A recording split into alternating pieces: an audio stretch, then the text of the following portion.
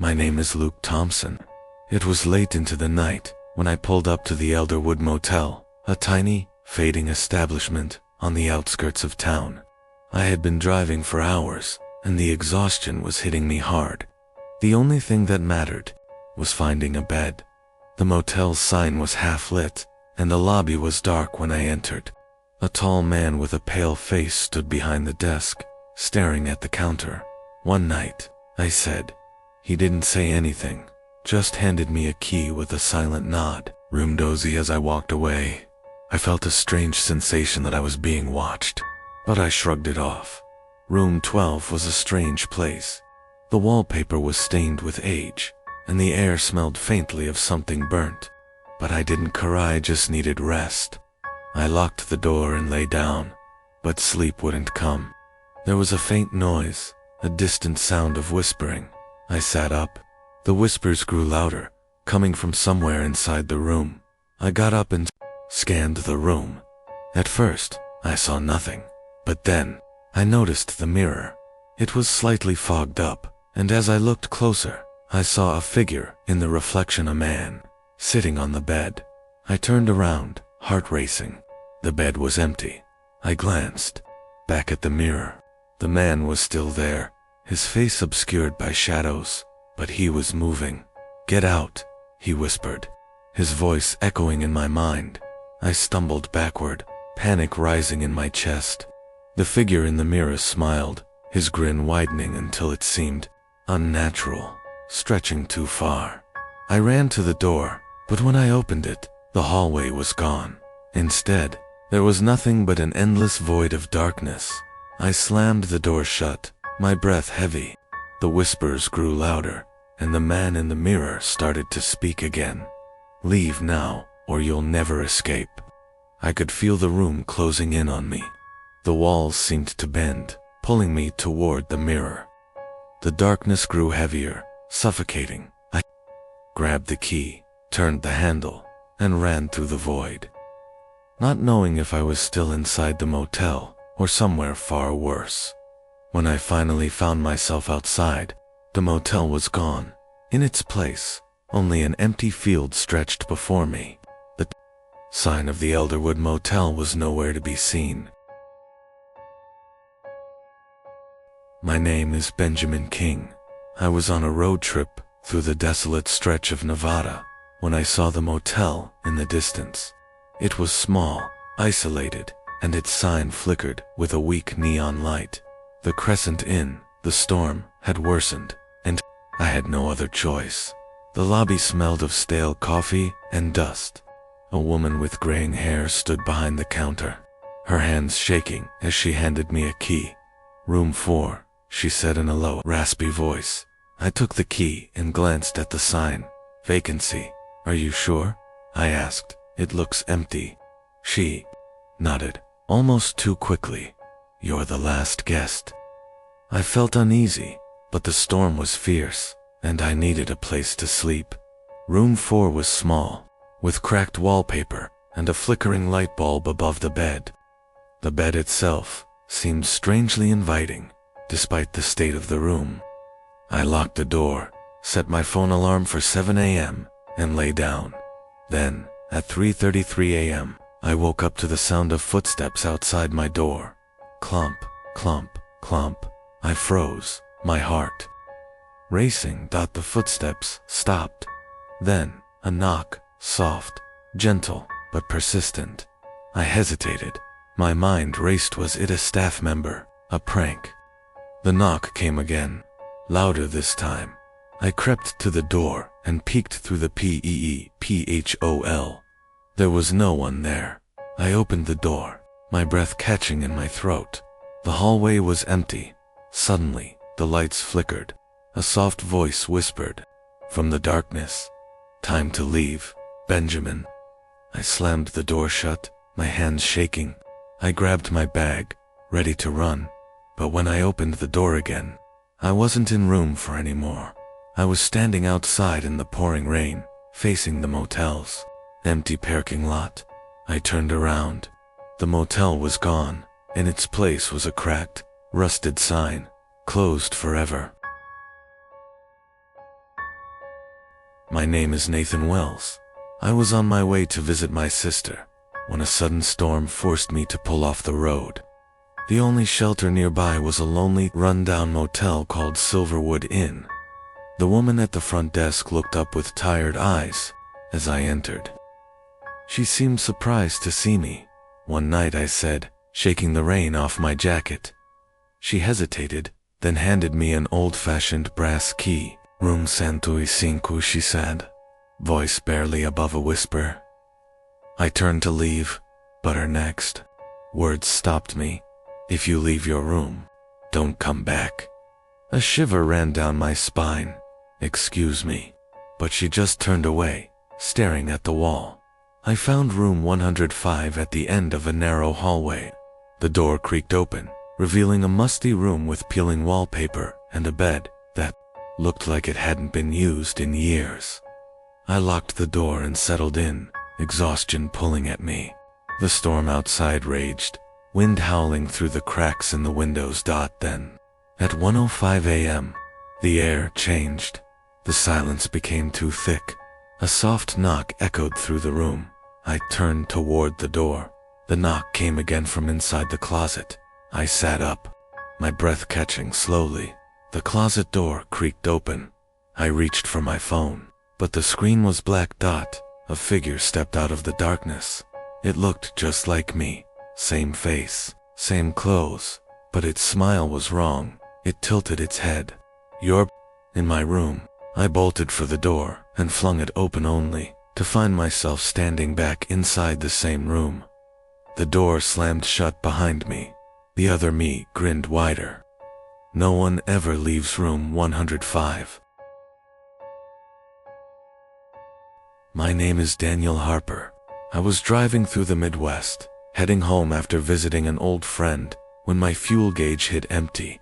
With no gas stations in sight, I pulled into the only building around a small, nameless motel on the side of Highway 23.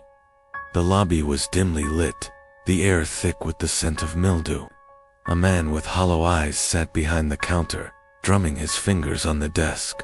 "One night," I said, sliding a 20 toward him. He didn't blink as he handed me a key. "Room 6. As I turned to go, he muttered, "If the phone rings, don't answer it." His tone sent a chill through me, but I was too tired to argue. The room was worse than I expected. Faded carpet, cracked walls, and a TV from the 80s. The bed was stiff, but it didn't matter. I set my alarm for 6 a.m. and collapsed onto the mattress. Then, at 2:30 a.m., the phone rang. I sat up, my heart pounding. It rang again. I reached for it, hesitating. A third ring. I picked up the receiver and put it to my ear. "Hello." Silence. Then, a whisper. "Why did you answer?" The line went dead. A knock sounded at the door, soft at first, then louder. I crept toward the peephole. A woman stood outside, her hair long and dripping wet, her eyes hollow and lifeless. She knocked again. "Let me in." I stumbled back. The TV turned on by itself, static hissing through the room. The phone rang again. I didn't answer this time. The knocking stopped. When I looked back through the peephole, the hallway was empty. At sunrise, I grabbed my bag and ran to the lobby. The front desk was covered in dust, the place abandoned. The motel wasn't just empty. It looked like it had been closed for years. My name is Jason Miller. I was on my way home from a business trip, but exhaustion crept in, forcing me to pull over at the first motel I saw. The sign flickered in the dark. Pine Hollow Motel Vacancy. The lobby smelled of dust and old wood. A young man with a blank expression sat behind the desk. His name tag read Todd. "One night," I said, reaching for my wallet. Todd frowned. "We're actually full." I gestured to the neon sign. "It says, vacancy." He hesitated, glancing over his shoulder. Then, lowering his voice, he said, "Look, man, take my advice. Find somewhere else." I was too tired for games. "Come on, I just need a few hours of sleep." Todd exhaled, then reluctantly handed me a key. Room 214. But if anyone knocks, don't open the door. I nodded, too exhausted to question him. The hallway was eerily silent. Room 214 smelled faintly of bleach. The bed was stiff, the TV remote sticky, but I didn't care. I set my alarm for 6 a.m. and collapsed onto the mattress. I must have dozed off immediately, because the next thing I knew, a knock echoed through the room. A single, deliberate knock. My pulse quickened. Another knock, louder. I grabbed my phone. 3:33 a.m. Todd's warning rang in my head. Don't open the door. Then, a voice. Jason, let me in. My breath caught in my throat. My name. I crept to the peephole, heart hammering. The hallway was empty. Another knock, this time from the bathroom. I spun around, stomach twisting. I had checked the bathroom when I arrived. Was empty. A shadow moved behind the door. I'd grabbed my bag and bolted. The hallway stretched unnaturally long, the exit seeming farther with each step. I slammed into the lobby, panting. Todd looked up from his magazine. Told you, he said flatly. I didn't respond. I just ran to my car and sped off. As I reached the highway, I glanced in the rearview mirror. The motel was gone. No sign, no building, just an empty lot. My name is Adam Clark. I had been driving for nearly 12 hours when my eyes started to blur. I needed a place to rest, and the only option was a worn-out motel off the interstate. Hollow Pines Motel. The place looked deserted, but the neon sign buzzed weakly.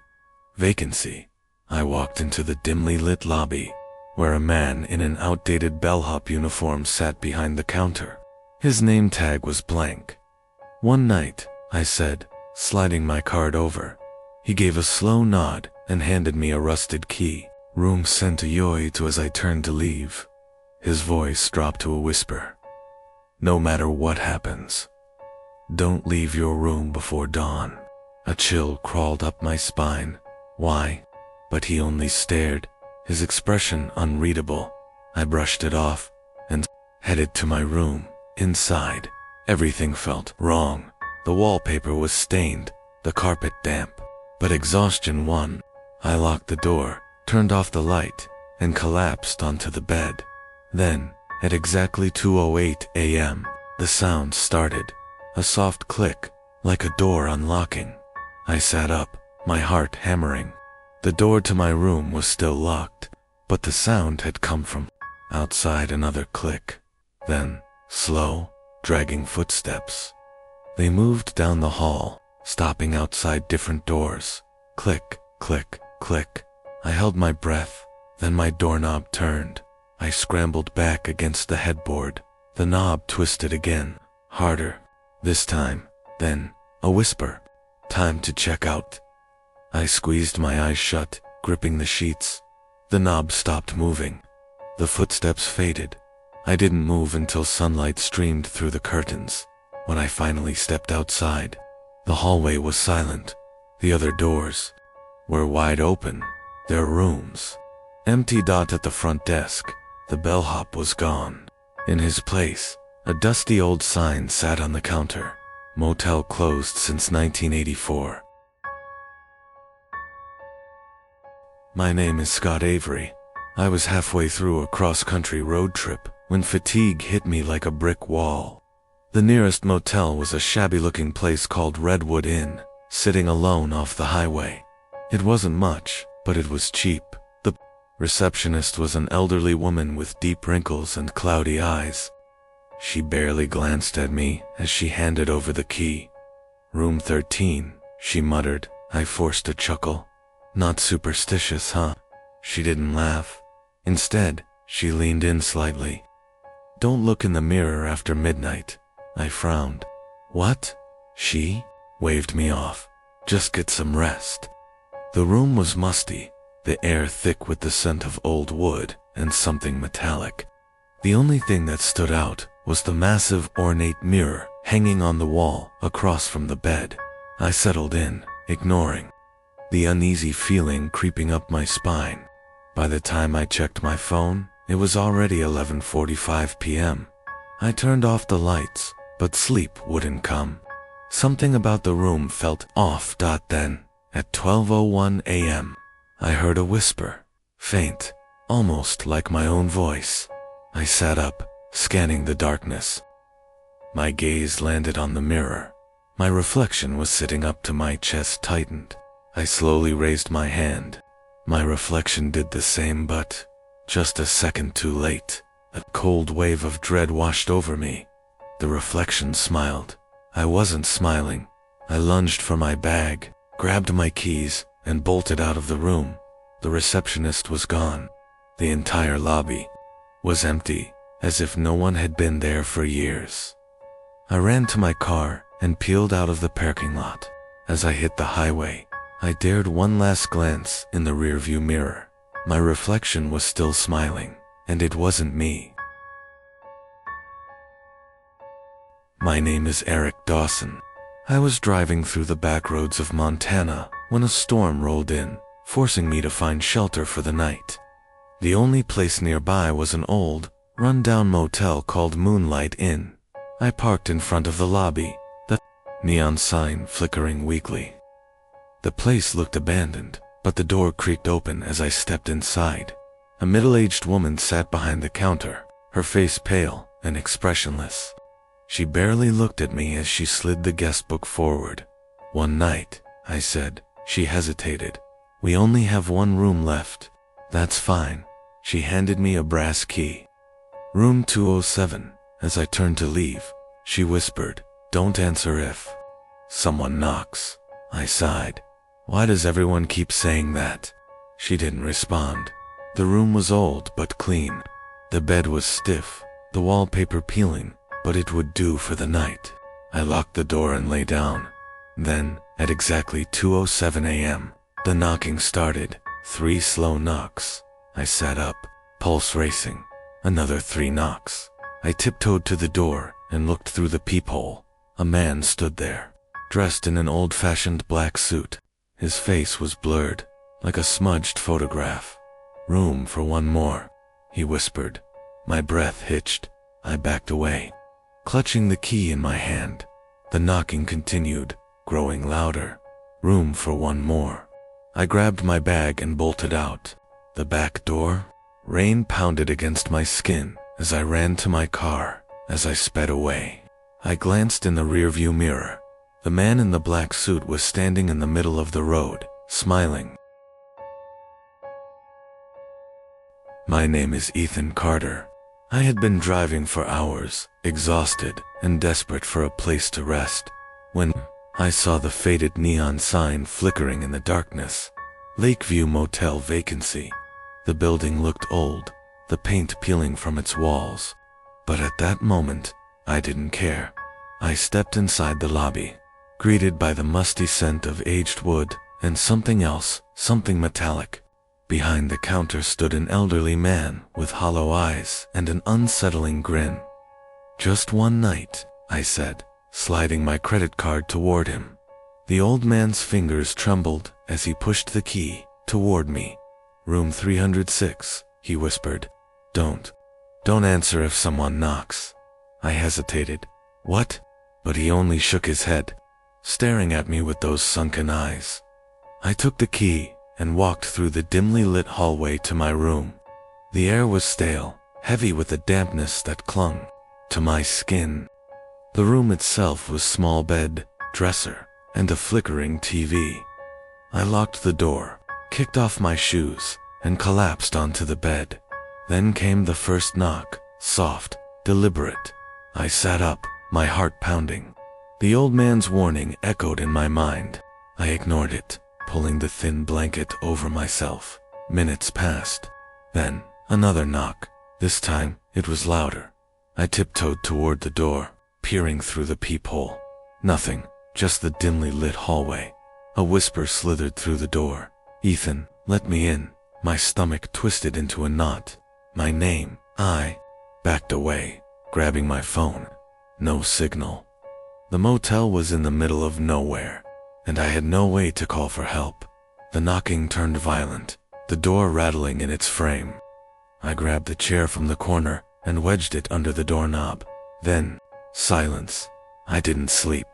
The hours crawled by, each creak of the motel settling, sending shivers down my spine. At sunrise, I cracked the door open and peeked outside. The hallway was empty. Relieved, I rushed to the lobby. The old man was gone. In his place, a younger woman stood behind the counter. "I need to check out," I said, my voice shaky.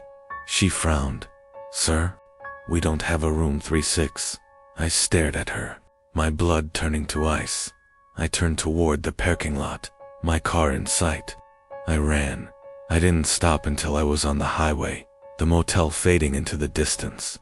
I glanced in the rearview mirror just once. The neon sign was gone. The entire motel had disappeared. My name is Daniel Reese. I had been traveling for work, exhausted and drained, when I pulled into a nameless roadside motel just before midnight. The neon open sign buzzed weakly, casting a dull red glow on the cracked pavement. Inside, the air was thick with the scent of mildew and cigarette smoke. A woman with hollow cheeks and tired eyes stood behind the counter, absently flipping through a magazine. "One night," I said, tossing my credit card onto the counter. She barely looked at me as she handed over a brass key. "Room 9. Then, in a quieter voice, she added, "If you hear anything tonight, don't open the door." I frowned. "What do you mean?" She just shook her head. "Just don't." I took the key and made my way down the dimly lit corridor. Room 9's door was scratched, the number barely hanging onto the wood. I stepped inside, locking the door behind me. The room was plain beige walls, an old TV, and a stiff bed. The air smelled wrong, like something rotting. I checked the bathroom, the closet empty. Maybe it was just in the walls. These places were never well maintained. I lay down, exhaustion pulling me into a restless sleep. Then, at exactly 3:12 a.m., the knocking started. Soft at first, rhythmic. I bolted upright. The woman's warning echoed in my mind. Another knock, harder this time. Then, a voice. "Help me." It was barely a whisper, a child's voice. I hesitated. No way was a kid out there at this hour. The knocking became frantic. The voice turned desperate. "Please, he's coming. Help me." A cold chill crept up my spine. I stood, slowly approaching the door. My fingers hovered over the handle. Then, a shadow passed beneath the doorframe. Something huge. The voice on the other side changed, deep, guttural. "I know you're awake." My heart stopped. I stumbled back, tripping over the chair. The doorknob rattled violently. Then silence. I didn't move. I barely breathed. Dawn eventually broke, golden light spilling through the curtains. I forced myself to check the peephole. Nothing. I packed my bags and bolted to the front desk. The woman was gone. In her place, an old man sat, flipping through a newspaper. I need to check out," I stammered. He glanced up. His gaze was dull. "There's no room 9. I turned, my stomach twisting. The hallway where my room had been was now just a solid brick wall. My name is Noah, and I never thought I'd experience something like this at a train station. It's been years, and I can still hear the sound of the train. ... It all started when I had to catch the last train out of Fairmont Station. It was an unusually quiet night, too quiet for a city like this. The station was nearly deserted, with only a few stragglers lingering on the platform. The clock on the wall showed 11:55 p.m. I had just enough time to get to the train. But something felt off. I walked to the platform, glancing over the tracks. There was no sign of the train yet, but I wasn't concerned. Just a few more minutes, I thought. I checked my watch. 11:59 p.m. Just as I was about to sit down, I heard the sound of a train's horn. It was faint at first, but then it grew louder. I looked toward the tracks. The train was coming, but it wasn't like any train I had seen before. It was old, a relic from another time, its headlights dim but strangely bright against the fog that rolled in. The wheels screeched as it slowly approached, and my stomach churned with a mixture of unease and fascination. The train stopped right in front of me, its doors opening without a sound. There was no conductor, no announcement, and no passengers, just the empty train waiting for me. I hesitated. For some reason, I couldn't resist. Something about that train called to me. I stepped aboard, and the moment I did, the door slammed shut behind me, sealing me inside. The interior of the train was just as strange. The seats were old-fashioned, covered in faded velvet fabric, and the air inside was thick, like the dust of forgotten years. It felt like stepping into a different era. I walked down the empty car, feeling the weight of the silence pressing down on me. The train began to move, but there were no sounds of the tracks beneath us, just an eerie stillness. The windows were covered in grime, and I couldn't see anything outside. I felt like I was trapped in a void. As I continued to walk down the corridor, I noticed something strange. There were names carved into the wooden walls, old names, as if they had been etched in by someone desperate to leave a mark. I stopped and read one. It said, Eleanor, 1923. The date sent a chill through me. It didn't make sense. I walked further into the train, and that's when I saw the first person. A woman, sitting alone in a seat, her face obscured by her long, dark hair. I couldn't see her clearly, but I could feel her gaze on me. I tried to speak, but my throat was dry, and no sound came out. Suddenly, the train lurched, and I was thrown to the ground. The lights flickered, and in that brief moment of darkness, I saw her standing at the end of the car, her eyes hollow and empty. She didn't speak, but her lips moved. I could hear her whispering something, but the words were indistinct, as if they were coming from far away. I tried to move, but my legs wouldn't obey. The train kept moving, faster now, and I couldn't tell where we were going. The woman's figure began to fade, replaced by another man, his face twisted with agony. "You shouldn't have boarded," he said, his voice a guttural growl.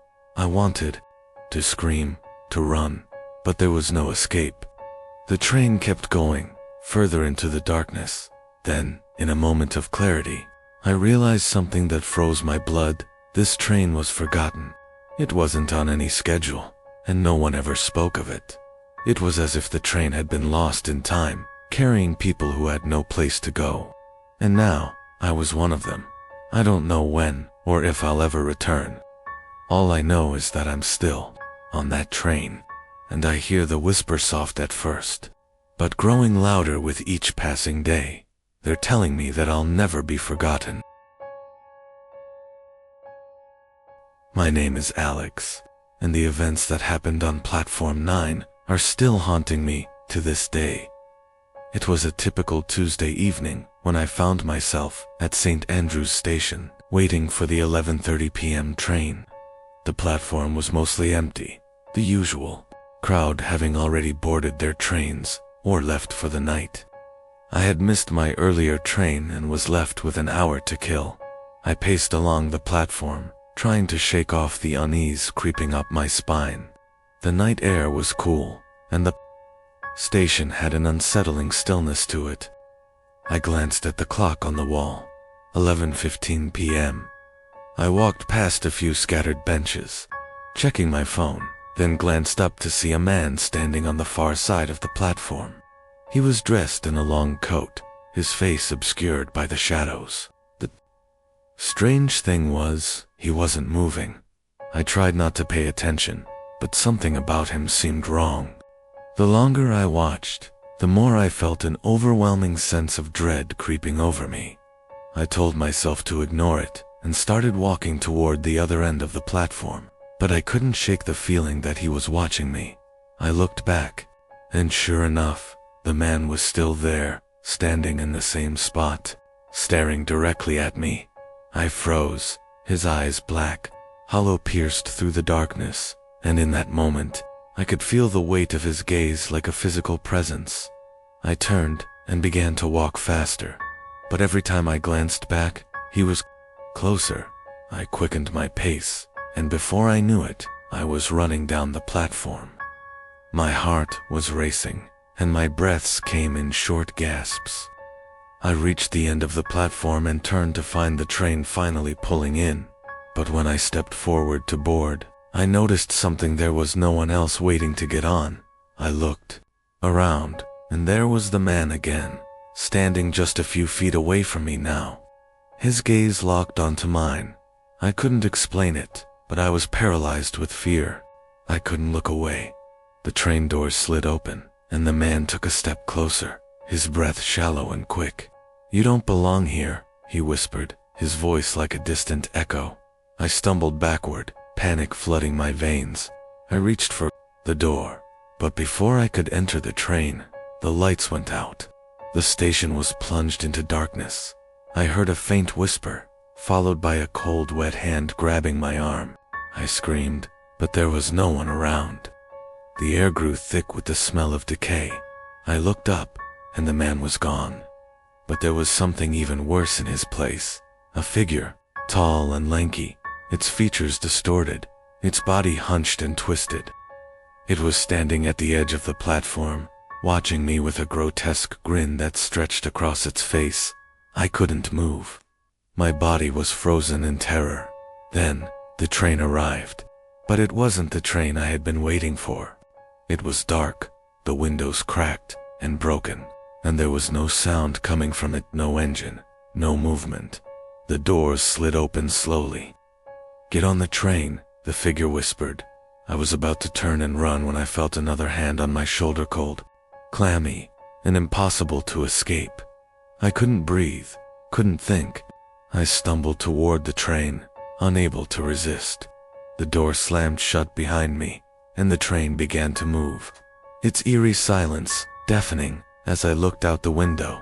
St. Andrew's Station disappeared into the fog, and I realized with horror I was no longer on the same platform. I don't know where I am, but I've heard whispers telling me I'll never get off. And the worst part? I can still feel the watcher's eyes on me. My name is Rachel, and it's hard to explain what happened to me at Waverley Station. Even now, I still feel like I'm being followed. It was nearing 3 a.m. when I arrived at the station, having just missed the last train. Waverley Station wasn't a busy place to begin with, but at this hour, it was downright empty. The station lights flickered overhead, and the air was damp, heavy with the smell of mold and rust. I sat down on one of the benches, the cold creeping through my jacket. I checked my phone, no signal. Suddenly, I heard a soft rustling noise. I turned, expecting to see someone approaching, but there was no one. I thought I might be imagining things, but then I heard it again.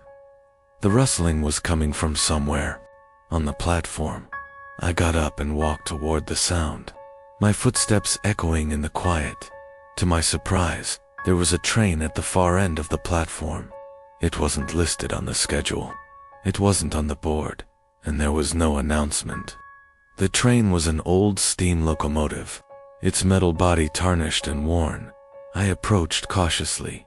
The train sat there, silent, with the doors slightly ajar. A thick, acrid smell wafted from the open door, like something had been rotting inside for years. I could hear a faint whispering coming from the train, but no one was there. I hesitated, but something pulled me closer. Curiosity, or was it fear, kept me from leaving. I climbed aboard. The moment I stepped inside, the door slammed shut behind me. I stumbled forward, eyes adjusting to the dim light. The train was empty, except for the faint whispers that seemed to come from every direction. The air felt wrong, like it was pressing in on me, thick and suffocating. I found my way to one of the passenger cars, the wood creaking under my weight. The whispering grew louder, but I couldn't make out the words. Then, I heard something else's soft, slow tapping, came from the far end of the car. I turned and saw the silhouette of a figure standing at the end of the aisle. It was too dark to see any details, but the shape was unmistakable. A person, but their features were distorted, stretched beyond recognition. I froze, unable to move. The whispering turned into soft, incoherent words. Rachel, ... The figure took a step forward, then another, slowly drawing closer. I wanted to run, but my legs wouldn't move. I couldn't tear my eyes away from it. When it reached me, it stopped. Its face was a twisted mask of shadows and anguish, but its eyes locked onto mine. You shouldn't have come here. The voice was soft, almost a sigh, but it sent chills down my spine. In that moment, the train lurched forward. It began to move, though the tracks outside remained empty, covered in thick fog. I reached for the door, but it wouldn't open. The car began to sway, and the whispers intensified, now all around me. I kept my eyes fixed on the figure, unable to look away. It raised a hand, pointing directly at me. "You're ours now." Before I could react, the lights flickered, and everything went dark. I woke up in the same station where I had boarded the train. The doors to the locomotive now sealed shut, but I'm not alone anymore.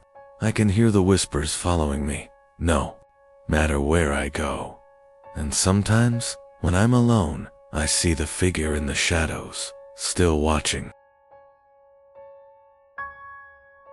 My name is Ben, and I can't stop hearing the trains at night. It all started when I missed my last train home. I had been at Sycamore Station waiting for the 11:45 p.m. train, but when I checked the time, I realized I had fallen asleep on the bench. The station was empty, and the soft buzzing of the fluorescent lights was the only sound.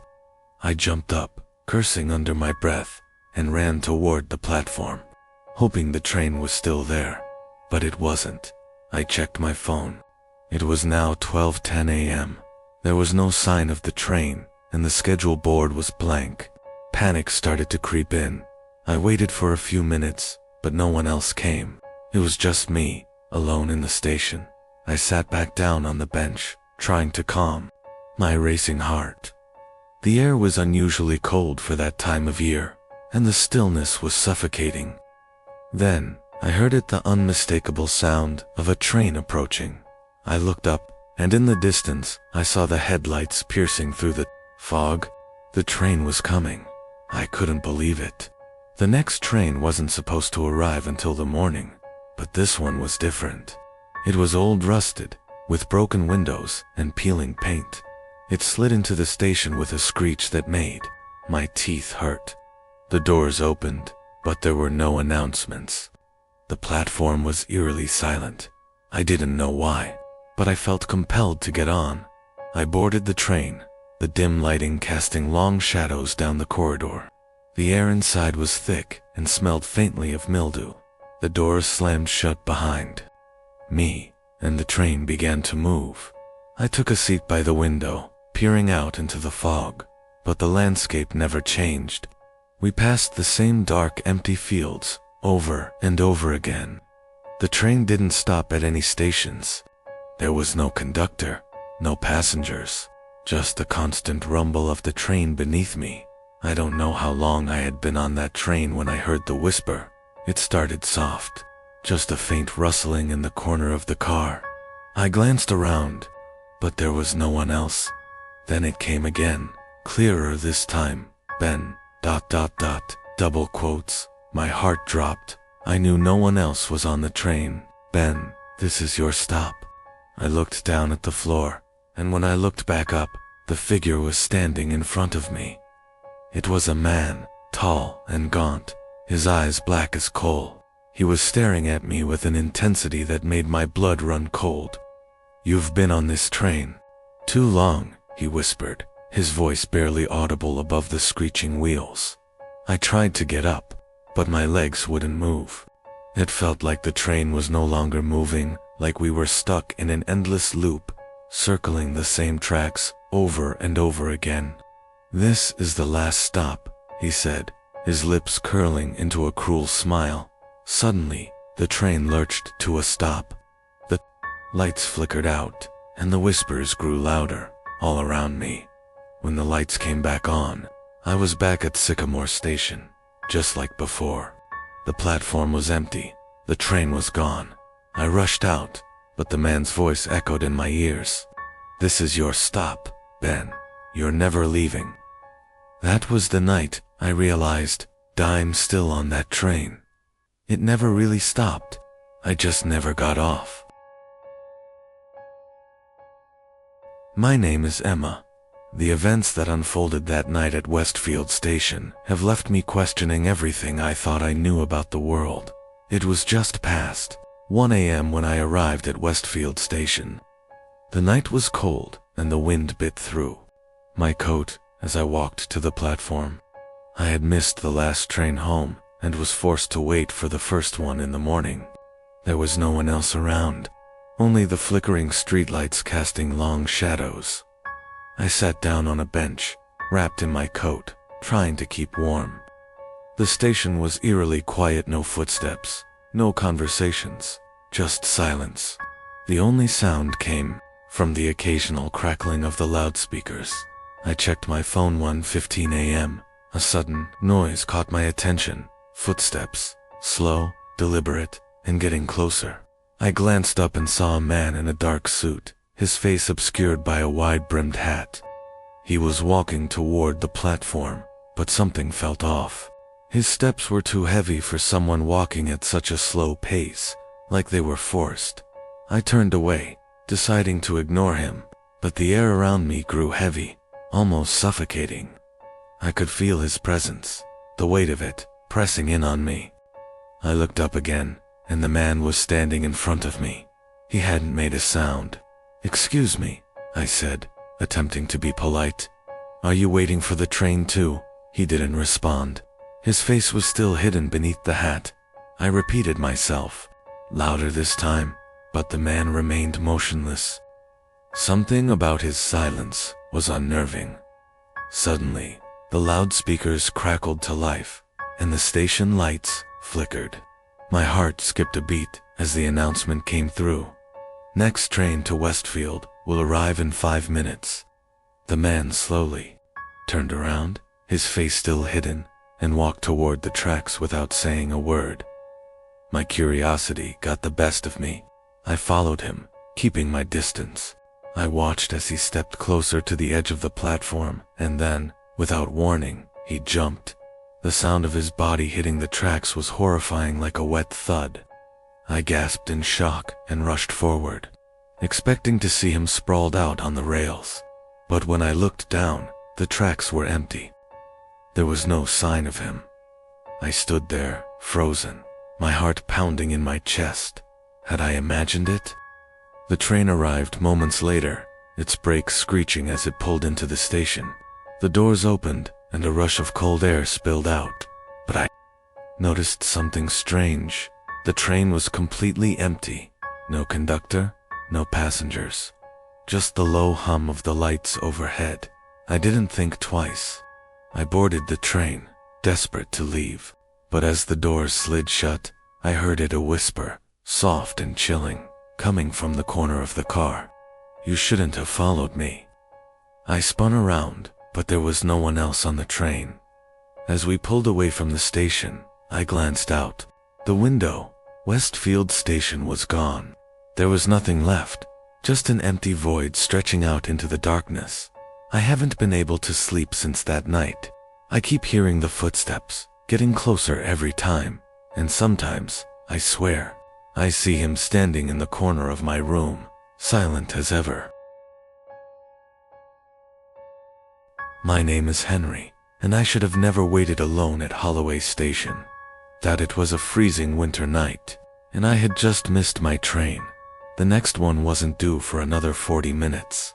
The station was completely empty, the kind of silence that made my own breathing sound too loud. That's when I noticed the clock above the platform. It was unlike any station clock I'd ever seen, old, with a brass frame and Roman numerals. But something was off. The hands were moving backward. I stared at it, confused. maybe it was broken. A shuffling sound made me turn. At the far end of the platform, a man in a dark suit stood motionless, facing the tracks. His posture was stiff, unnatural. I couldn't see his face. I cleared my throat. "Hey, do you know if the next train is really at 1:15? He didn't respond. Then, the station lights flickered. For a split second, the platform went completely dark. When the lights came back on, the man was closer. I hadn't heard him move. I took a step back, my pulse quickening. "Sir?" The lights flickered again. Now, he was even closer. Close enough that I could see his hands, long, bony fingers twitching slightly at his sides. I turned to leave. I didn't care about the train anymore. But as I did, a whisper drifted through the air. "You're going the wrong way." I spun back around. The man was gone. Then, I heard the sound of a train approaching. But something was wrong. The rails weren't vibrating. There was no wind rushing forward. The train wasn't arriving. It was reversing. It slid backward into the station, perfectly silent, like someone had muted reality itself. The doors creaked open, revealing a pitch-black interior. I stepped away, shaking my head. No, absolutely not. The clock above the platform spun faster in reverse. Then, a soft voice came from the train. "Henry, you were supposed to be on this one." I ran. I don't remember how I got home, but later that night, I checked the news. There had been an accident. A train derailed on the Holloway tracks at exactly 1:15 a.m. Every passenger was reported dead, including one named Henry Dawson. That's my name, but I'm still here, aren't I? My name is Lucas, and what happened to me at Millbrook Station, I still can't explain. It was a foggy evening, and the train I was supposed to catch was running late. I had been at Millbrook Station for over an hour, just pacing around, checking the time every few minutes. The station felt unusually quiet, like I was the only one there. I remember looking up at the schedule board. The only train listed now was the last one of the night, the 11:55 p.m. to Ashford. I figured I'd get on that one, even though it was much later than I'd planned. I hadn't heard any announcements or seen any trains, but the board was clear. I waited by the platform, tapping my foot. Then I heard it. The faint sound of a train whistle, far off in the distance. It wasn't supposed to be arriving yet. The tracks creaked under the weight of something large approaching. The train slid into the station, but as it pulled up, I froze. It was unlike any train I had ever seen. It wasn't modern. This train looked old, almost ancient. Its body was covered in rust, the windows cracked, and the doors were locked shut. There was no conductor to be seen. The only light came from a dim, flickering lamp near the front of the train. Curious, I approached the train. The door slid open with an eerie hiss, revealing an empty, shadow-filled interior. A low, constant hum vibrated from within the train, a hum that felt wrong, like it was vibrating in the back of my skull. I was about to step inside when I heard the faintest whisper, "Don't get on." I spun around, but no one was there. The station was empty, too empty. Even the platform was abandoned. I hesitated, but the train doors slammed open again, beckoning me. There was no one else in sight. Something made me get on. I don't know why. I sat in the first seat I could find, just staring ahead at the empty car. I could hear the low hum still vibrating through my body. My heart pounded, but I couldn't get off. The doors slammed shut, and the train started moving. It moved too fast, faster than any train should be able to go, and it never slowed down. I pressed the emergency button, but nothing happened. There were no other passengers on board, no conductor, just me and the strange hum. We passed through the countryside, the same landscape repeating itself over and over again. Trees, tunnels, stations, all the same. Hours passed, or maybe it was minutes. Time didn't seem to matter anymore.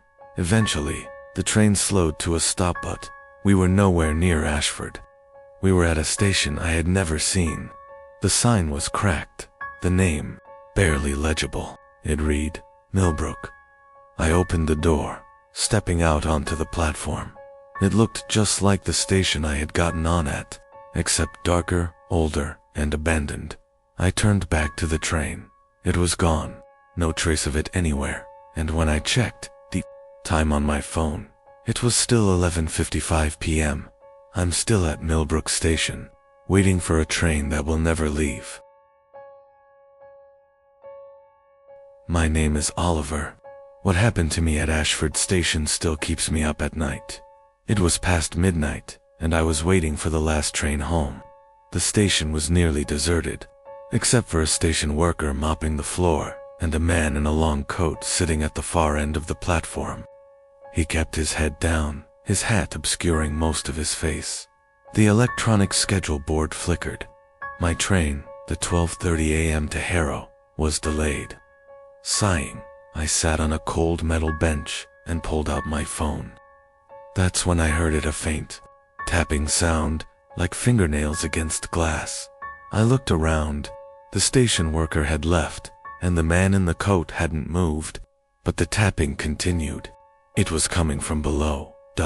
Cautiously, I stepped toward the edge of the platform and peered down at the tracks. At first, I saw nothing but darkness. But then something moved. A pale, thin hand shot out from beneath the platform, pressing against the concrete wall. Then another, and then a face. A man was clinging to the underside of the platform, staring up at me with wide, bloodshot eyes. His mouth stretched into an unnatural grin, revealing broken, yellow teeth. His skin was gray and wrinkled, like something that had been left in the dark for far too long.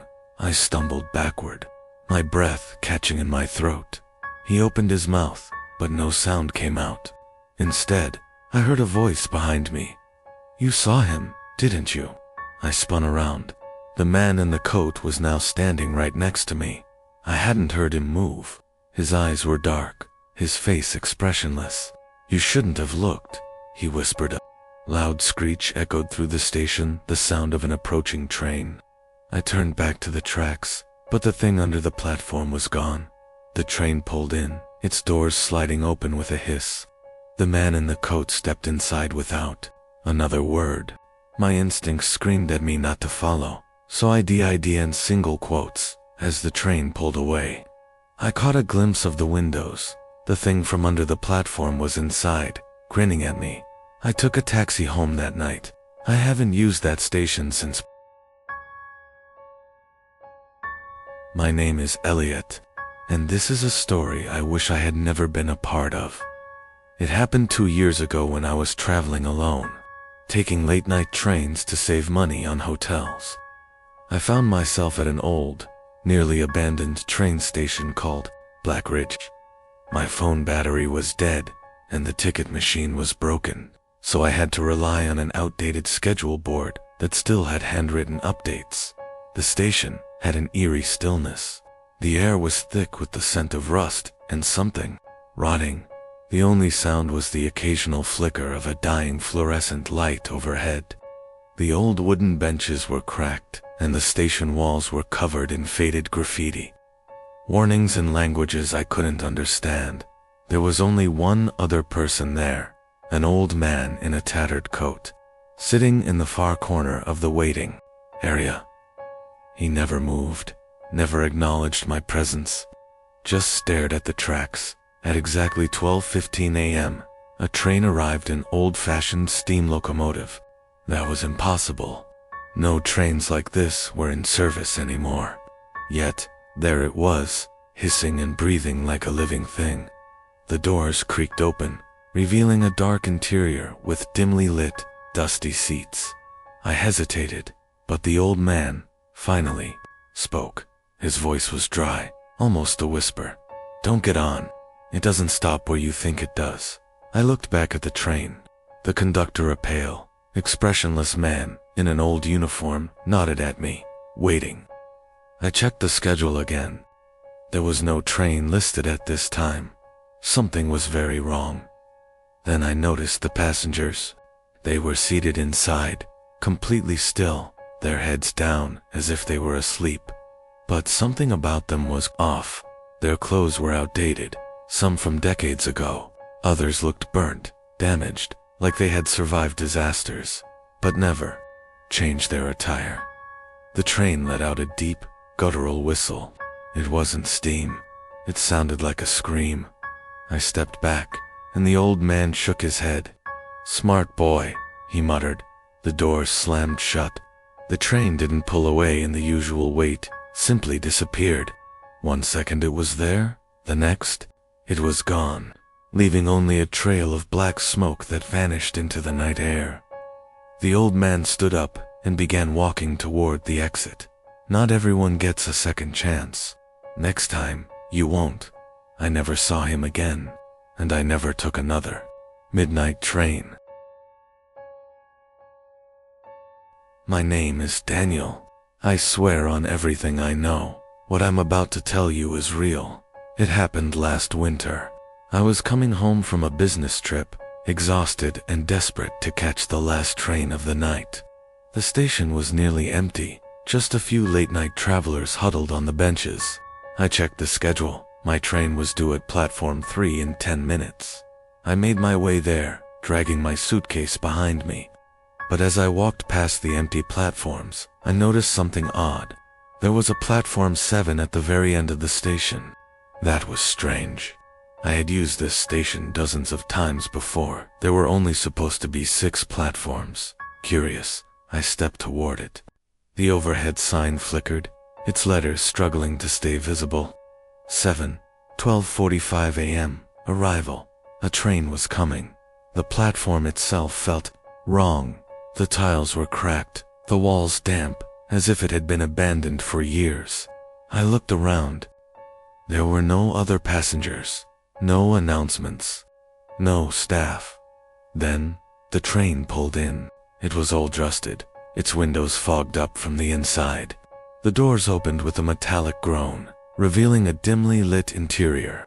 A single overhead light flickered erratically, barely illuminating the narrow aisle. I stepped closer. I don't know why. Maybe it was morbid curiosity, or maybe I felt drawn to it. That's when I saw them figures sitting inside, their faces turned away.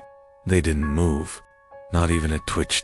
Then, as if sensing me, they turned their heads in unison. Their faces were blank, not just expressionless blank. No eyes, no mouths, just smooth, featureless skin. I staggered backward, my heart pounding. A voice whispered from inside the train. A whisper that somehow filled the entire station. "You were supposed to be with us." I ran. I don't even remember how I got back to platform 3, but when I did, my train was there, doors still open. I jumped in just as the whistle blew, not daring to look back. The moment the doors shut, a strange silence filled the cabin. The other passengers were staring at me, their expressions unreadable. I couldn't tell if they were people or something else. I never saw platform 7 again, but sometimes, when I pass that station, I hear a faint, ghostly whisper, "Next time, you won't run." My name is Emily. I never thought a weekend at a lakeside cabin could go so wrong. It was supposed to be a breaker chance to escape the city, unwind, and reconnect with nature. I was wrong. The moment I stepped inside the old cabin, I felt the weight of something heavy pressing down on me. It wasn't the dust, or the old, worn furniture, or the smell of mildew that bothered me.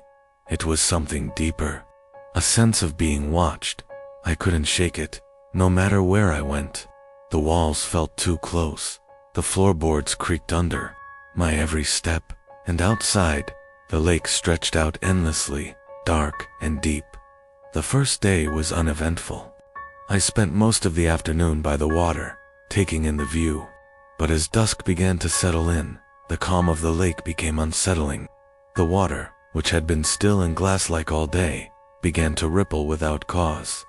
The air grew colder, and a strange heaviness filled the space around me. I tried to ignore it. After all, I was alone, and I had come here to relax. But when I went back inside to prepare dinner, I couldn't shake the feeling that something was wrong. The silence was too thick. The kind of silence that presses against your ears and makes every little sound seem amplified. That night, I went to bed early, hoping to sleep through the unease. But around midnight, I woke to the sound of a voice, a whisper, barely audible. I thought it was just the wind at first, but the voice was too clear, too deliberate. Emily ... I froze, my breath caught in my throat. The voice was coming from the lake. My heart raced, and I pulled the blanket tighter around me, willing myself to ignore it. Emily, come closer ... I felt the weight of the words settle into my chest. It was a voice I didn't recognize, but it felt familiar, too familiar. I tried to close my eyes, to force myself to fall back asleep, but the whispering continued, growing louder with each passing minute. Emily, come to the lake. Something in me snapped. I couldn't resist anymore. I got up, my legs shaking. Beneath me, the cabin felt cold, the air heavy with anticipation, as if something was waiting for me. I stumbled toward the door, pulled it open, and stepped into the night. The lake was dark, almost black, the moonlight barely touching the surface.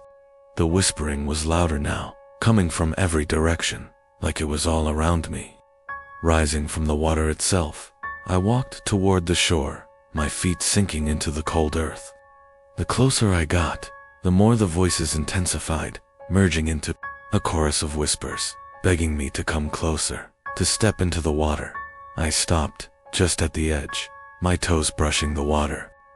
The lake seemed to breathe beneath me, ripples forming without any wind to cause them. I could feel it pulling at me, beckoning me closer. Emily ... come deeper ... I stepped forward, my mind screaming for me to turn back, but my body wouldn't. Listen. The water was freezing, sending a shock through my legs as I waded in further.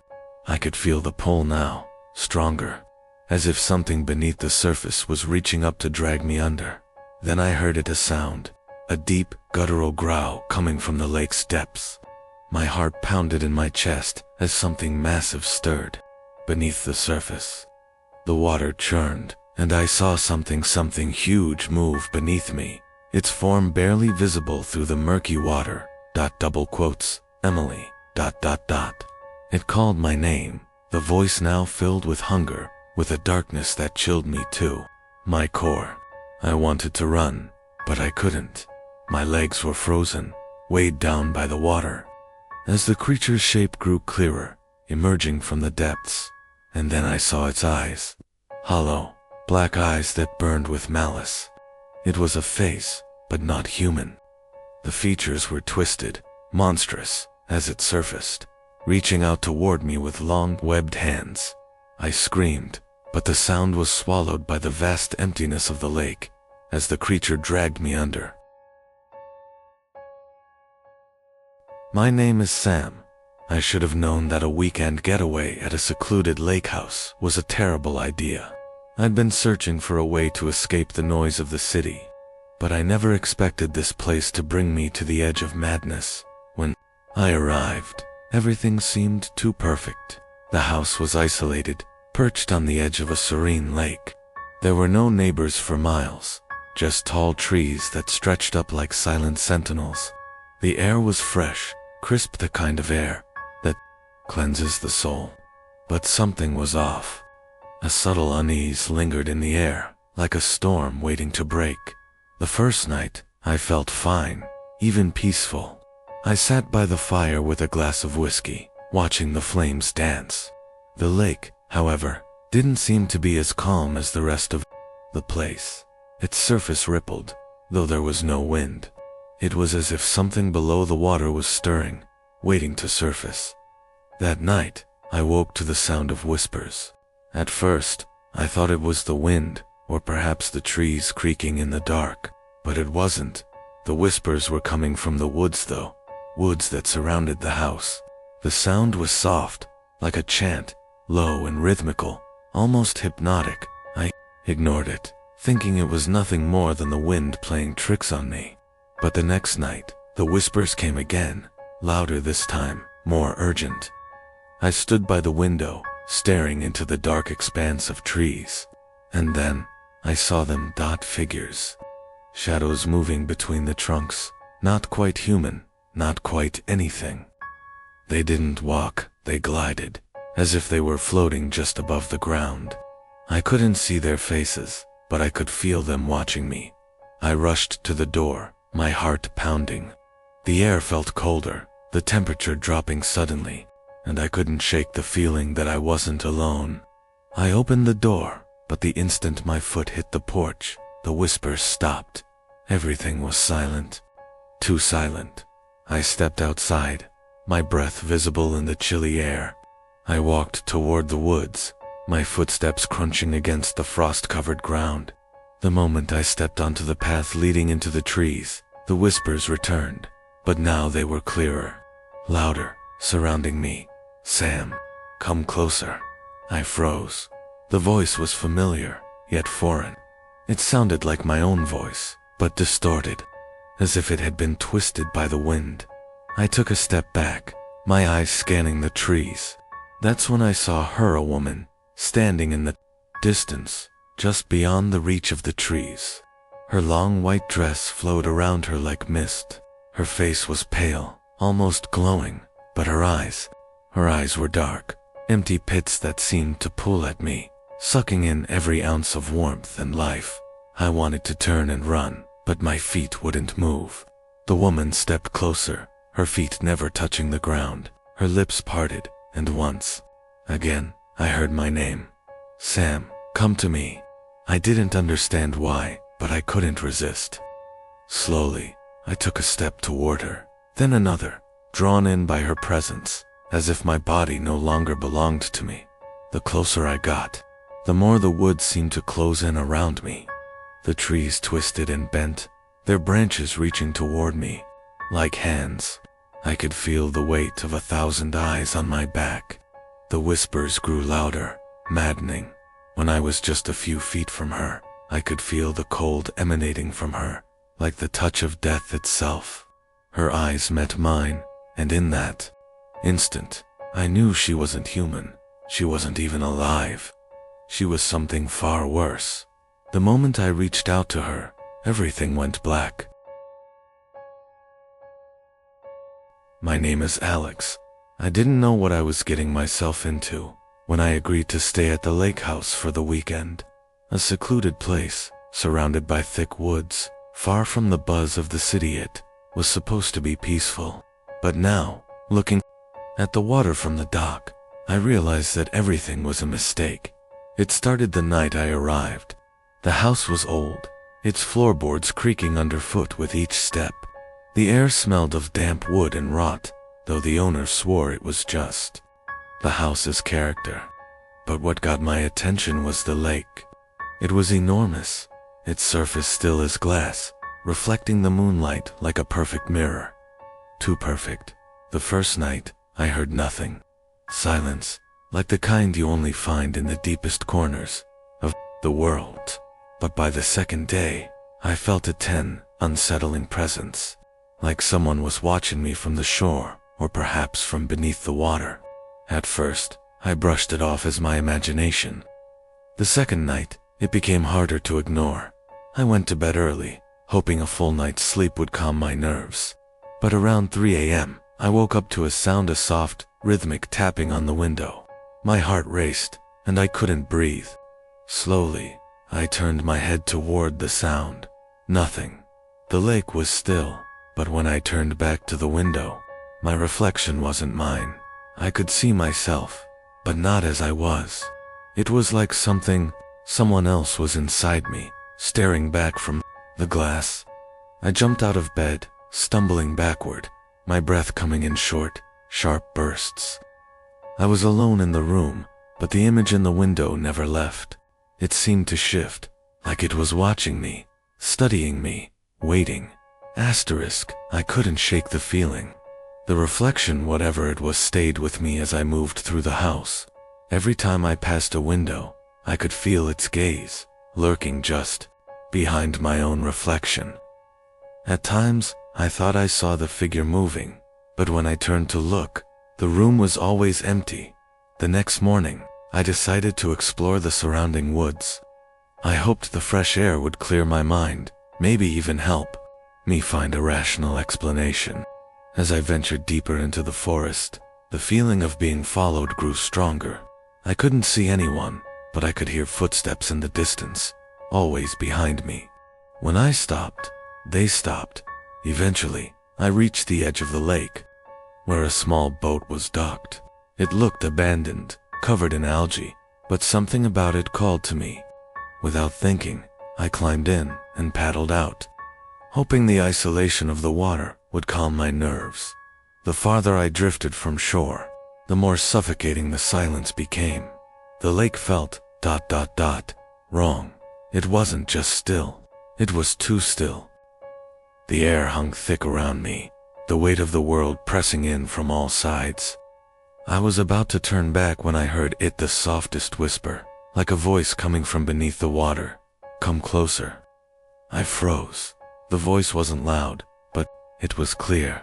It was a woman's voice, smooth and haunting, like it was calling me from the depths of the lake itself. "Who's there?" I whispered, my pulse racing. The water beneath the boat shifted, a ripple forming out of nowhere. Slowly, I leaned over the edge to look. The water was murky, darker sharp contrast to its usual clarity. And then I saw it. A face. A pale, twisted face that barely resembled a human. Eyes wide and empty, locked onto mine. I yanked myself back, knocking the oar into the water, sending the boat spinning in a wild circle. My heart pounded, and I could barely breathe. The whisper came again, but this time, it was louder, more insistent. "Come closer, Alex." I turned the boat around with shaking hands, paddling as hard as I could. The water seemed to resist, pushing against me, the whisper growing louder with each stroke. My head spun. The face was still there, beneath the water, staring up at me. I didn't dare look back as I sped toward the shore. When I finally made it back to the house, my body was trembling, drenched in sweat. The lake was calm again, its surface as smooth as glass. But the whisper didn't stop. It echoed in my mind, growing louder, louder, until I couldn't tell if I was hearing it in my head or from the lake itself. That night, I locked every window, bolted the doors, but sleep didn't come. The reflection returned. It was waiting for me in the glass, staring back with those empty eyes. But now, it moved. Slowly, it tilted its head to one side, and in the reflection, I saw something else, something beneath the surface. The figure. In the water, its pale hand rising, reaching for me. I'm trapped here. I can't leave. The lake won't let me go, and I know it's only a matter of time before the reflection comes for me. ... before it drags me down into the depths. My name is Jason, and I should have never stepped foot in that lake house. It was supposed to be a simple getaway 3 nights alone in a secluded cabin by the water. I wanted time to clear my head, to escape from the chaos of my life. But from the moment I arrived, something felt ... wrong. The air smelled stale, the lake too dark, too still. The house had an eerie silence, like it had been waiting for something or someone to return. I tried to ignore the unease settling in my chest and carried my bags inside. That night, I dreamed of water. Cold, suffocating, endless water. I was sinking, pulled downward by unseen hands. When I woke, my sheets were damp, my body shivering. I chalked it up to a nightmare. The second night, I heard voices. They were faint at first, whispers carried by the wind, just outside my window. I told myself it was the trees, the rustling of leaves. But then I heard it more clearly. A child's laugh. I shot up in bed, heart hammering. No one should have been out there. Grabbing a flashlight, I moved toward the window and peered outside. The lake was no longer still. Ripples spread across its surface, though there was no breeze. and standing at the edge of the dock was a child, motionless, staring at the water. I blinked, and he was gone. By the third night, I was ready to leave, but the lake wasn't done with me. At midnight, I awoke to the sound of water dripping. The faucet. No, it was coming from the ceiling. My stomach dropped as I reached out, my fingers brushing against something cold and wet. Then I heard the breathing, shallow, ragged breaths right above me. My eyes darted to the ceiling. Dark stains spread across the wood, seeping through like something was bleeding from the floor above. But the lake house was one story. I ran as I reached the front door. The whispers grew louder, rising to an agonized wail. I glanced back, and they were there, pale, waterlogged figures stood in the reflection of the glass. Their hollow eyes locked onto me. Their mouths opened, releasing a sound that wasn't meant for human ears. I don't remember getting in my car. I don't remember driving away. But I remember the last thing I saw in my rearview mirror. The lake was no longer empty. It was filled with them. My name is Adam, and I don't go near lakes anymore. I had always loved the water, which is why I agreed to house-sit my uncle's lake house for a week. It was supposed to be an easy gig-relax fish, maybe do some riding. But from the moment I arrived, something felt off. The air was thick, heavy with the scent of damp earth, and something metallic, almost like rust. The lake stretched endlessly before the house, black as ink. When I stood on the dock, I thought I saw something move beneath the surface, but the ripples vanished before I could be sure. That night, I woke up gasping. A voice had whispered my name. I bolted upright, my heart pounding. The house was silent, the only sound the occasional creak of the wooden walls settling. But then, I heard it again, soft, wet, like a breath bubbling up through water. Adam. I grabbed a flashlight and edged toward the window. The dock was empty. The lake was still. But something about the reflection in the water was wrong. I moved closer. The surface was perfectly smooth, like a sheet of black glass, reflecting the sky, the trees, the house. But not me. My breath hitched. I waved a hand. Nothing. I stumbled back, knocking over a chair in my panic. That's when I heard the first footstep, a wet, slapping sound coming from the dock. I turned the flashlight toward the sound, and my stomach twisted. A figure stood there, dripping pale, its head tilted unnaturally, eyes black voids, staring right at me. It opened its mouth, and I heard my own voice.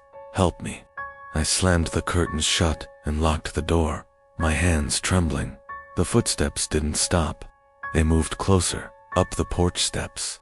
Then came the knocking, slow, deliberate. I pressed my back against the wall, barely breathing. The knocking stopped. Then, the whisper came from inside the house. Let me in. I didn't sleep. I sat in the corner until the first light of dawn. When I finally gathered the courage to check the dock, it was empty. The water was still, but my footprints were there, leading from the lake to my door. I left that morning and never returned. I don't know what I saw that night, and I don't want to. But sometimes, in my dreams, I still hear it whispering my name, calling me back to the water. My name is Jason, and I should have never stepped foot in that lake house. It was supposed to be a simple getaway, 3 nights alone in a secluded cabin by the water. I wanted time to clear my head, to escape from the chaos of my life.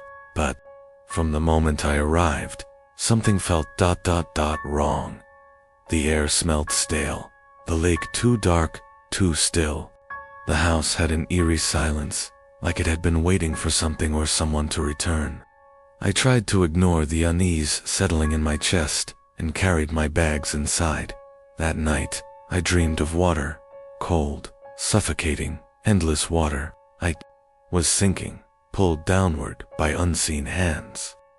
When I woke, my sheets were damp, my body shivering. I chalked it up to a nightmare. The second night, I heard voices. They were faint at first whispers, carried by the wind, just outside my window. I told myself it was the trees, the rustling of leaves. But then I heard it more clearly. A child's laugh. I shot up in bed, heart hammering. No one should have been out there. Grabbing a flashlight, I moved toward the window and peered outside. The lake was no longer still. Ripples spread across its surface, though there was no breeze. And standing at the edge of the dock was a figure, a child, motionless, staring at the water. I blinked, and he was gone. By the third night, I was ready to leave. But the lake wasn't done with me. At midnight, I awoke to the sound of water dripping. The faucet. No, it was coming from the ceiling. My stomach dropped as I reached out, my fingers brushing against something cold and wet. Then I heard the breathing. Shallow, ragged breaths right above me. My eyes darted to the ceiling. Dark stains spread across the wood, seeping through like something was bleeding from the floor above. But the lake house was one story. I ran as I reached the front door. The whispers grew louder, rising to an agonized wail. I glanced back, and they were there, pale, waterlogged figures stood in the reflection of the glass. Their hollow eyes locked onto me. Their mouths opened, releasing a sound that wasn't meant for human ears. I don't remember getting in my car. I don't remember driving away. But I remember the last thing I saw in my rearview mirror. The lake was no longer empty. It was filled with them. My name is Daniel, and I never believed in ghosts until I met my own. I had rented the lake house for a weekend retreat, hoping to disconnect from the world. The place was serene, nestled between towering pines, its wooden dock stretching over the vast lake. The first day passed uneventfully, but as the sun dipped below the horizon, an uneasy feeling crept in. That night, I woke to a soft tapping sound. At first, I thought it was a tree branch brushing against the window, but when I sat up, I realized it was coming from below. It was faint, rhythmic, like knuckles rapping against wood. I hesitated before getting out of bed. The sound continued as I crept toward the window, peering out into the moonlit darkness. The lake was still, its surface a perfect mirror, reflecting the starlit sky. And then I saw it. A figure stood at the end of the dock, staring down into the water. Its posture was rigid, its head tilted slightly, as if listening to something beneath the surface. My breath caught in my throat. I couldn't make out any features, only a silhouette against the dark. I turned away for a split second, reaching for my phone. When I looked back, the dock was empty. The next morning, I tried to shake the feeling, convincing myself it was just my imagination. I spent the day exploring the nearby trails, avoiding the dock entirely. But as night fell, the tapping returned. This time, it was louder. I clutched a flashlight and hesitantly stepped outside. The cool night air pressed against me as I made my way toward the dock. The lake was still a mirror, reflecting my hesitant steps as I peered over the edge. My reflection stared back at me. Then it blinked. My own face twisted into something unnatural, a grin stretching wider than it should, eyes dark and hollow. I stumbled backward, heart pounding. The reflection moved independently, reaching out toward me from beneath the water. I ran back inside. I locked every door, every window, but I could still hear it, the tapping. Faster now, insistent. At midnight, the power went out. The house plunged into darkness. Then, from outside, I heard the creak of wooden planks. Something was walking on the dock. I didn't wait to see what it was. Grabbing my keys, I bolted for my car, adrenaline drowning out every rational thought. As I sped away, I caught one last look in my rearview mirror. A figure stood on the dock, watching me leave, and in the still water below, its reflection waved. My name is Jason, and I should have never stepped foot in that lake house. It was supposed to be a simple getaway, 3 nights, alone in a secluded cabin by the water. I wanted time to clear my head, to escape from the chaos of my life. But from the moment I arrived, something felt ... wrong. The air smelled stale, the lake too dark, too still. The house had an eerie silence, like it had been waiting for something or someone to return. I tried to ignore the unease settling in my chest and carried my bags inside. That night, I dreamed of water, cold, suffocating, endless water. I was sinking, pulled downward by unseen hands. When I woke, my sheets were damp, my body shivering. I chalked it up to a nightmare. The second night, I heard voices. They were faint at first, whispers, carried by the wind, just outside my window. I told myself it was the trees, the rustling of leaves. But then I heard it more clearly. A child's laugh. I shot up in bed, heart hammering. No one should have been out there. Grabbing a flashlight, I moved toward the window and peered outside. The lake was no longer still. Ripples spread across its surface, though there was no breeze. And standing at the edge of the dock was a figure, a child, motionless, staring at the water. I blinked, and he was gone. By the third night, I was ready to leave, but the lake wasn't done with me. At midnight, I awoke to the sound of water dripping. The faucet. No, it was coming from the ceiling. My stomach dropped as I reached out, my fingers brushing against something cold and wet. Then I heard the breathing, shallow, ragged breaths right above me. My eyes darted to the ceiling. Dark stains spread across the wood, seeping through like something was bleeding from the floor above. But the lake house was one story. I ran as I reached the front door. The whispers grew louder, rising to an agonized wail. I glanced back, and they were there, pale. Waterlogged figures stood in the reflection of the glass, their hollow eyes locked onto me. Their mouths opened, releasing a sound that wasn't meant for human ears. I don't remember getting in my car. I don't remember driving away. But I remember the last thing I saw in my rearview mirror. The lake was no longer empty. It was filled with them. My name is Eric, and I thought a weekend at the lake house would be peaceful. I was wrong. I arrived late in the evening, the sun just dipping below the tree line. The house was old but sturdy, perched at the water's edge like it had been waiting for me. As I stepped onto the dock, a chill ran down my spine. The lake was unnaturally still, the water black and depthless. It felt like something was watching me. That night, I awoke to a strange sound, like something heavy, scraping against the dock outside. I hesitated, then forced myself to look out the window. The lake stretched out before me, undisturbed, but then I saw it.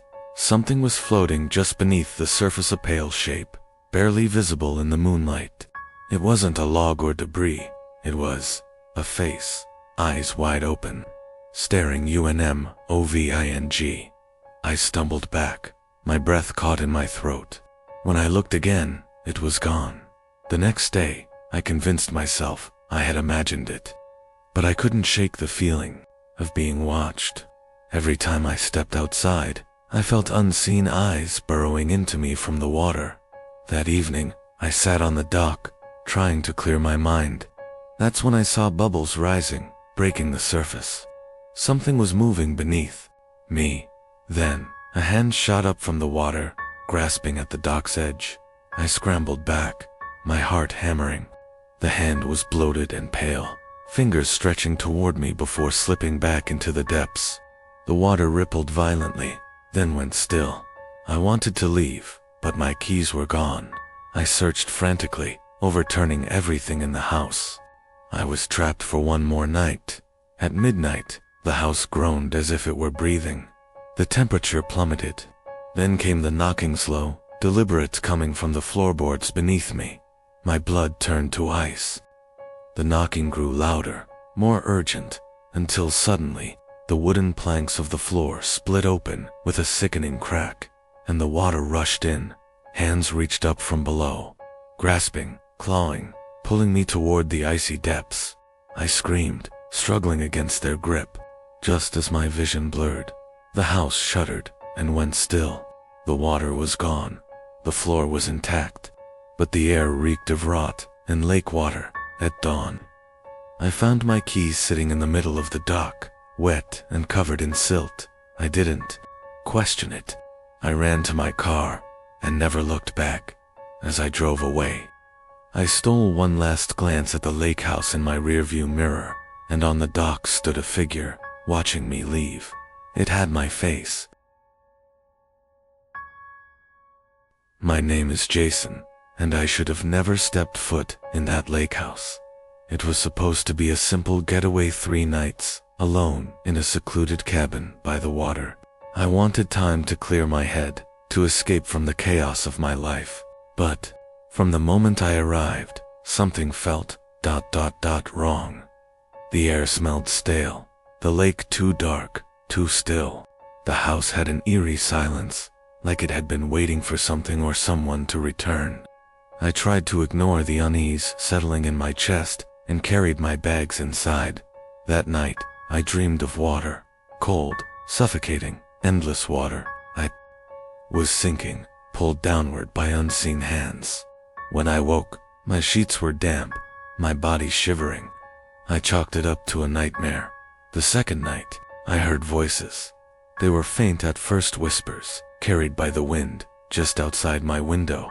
I told myself it was the trees, the rustling of leaves. But then I heard it more clearly, a child's laugh. I shot up in bed, heart hammering.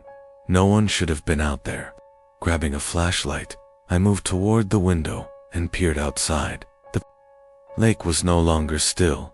Ripples spread across its surface, though there was no breeze. And standing at the edge of the dock was a figure, a child, motionless, staring at the water. I blinked, and he was gone. By the third night, I was ready to leave. But the lake wasn't done with me. At midnight, I awoke to the sound of water dripping. The faucet. No, it was coming from the ceiling. My stomach dropped as I reached out, my fingers brushing against something cold and wet. Then I heard the breathing. Shallow, ragged breaths right above me. My eyes darted to the ceiling. Dark stains spread across the wood, seeping through like something was bleeding from the floor above. But the lake house was one story. I ran as I reached the front door. The whispers grew louder, rising to an agonized wail. I glanced back, and they were there, pale, waterlogged figures stood in the reflection of the glass. Their hollow eyes locked onto me, their mouths opened, releasing a sound that wasn't meant for human ears. I don't remember getting in my car. I don't remember driving away. But I remember the last thing I saw in my rearview mirror. The lake was no longer empty. It was filled with them. Asterisk.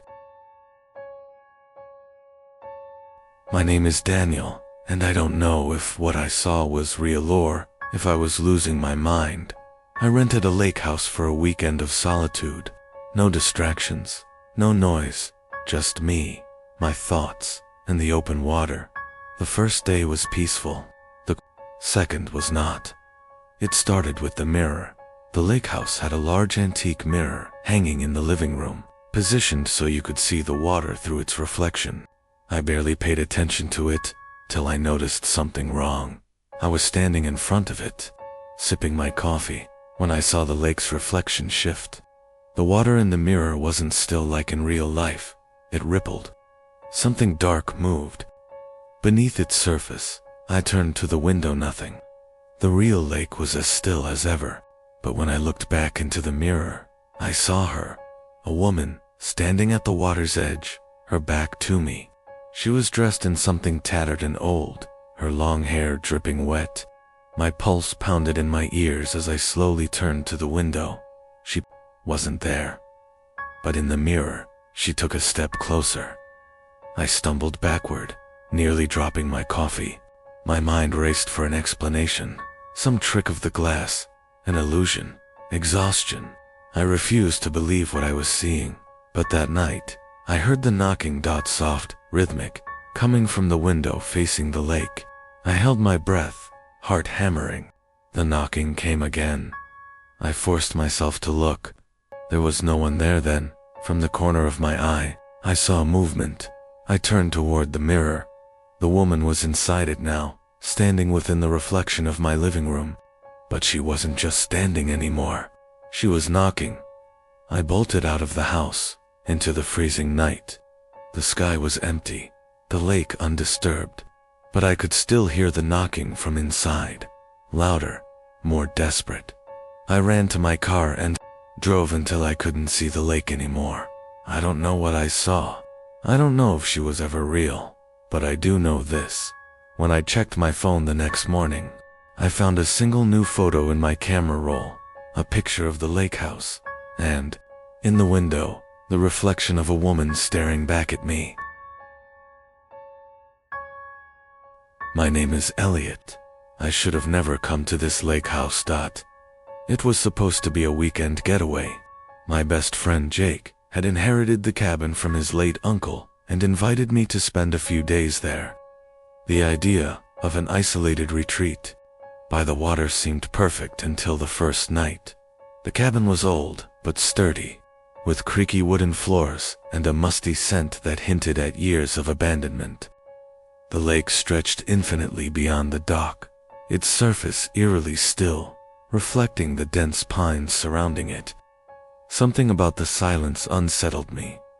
That night, as I lay in bed, I heard a faint whisper. It came from outside, near the water. At first, I dismissed it as the wind rustling through the trees, but then I heard it again. A voice, low and mournful, calling a name I couldn't make out. I shook Jake awake. "Do you hear that?" I asked, my voice barely above a whisper. He groaned and rolled over. "It's just the lake, man. Go back to sleep." But I couldn't. I pulled on my jacket and stepped onto the porch. The air was thick with mist, making it impossible to see the water clearly. Then, I saw a movement by the dock. A figure, standing at the edge, staring at the lake. "Hello," I called out, my breath visible in the cold night air. The figure didn't respond. It just stood there, motionless. My heart pounded as I stepped closer. The wood of the dock groaned beneath my feet. When I was only a few steps away, the figure turned. It was a woman, her face pale and waterlogged, her hair dripping as if she had just emerged from the lake. Her eyes, empty and lifeless, locked onto mine. Then, in a voice that sent a chill down my spine, she whispered, "You shouldn't be here." I stumbled backward. The dock beneath me felt like it was shifting, tilting towards the water. The woman took a step forward, and suddenly, she was gonna vanish into thin air. But the whisper remained, echoing in my ears. I ran back inside, bolting the door behind me. My hands were shaking as I tried to wake Jake again, but he was in a deep, unnerving sleep. I stayed awake until dawn, every creak of the house making me flinch. The next morning, I found footprints on the dock. Wet, barefoot prints, leading from the water to where I had seen her. And then stopping abruptly, I packed my bags and left without a word. Jake stayed behind, laughing off my fears. But as I drove away, I saw something in my rearview mirror. Jake, standing on the dock, staring at the lake, and behind him, the pale figure of the woman, whispering in his ear. I never went back. My name is Aaron, and I swear to you, there is something in that lake. My girlfriend, Claire, and I had been searching for a quiet getaway when we stumbled upon the lake house listing. Secluded, peaceful, and surrounded by dense forest. It seemed perfect. We booked it for the weekend, eager for some time away from the city. From the moment we arrived, I felt uneasy. The lake was too still, the air too thick, the silence too absolute. Claire laughed off my concerns, chalking it up to my overactive imagination. That night, as we lay in bed, I awoke to the sound of splashing. Slow, deliberate, like something heavy moving in the water. I turned to Claire, but she was fast asleep. I got up, moving to the window. The moon was high, its pale glow casting an eerie reflection on the lake. And then I saw it. A hand, not floating, not sinking, but reaching. reaching out of the water, fingers curled like they were grasping for something. No, someone. My breath hitched as I took a step back. My mind scrambled for a logical explanation, but before I could process what I was seeing, the hand slipped beneath the surface. I told myself it was a trick of the light, that I was imagining things, that I was just tired, but sleep wouldn't come. Every creak of the cabin sent a shiver down my spine. The next morning, Claire went for a swim. I protested, but she just rolled her eyes. "You're being paranoid," she teased before diving in. I watched from the dock, stomach tight with unease. Then she screamed. I sprinted toward the water. Claire was thrashing, eyes wide with terror. "Something grabbed me," she gasped, kicking toward the shore. I waded in, grabbing her arm and pulling her onto the dock. Her leg was bleeding, deep red spreading through the water dot. There were handprints on her ankle. Bruised, bony fingers imprinted into her skin. We left everything behind: our bags, our food, even my car keys. We ran barefoot through the woods until we found the nearest road, where a passing driver picked us up. When the authorities arrived, they found nothing. No signs of a struggle. No footprints except our own. The lake was still and empty, as if nothing had happened. But Claire and I both know the truth. Something lives beneath that lake dot, and it wants to pull you under. My name is Jack, and I've always believed in the power of a friendly smile and a warm handshake. But that belief was shattered the day I moved into my new home on Crescent Avenue. The house was everything I had hoped for: spacious, charming, and in a quiet neighborhood. It seemed perfect, or at least it did at first. My neighbors, however, were not what I expected. The house next door was large, older, and looked like something out of a Gothic novel. Its tall iron gate and ivy-covered stone walls gave it an imposing presence. The owner, Mrs. Langley, was an elderly woman who rarely left her home. I had only seen her once when she waved to me from her front porch, but something about her smile sent a chill down my spine. At first I thought I was just being paranoid. After all, she was elderly, and I told myself that it was silly to assume the worst. But then, the strange things began. It started with the invitations. At least, that's what I called them. Every morning, I would find a small, elegant envelope on my doorstep. The paper was thick, and the handwriting was neat and old-fashioned. Each invitation contained the same words: "Please join me for tea at your earliest convenience. I look forward to your company." I never saw anyone deliver them, but there they were, every single morning. The first few times, I thought it was some kind of mistake. Maybe someone was playing a prank, but no one else in the neighborhood seemed to have received one. Curiosity got the better of me. One evening, I decided to accept the invitation. It wasn't like I had anything else planned, and Mrs. Langley was always so kind when we waved at each other. I walked over to her house, unsure of what to expect. When I arrived, the gate creaked open, as if it had been waiting for me. The path to the front door was lined with flowers that seemed to glow under the moonlight, and I couldn't shake the feeling that I was being watched. The front door swung open as I approached, revealing Mrs. Langley standing in the doorway, smiling her unsettling smile. "Jack, so lovely to see you," she said, in a voice that was sweet but had an odd edge to it. "Please, come in." I stepped inside, trying to hide my unease. The house was dark, save for the flickering light of candles in the hallway. It smelled of lavender and something older, like dust and time. Mrs. Langley led me into a grand parlor, where a small table was set with fine china and a steaming teapot. "Please, sit," she said, motioning to a chair opposite her. I sat down, trying to act casual, but I couldn't shake the feeling that something wasn't right. As she poured the tea, I noticed her hands were trembling slightly, her skin pale and thin. She seemed frail, but there was an intensity in her eyes that unnerved me. We chatted for a while about nothing in particular, but my mind was racing. Every time I glanced around, I saw strange things, antique portraits on the walls, old books stacked in corners, and a large, ornate mirror that seemed to reflect something I couldn't quite place. Suddenly, the conversation took a strange turn. "Do you like tea, Jack?" she asked, her smile widening. I do," I said, my voice shaking slightly. She leaned in closer, her smile never faltering. "You must drink it all, my dear. It's very important." I hesitated, but then she gave me a look that sent a shiver down my spine. I picked up my cup and drank the tea in one swift motion. It tasted strange, but I couldn't quite place the flavor.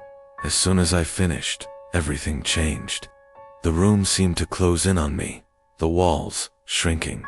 The temperature dropped, and I began to feel lightheaded. Mrs. Langley's smile grew wider, her eyes now glowing with an unnatural light. "Welcome to my home, Jack," she said softly. "I've been waiting for you." Before I could react, I felt myself being pulled into a trance-like state. My body went numb, and I could no longer move. The room around me seemed to shift and twist, and I saw shadows moving in the corners of my vision. Mrs. Langley's voice echoed in my ears, but I couldn't make out the words. I tried to scream, but no sound came out. And then, everything went black. When I woke up, I was back in my own house. The room was dark, and I felt cold. It was like nothing had happened, but I knew it had. I could still taste the strange tea on my tongue, still feel the weight of the experience pressing down on me. I haven't seen Mrs. Langley since that night, but sometimes I feel her presence, waiting, and every morning, without fail, I find a new invitation waiting for me on my doorstep, but this time, I know better. I won't go back. I can't, because I'm not sure if I ever really left. My name is Lisa, and I thought I knew what it meant to be cautious. I've always been the type to be aware of my surroundings, always keeping my guard up, but nothing could have prepared me for what I encountered when I moved into my new house on Evergreen Road. The house was beautiful, vintage cottage with a large garden, perfect for a fresh start. It was tucked away from the busy streets, offering the kind of tranquility I needed after years of city life. My neighbors were distant, but that didn't bother me. I preferred peace, especially after everything I had been through. The house next door, however, was a different story. The family that lived there had been there as long as anyone could remember, but there was something off about them. The father, Mr. Harris, always kept to himself. His wife, Mrs. Harris, was rarely seen, and their son, Ben, was even more mysterious. He was a quiet, brooding teenager who spent all his time in his room, or so it seemed. But it was the house itself that unnerved me. The curtains were always drawn, even in the dead of summer. The windows were dark, and despite the fact that there were usually cars in the driveway, the place felt empty. It was as though no one truly lived there, just shadows and memories. One night, I was sitting in my living room, reading a book, when I heard something strange, a soft thumping sound, coming from next door. It wasn't like normal noise. It was rhythmic, almost like something was being dragged across the floor. I tried to ignore it, but the sound continued, growing louder as the night went on. Curiosity got the best of me. I went outside to see if I could figure out what was causing the noise. The Harris house was dark, but I could hear the thumping clearly now. It was coming from inside the house, from the room upstairs. I decided to approach the house. Maybe something had fallen, or perhaps one of them had accidentally knocked something over. I knocked on the door, but there was no answer. I knocked again, louder this time. Still, no answer. I walked around the side of the house, hoping to find some sign of life. The back door was slightly ajar, and the light inside was flickering. My heart raced as I stepped through the door, unsure of what I might find. The house was eerily quiet inside, but I could still hear the thumping sound. It was now almost a pounding, as though someone was trying to break free from something. I followed the sound to the stairs and hesitated at the top. Looking down the dark hallway, I approached the first door I saw, which was slightly cracked open. As I pushed it open, I found a small, dusty room with nothing in it except for a locked door on the far wall. The thumping sound was louder now, coming from behind that door. I moved closer to the door, feeling a strange chill run down my spine. The door was old, with peeling paint and rusted hinges, but it was definitely locked. There was no key in sight. The thumping grew louder, and I could almost hear someone's voice, faintly begging for help. I tried the door handle again, but it wouldn't budge. The sound was now frantic, desperate, as if someone was trapped inside, struggling to get out. I backed away from the door, my heart pounding in my chest.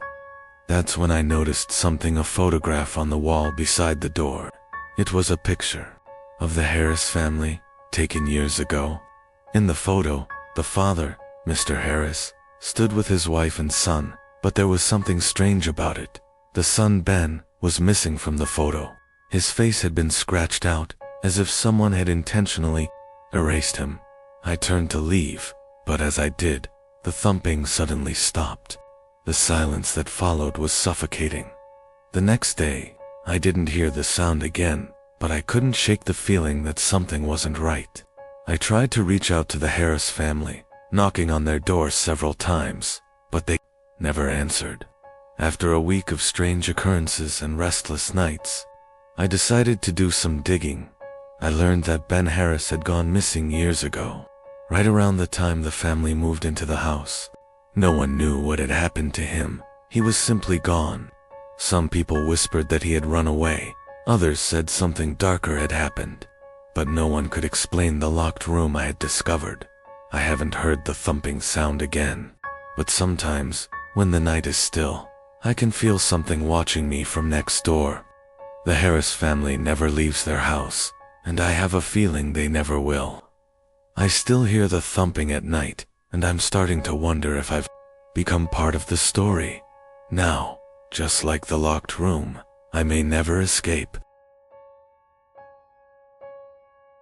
My name is Ethan, and I'm not one to believe in ghost stories or urban legends. I've always been the logical, down-to-earth type, relying on reason to get me through life. But all of that changed the day I moved into my new house on Maple Street. At first, everything seemed perfect. The house was older, but well kept, with a large front yard and a cozy atmosphere.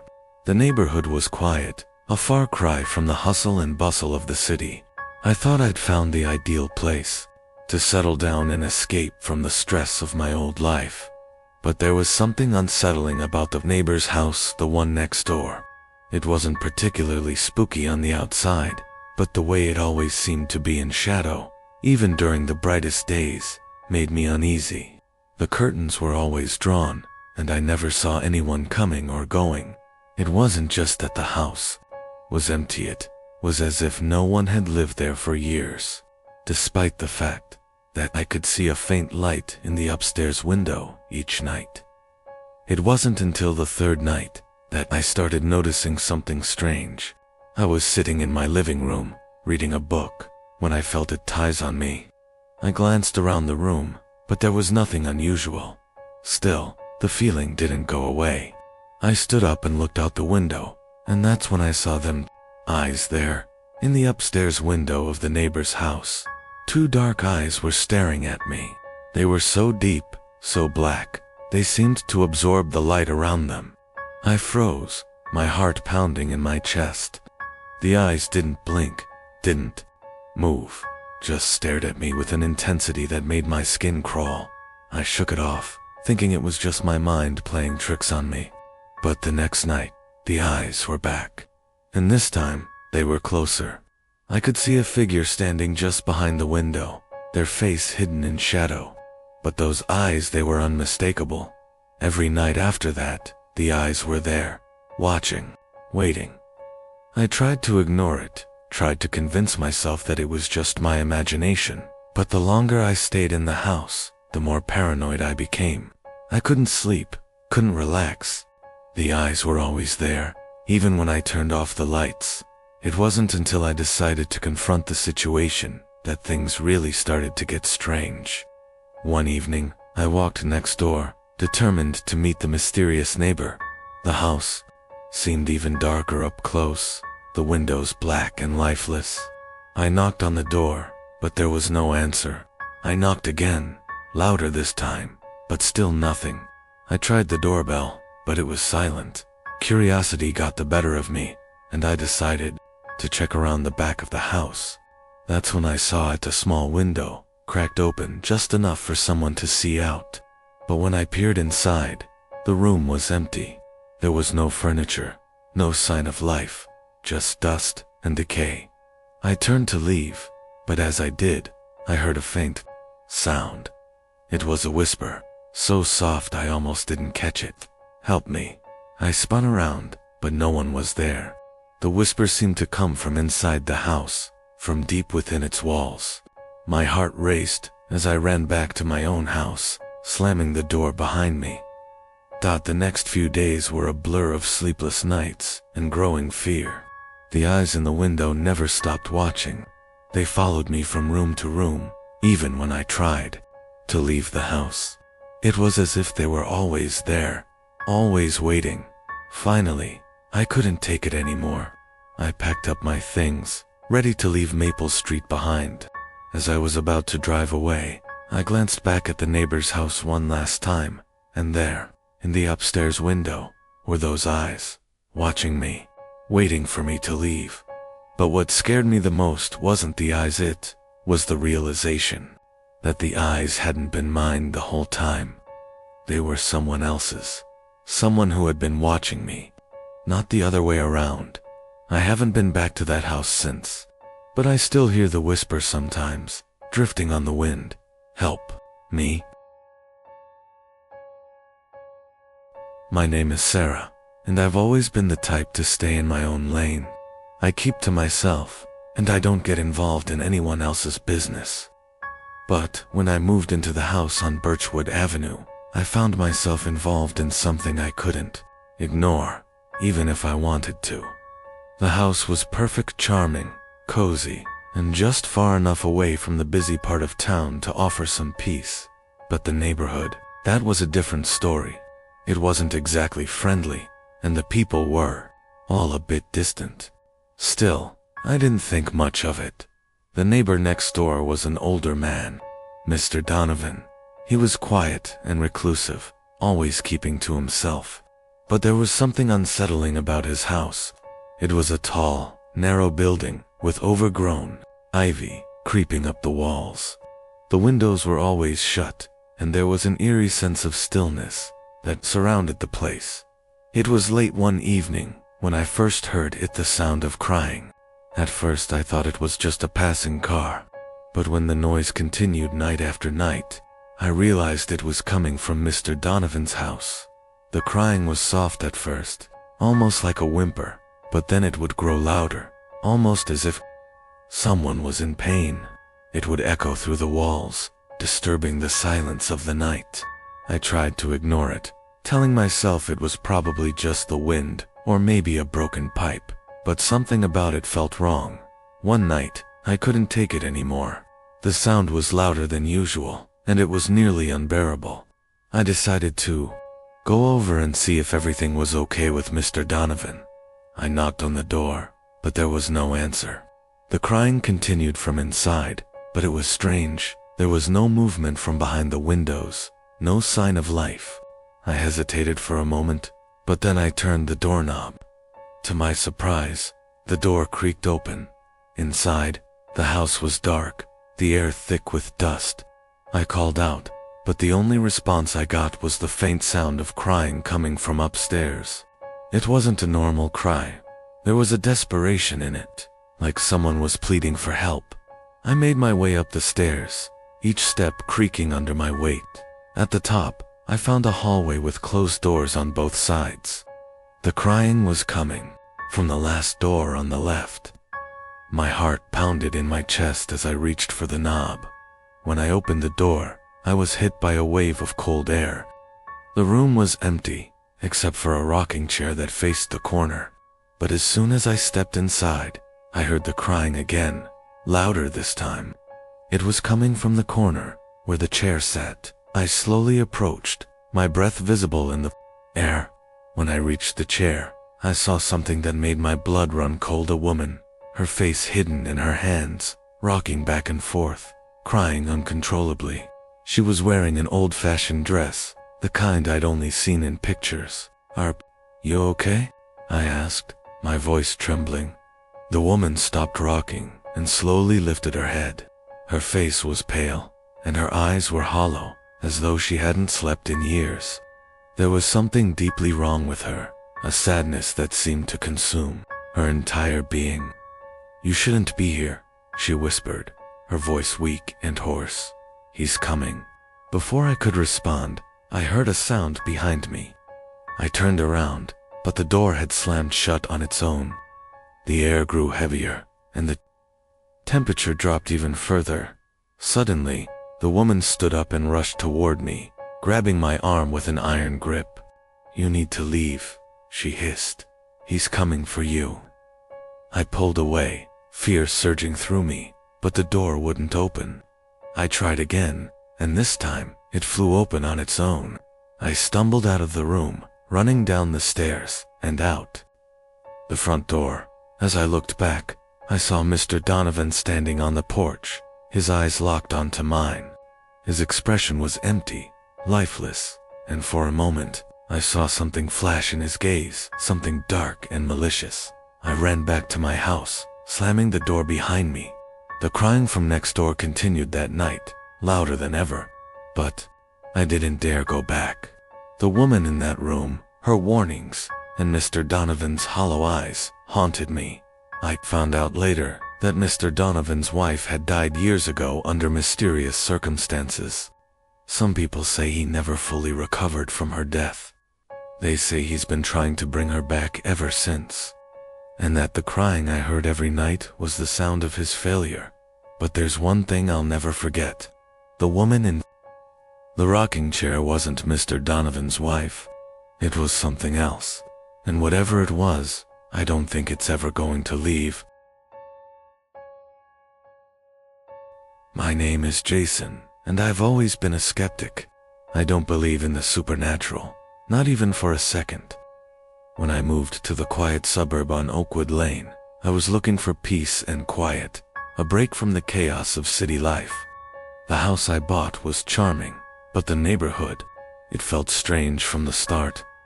Most of the houses on the block were well kept, but there was one that always gave me the creeps. The house on the corner. It had an overgrown yard, and the windows were always covered by thick curtains. I never saw anyone come or go from there, but every time I passed by, I would feel like I was being watched. I tried not to think much of it. My neighbors were friendly enough, except for the ones in that house. I would catch glimpses of shadows moving behind the curtains, but whenever I tried to visit or introduce myself, there was no response. It was like they weren't even there. One evening, when I was out for a walk, I noticed a light flickering inside that house. It was a pale, greenish glow, like the kind of light that only comes from an old, faulty bulb. I felt the hair on the back of my neck stand up, and something told me I should avoid it. But my curiosity got the best of me, and I decided to investigate. I walked up to the house, careful not to make a sound. The front door was slightly ajar, and the same eerie green light was spilling out from the cracks. I knocked gently, but there was no answer. I tried again, and still nothing. My hand hovered over the doorknob. It was one of those moments when you just know you shouldn't do something, but you do it anyway. I turned the knob and stepped inside. The house was silent. I couldn't hear anything except my own breathing. The air smelled old, like dust and mildew, but there was also something else. Something metallic, like iron, I called out.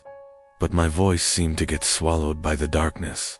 I slowly moved through the house, the green light coming from a room at the back. As I approached, I could feel the temperature drop. My breath was visible in the air, despite it being warm outside. I pushed open the door, and there it was, the source of the light. A large, old-fashioned mirror stood against the wall. It was framed in tarnished silver, and the light was coming from within it, as if the mirror itself was glowing. But that wasn't the strangest part. The strangest part was the reflection. I was standing in the room, but the mirror didn't reflect me.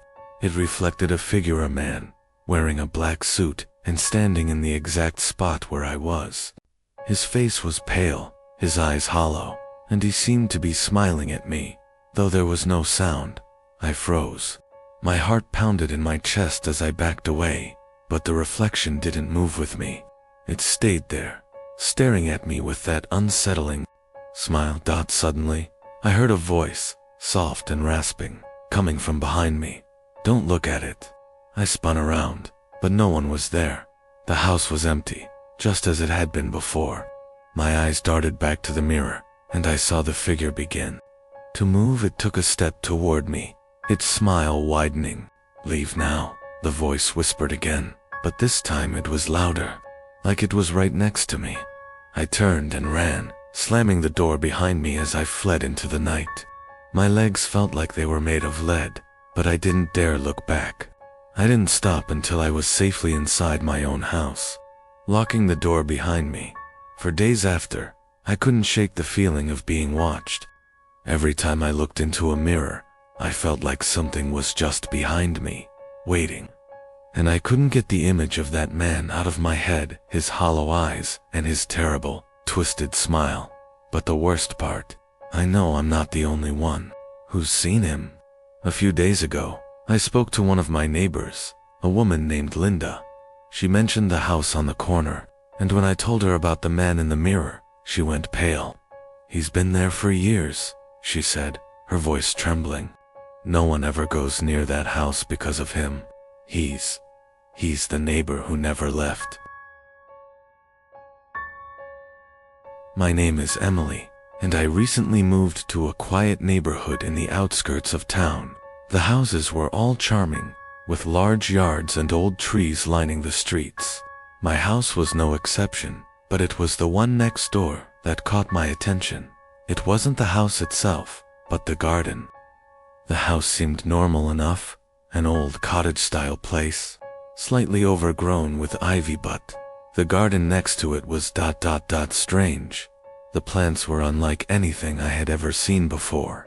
Bright flowers with vivid colors bloomed in patterns that didn't make sense. Twisting vines seemed to grow in unnatural directions, like they were reaching out, stretching towards something I couldn't see.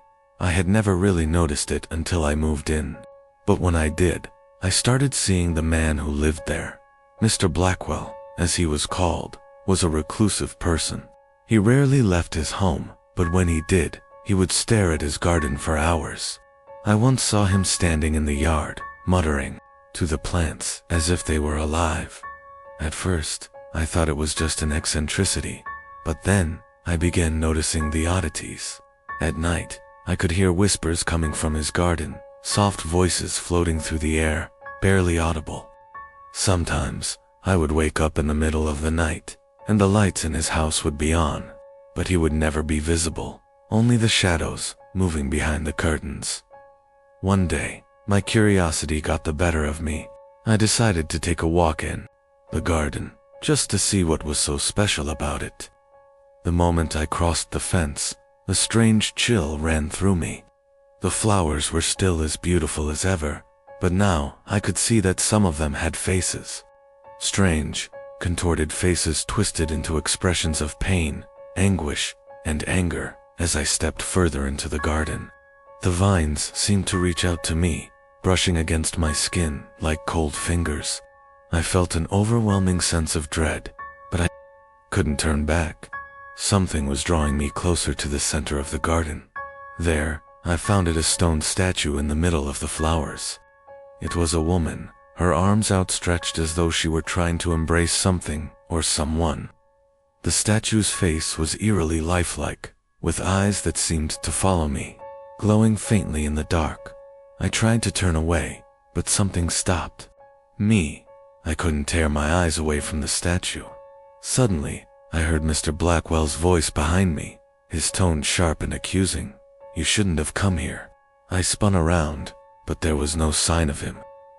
The garden felt alive, as though it were holding its breath, waiting for something to happen. I stumbled backward, panic rising in my chest. The plants seemed to lean toward me, their petals curling inwards like they were closing in. I could feel the weight of their eyes on me, and I heard whispers growing louder. "You're not supposed to be here." The voice came from behind me, and I turned to find Mr. Blackwell standing there, his face twisted in an expression of fury. "You've seen too much," he hissed. "Now you're part of it." Before I could react, the ground beneath me began to tremble, and the plants started to twist and rise. The vines shot up, wrapping around my legs and pulling me down toward the ground. I screamed, struggling to break free, but the more I fought, the tighter they became. "You shouldn't have come to the garden," Mr. Blackwell whispered, as the earth swallowed me whole. "Now you'll never leave." The last thing I saw, before I was consumed by the darkness, was the face of the statue, its eyes still watching, still waiting. My name is Luke, and I never believed in ghosts or anything supernatural. I was the kind of person who needed solid evidence before I would entertain any wild ideas. That all changed the day I moved into the old Victorian house on Maple Street. The house had been on the market for months, and I couldn't understand why. It was a beautiful, well-kept place, but it had this aura of mystery surrounding it. Still, the price was right, and I was eager to start fresh in a new town. So I didn't think twice before signing the papers. My neighbor, Mrs. Wilkins, was an older woman who lived next door. She was kind enough, always giving me advice on the best places to visit in town. But one day, as I was out front mowing the lawn, she approached me with a strange warning. "You should be careful, Luke," she said, her voice low and serious. "The house you bought, it's been vacant for a long time for a reason. People say it's cursed. Don't go down into the basement." I laughed it off, thinking it was just some old town superstition. "Thanks for the heads up, Mrs. Wilkins, but I'm not one to get spooked by stories." But the more I settled into the house, the more I began to notice strange things. The house creaked at night, the floors groaned, as if something was moving in the dark. And the basement door, it always seemed to be slightly ajar, as if it was inviting me to go down. The basement had an old, rusted lock, but it was broken. The door would swing open by itself sometimes, and I could hear faint whispers coming from below. I tried to ignore it, but one night, my curiosity got the best of me. I grabbed a flashlight and decided to check it out. I told myself it was nothing, just the house settling, but deep down, I knew something wasn't right. I descended the stairs, the air growing colder with each step. The basement was dark, with only the beam of my flashlight cutting through the shadows. The walls were lined with old, forgotten furniture, boxers, and cobwebs. But in the far corner, I saw something that made my blood run cold. An old man sitting in a rocking chair. At first I thought I was seeing things, but as I got closer, I realized he was real. His skin was pale and stretched tight over his bones, and his eyes were wide and empty, like they had seen too much. He didn't move, didn't speak. He just sat there, staring at me. I froze, unable to move or speak. Then, with a voice that seemed to come from all around me, he whispered, "Leave this place, before it takes you to." The words echoed in my mind, and suddenly, I couldn't breathe. My heart pounded in my chest as the basement grew colder. I turned to run, but the stairs were gone. The basement had changed, was now a maze of twisting corridors. dark and suffocating. The man's laughter filled the space, sending a chill down my spine. "You shouldn't have come," he said. "Now you're mine." I ran in a blind panic, crashing through the darkness. The sound of footsteps followed me, getting closer and closer. I could feel his cold breath on my neck. I turned corners, but every time I did, the walls seemed to close in on me, pushing me toward the same place, the chair where he waited. Finally, I stumbled out of the basement, gasping for air, my body shaking with terror. I slammed the door shut behind me and locked it, my mind racing. What had I seen? Was I losing my mind? But when I looked through the basement window, I saw something that made my blood run even colder there. In the window was the old man, staring back at me with those empty eyes. From that night on, I could never shake the feeling that he was still there, watching, waiting for me to return. And every now and then, when the wind howls through the house, I hear the creak of a rocking chair moving gently in the dark. My name is Sarah, and I've always been a people person. When I moved into my new home, I was eager to meet my neighbors and settle into the community. Most of the houses on my street were nice, but the house next to mine had always intrigued me. It was smaller, almost like an afterthought, tucked away behind a tall fence with a weathered gate that creaked every time it opened. I didn't know much about my neighbor, Mr. Carter. He was an older man, rarely seen, and when he did appear, it was always at strange hours. I would occasionally hear footsteps in his yard at night, but no one ever came or went from his house during the day. It was as though he lived in his own world, isolated from the rest of us.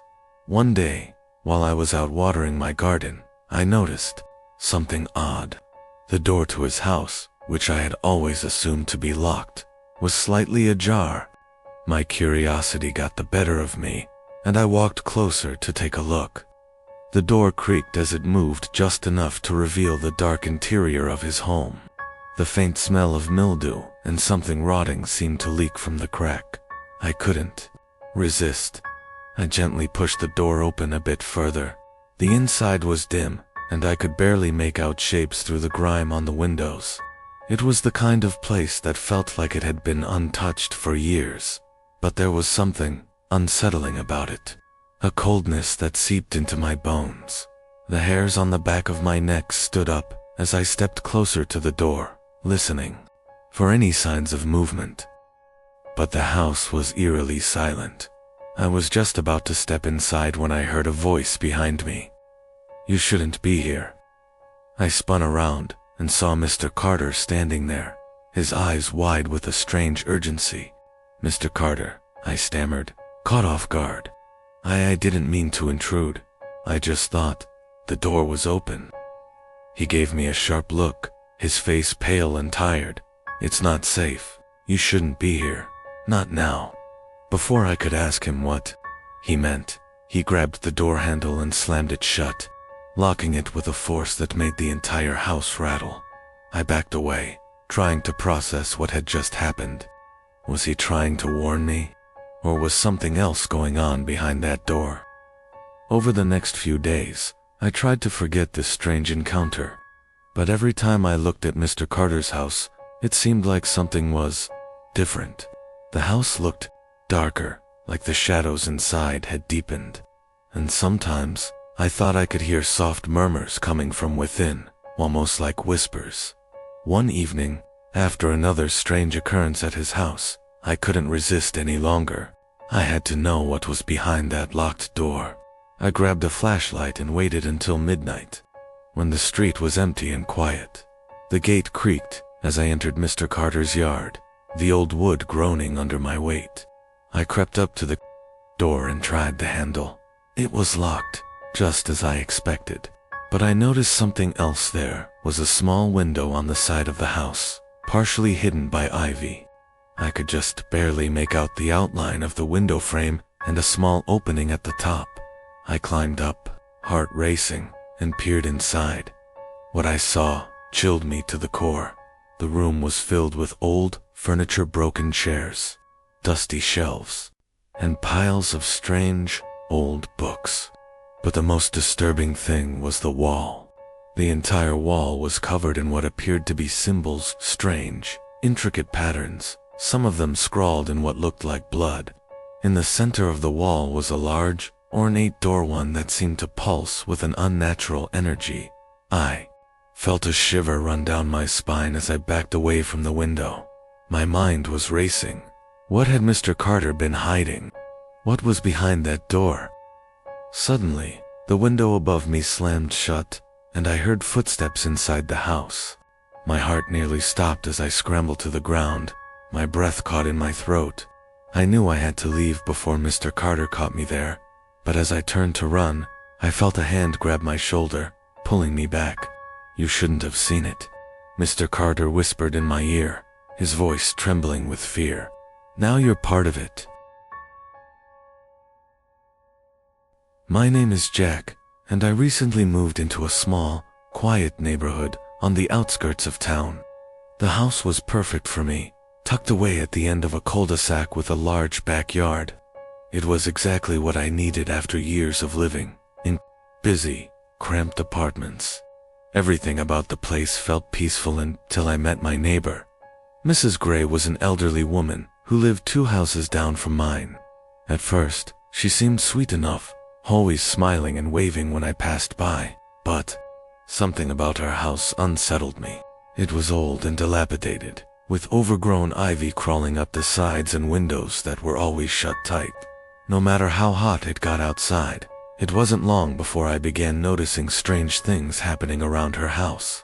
One evening, as I was walking back from the store, I saw a shadow move behind one of her upstairs windows. I thought nothing of it, assuming it was just the wind or a trick of the light. But the next day, as I drove past, I saw the same shadow again. This time, I was sure someone or something was in there. The feeling of unease grew stronger with every passing day. I started to see strange figures standing in her yard at night, always just out of sight, when I tried to look directly at them. But when I went over to check on her, she would always be sitting on her porch, knitting, with an almost vacant expression on her face. I couldn't shake the feeling that something was off, so I decided to speak with her. One evening, I knocked on her door, and she opened it slowly, as if she had been expecting me. Her pale blue eyes locked onto mine, and for a brief moment, I felt a chill run down my spine. "Jack, isn't it?" she asked in a raspy voice. "How can I help you?" "I've been noticing some strange things around your house," I said, trying to sound casual. "Shadows, figures moving around." Her lips curled into a thin smile. "You've seen them too," she murmured. "The others. They like to play tricks on the living." I laughed nervously, unsure of whether she was joking or not. "What do you mean? Are you saying there's something in your house?" She nodded slowly. "There's something in this neighborhood. Something old. Something that has always been here. But don't worry, Jack. It won't harm you, as long as you don't disturb it." The air grew thick with an unspoken tension as I stood there, trying to make sense of her cryptic words. Before I could ask her anything else, she turned and walked back into her house. Closing the door behind her, I left feeling disturbed, but tried to brush it off. That night, however, the shadows outside her house grew darker, and the whispers and the wind seemed to call my name. I couldn't sleep, and by dawn, I was staring out my window, watching Mrs. Gray's house. That's when I saw it. A figure, tall and cloaked, stood in her yard, staring directly at me. It was like it was waiting for me to make a move, daring me to step outside. I froze, too afraid to blink, too afraid to breathe. I couldn't take my eyes off it. And then, the figure started to move closer to my house, dragging its long, flowing cloak across the grass. The closer it got, the colder the air became. My heart raced as I backed away from the window, my mind screaming at me to get out, to run, to do anything. But my body wouldn't obey. The figure reached the edge of my yard, and then stopped, standing motionless. Then, it turned its head slightly to the side, as if it were watching something else, something behind me. I spun around, but there was nothing there, and when I turned back to look at the figure, it was gone. I don't know if it was a dream, or if I was losing my mind, but the next morning, I found a note taped to my front door. It was from Mrs. Gray. "Stay away from the shadows, Jack. They are not what they seem. They will follow you home." I never saw Mrs. Gray again. The house stayed empty, and the shadows grew darker with each passing night. But every now and then, when I look out my window, I swear I see a figure standing in the yard across the street, waiting for me to make my next move.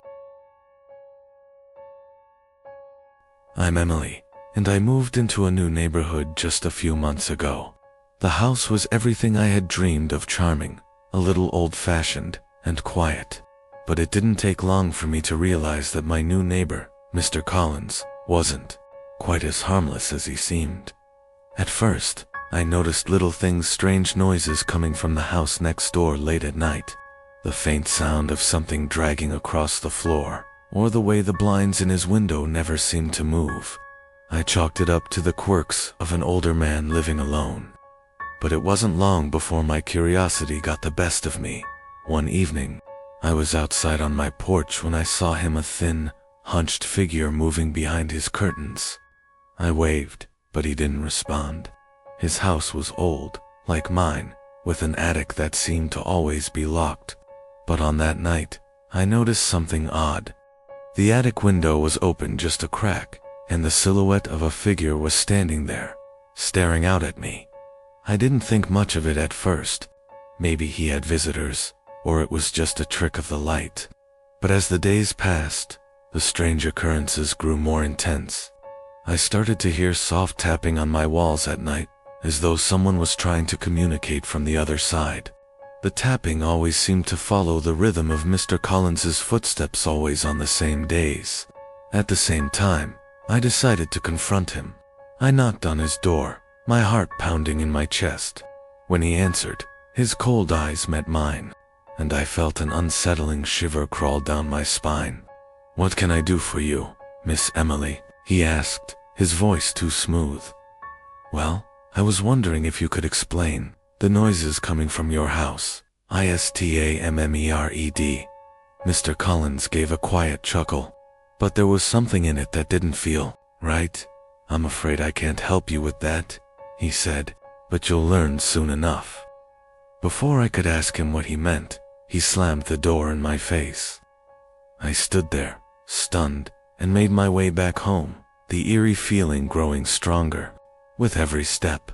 That night, the tapping was louder than ever, but this time, it wasn't coming from my walls.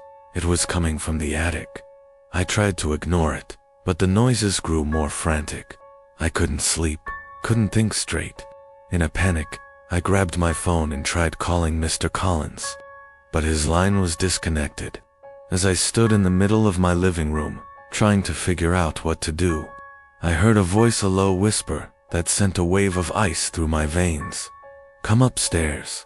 Without thinking, I found myself at the bottom of the stairs that led to my attic. The door was cracked open, just enough to let a sliver of light spill through. My breath caught in my throat as I reached for the handle, but I hesitated.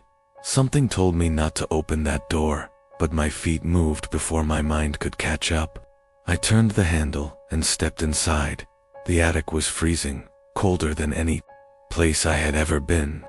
The air smelled damp, and I could barely see through the haze of dust. But there, standing in the corner, was Mr. Collins. His face was pale, his eyes hollow, and his body was contorted in an unnatural way. He spoke again, his voice trembling. "You shouldn't have come." Before I could react, the door slammed shut behind me. I tried to run, but my legs wouldn't move. I turned to look at him, but he was gone. In his place stood a figure, one that looked exactly like me, but its eyes were black as coal, and its grin stretched unnaturally wide. I screamed, but no sound escaped my mouth. As I looked around the attic, I realized that I wasn't alone. Mr. Collins wasn't the only one trapped here, and now, neither was I. My name is Oliver King, and I learned the hard way that some things are better left unexplored. When my wife, Rachel, and I decided to buy the old cabin in the woods, we were looking for peace and quiet, far from the hustle and bustle of the city. It was a quaint place, nestled deep in the forest, with a small stream running beside it. The previous owners had left in a hurry, and we could never quite figure out why. There were rumors about the cabin. People in town whispered about strange lights in the forest at night. They said the woods were cursed, that the land was haunted by things that didn't belong, but we were skeptical. The idea of a peaceful retreat seemed too perfect to pass up. That first night, we went for a walk in the woods. The trees were thick, their branches heavy with mist. As the sun dipped below the horizon, the forest came alive with strange sounds. And then we saw them. Tiny lights floating among the trees at first. We thought they were fireflies, but these lights were different. They moved in unnatural patterns, darting between the trunks as if they were alive. Rachel grabbed my arm. "What is that?" "I don't know," I whispered. The lights circled us, drawing closer. It was as if they were beckoning us deeper into the forest. "Let's go back," Rachel urged. "This doesn't feel right." But I was too curious. I wanted to know what they were. What was causing them? We followed the lights deeper, past the trees, down into the shadowy parts of the forest, where the moonlight barely reached. The lights led us to a clearing, and that's when I saw it. A large stone altar, covered in moss and vines dot around it. The lights swirled faster, more frantic, and then they stopped, dead still. And in the silence, a voice. "You shouldn't have. Come." Rachel turned to me, her face pale. "We need to leave. Now." But it was too late. The lights burst into a blinding flash, and I felt something cold and heavy grip my chest. I couldn't breathe. The air felt thick, suffocating, and then I saw them. Figures, shadowy and indistinct, standing at the edge of the clearing. Their eyes glowed faintly, like the lights. They were watching us. Rachel screamed, pulling me back toward the cabin, but the figures didn't follow. They simply watched us retreat, their eyes burning into our backs. We ran. When we reached the cabin, we slammed the door shut and bolted the windows. The forest outside was still, the lights gone, but I knew they were out there. They had seen us, and they were waiting. We left the cabin the next morning, but something followed us back to the city. Every night, the lights return hovering just outside my window. I hear them, soft whispers in the dark, calling me back, and every time I close my eyes, I see those glowing eyes, waiting. My name is Ethan Hayes, and I'll never forget the day I discovered what lives in the attic. When my wife, Lily, and I moved into the old house on Cedar Lane. It was a dream come true. The house was big, charming, and the price was surprisingly low for such a beautiful property. The only catch: the attic dotted had a trap door in the ceiling, and the previous owners had left it locked. When I asked about it, they were oddly evasive. "Don't open it," they said. "It's better left alone." We laughed it off, thinking it was just another eccentricity of an old house. But Lily noticed something strange. One of the windows in the attic is always open, she said one morning. "I saw it last night when I went outside to get the mail." I shrugged it off. Old houses, weird drafts. Maybe the latch is broken.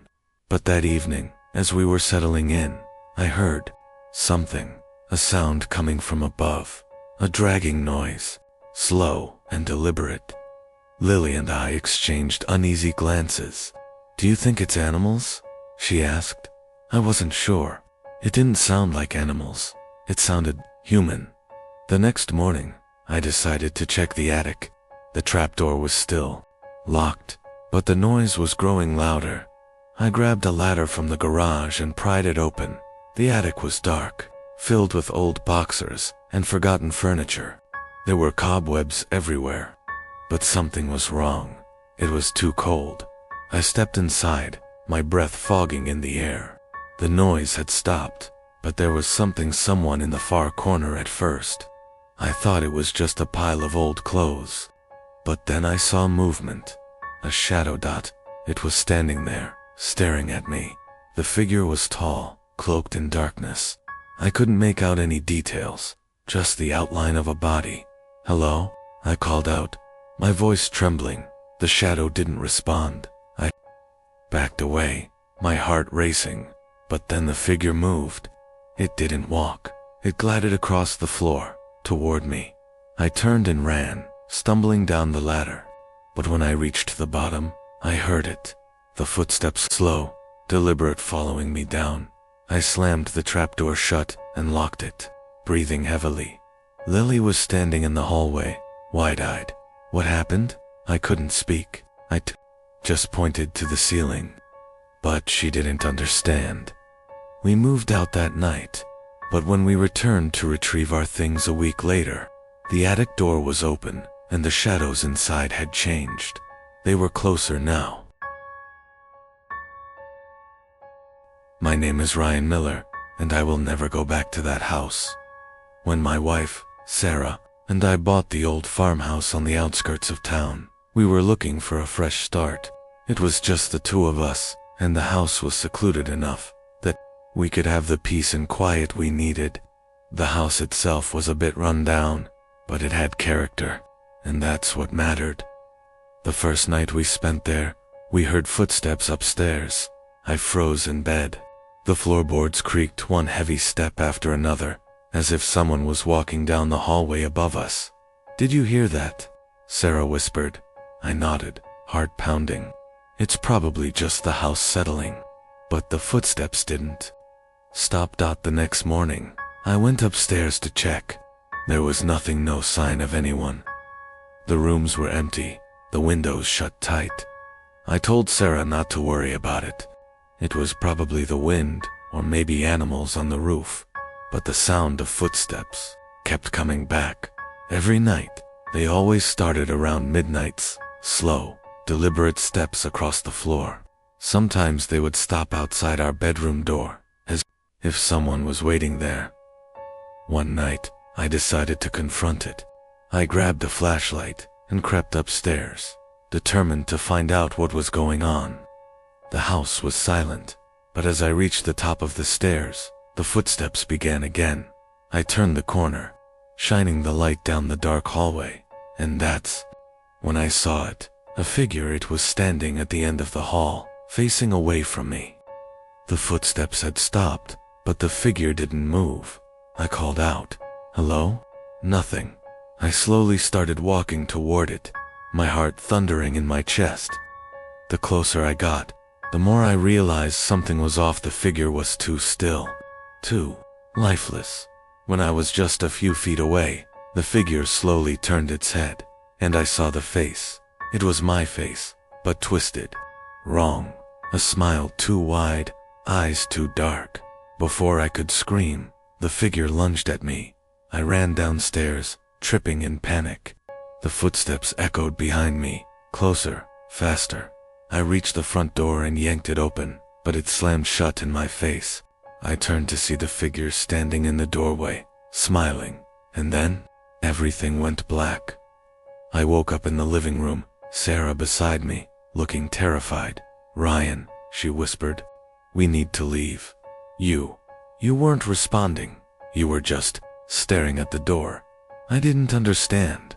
I couldn't remember what had happened after I ran to the door. We left the house that night, but I never felt safe again. A few days later, we learned the history of the farmhouse. It had once been owned by a man who had vanished mysteriously. The same night he was heard walking around upstairs. I still hear footsteps sometimes, but they're not just in my dreams, they're in the walls. My name is Daniel Reed, and I should have never opened that door. When my wife Claire and I moved into our new house, there was one rule from the previous owners: never open the basement door at night. We laughed it off, It had to be some kind of joke, right? Just a way to scare the new homeowners. But the first night, I heard it. A faint knocking. I sat up in bed, listening. It was coming from downstairs. I walked into the hallway, my pulse pounding. Claire was still asleep. The knocking came again. Slow, rhythmic, from the basement. I told myself it was the pipes, or maybe the wind outside. I forced myself to go back to bed. The next morning, I checked the basement. The door was locked with an old, rusty padlock. I had to find the key. That night, the knocking returned. But this time, it wasn't slow. It was frantic. Claire woke up. "Daniel, do you hear that?" I nodded. My throat was dry. Then came the whisper. "Let me out." I grabbed the heaviest thing I could find, a crowbar, and stormed downstairs. I was done being afraid. I smashed the lock and yanked the door open. Nothing, just darkness. The basement stretched below, cold and empty. Claire stood behind me, shaking. "Close it," she whispered. But I couldn't, because in the far corner, something moved. A shape? A person? No, not a person. It was me, an exact copy of me. Standing in the shadows, it smiled, then it ran toward me. I slammed the door shut, my hands shaking. Claire was screaming. I fumbled with the broken lock, trying to keep it closed. From the other side, there was only silence. Then, in a voice that was exactly like mine, "Let me out." We left the house that night. The next morning, I went back alone, determined to understand what had happened. But when I reached the basement, the door was sealed shut, like it had never been opened. My name is William Carter, and I still don't understand how a house can change itself. When my wife, Laura, and I moved into the old house on Pine Hollow Road, we thought we had found a hidden gem. It was an old Victorian, slightly run down, but full of potential. It had 4 bedrooms, a spacious attic, and a basement I swore I'd never step into. The day we moved in, Laura noticed something strange. "Will," she called from upstairs, her voice uncertain. "Did you see this extra door?"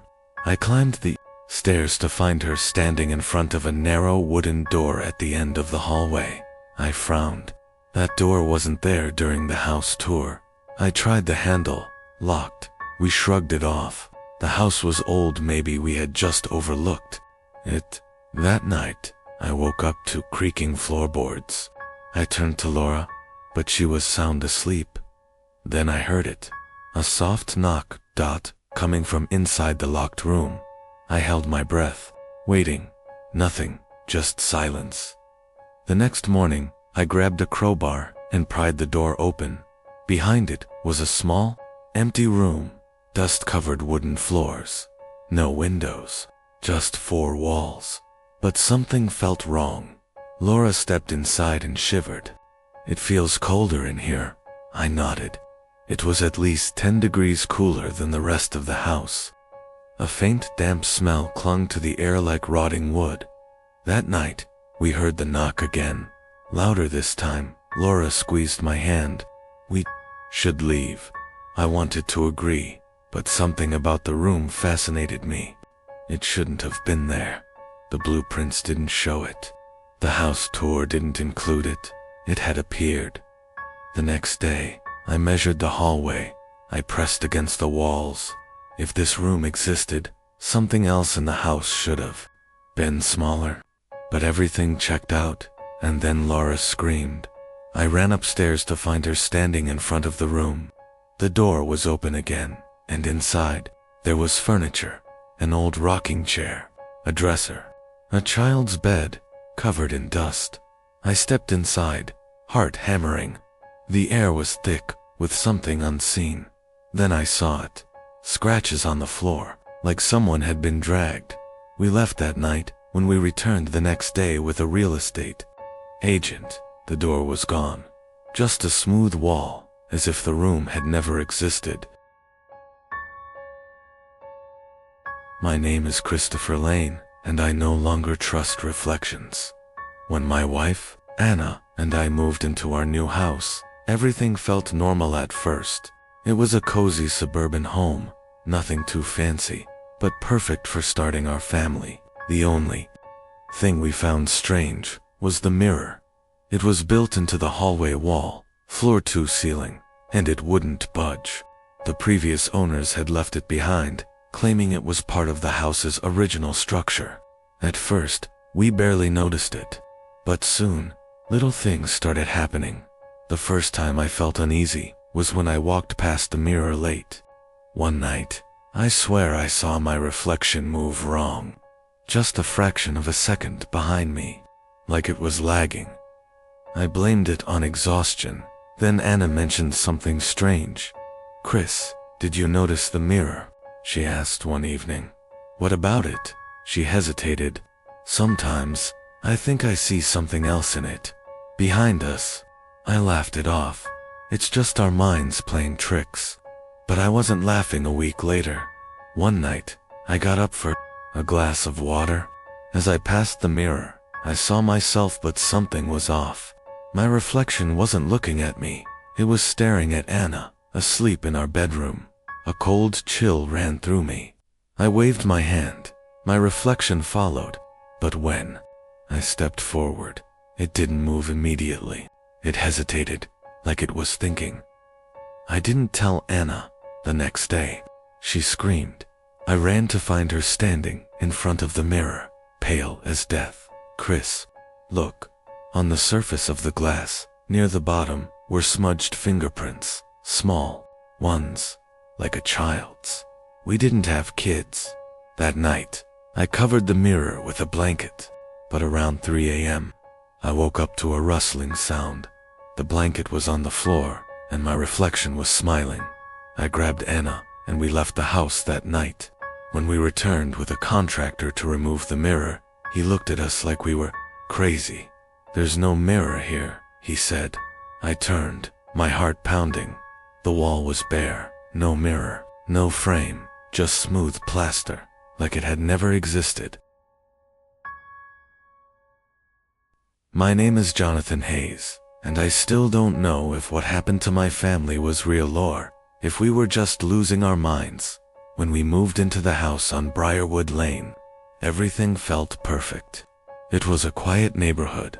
The house was spacious, and my wife, Emily, was excited to start fresh with our daughter, Sophie. The only strange thing, the previous owners had left in a hurry, abandoning furniture, clothes, everything. At first it was little things, faint scratching, sounds inside the walls, a door that wouldn't stay shut, lights flickering. Then, Sophie started talking to someone. "She lives in the walls," she said one night at dinner, completely casual. Emily and I froze. "Who does, sweetheart?" Emily asked. "The girl." I forced a chuckle. "An imaginary friend, huh?" Sophie shook her head. "She's real, and she's trapped." I didn't sleep that night. A few days later, we heard its soft whispers coming from the vents. It sounded like a child's voice, too faint to make out words. I told myself it was just old pipes, but deep down, I knew better. One night, Sophie woke up screaming. We ran to her room, but she wasn't in bed. She was standing in the corner, facing the wall. "Sophie." Emily's voice was shaking. "She wants me to help her," Sophie whispered. "She says you won't listen." I grabbed Sophie and carried her out of the room. We needed to leave, but the house didn't want us to. As I reached the stairs, every door in the house slammed shut at once. The lights flickered violently. A deep, groaning sound echoed through the walls, like something waking up. Then the whispers turned into screams. Emily covered her ears, sobbing. Sophie clung to me, whispering, "She's angry." Desperate, I grabbed a crowbar and ran to the basement. If something was inside these walls, I was going to find it. I smashed through the drywall, coughing as dust filled the air, and then saw it, a small, wooden door.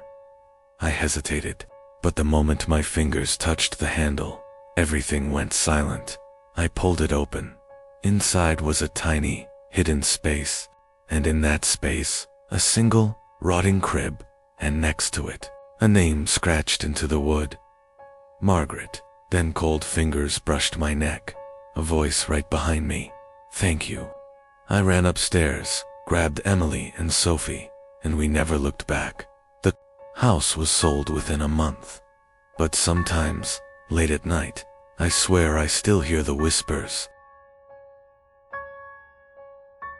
My name is Benjamin Cole, and I should have listened to my wife when she said something was wrong with the house.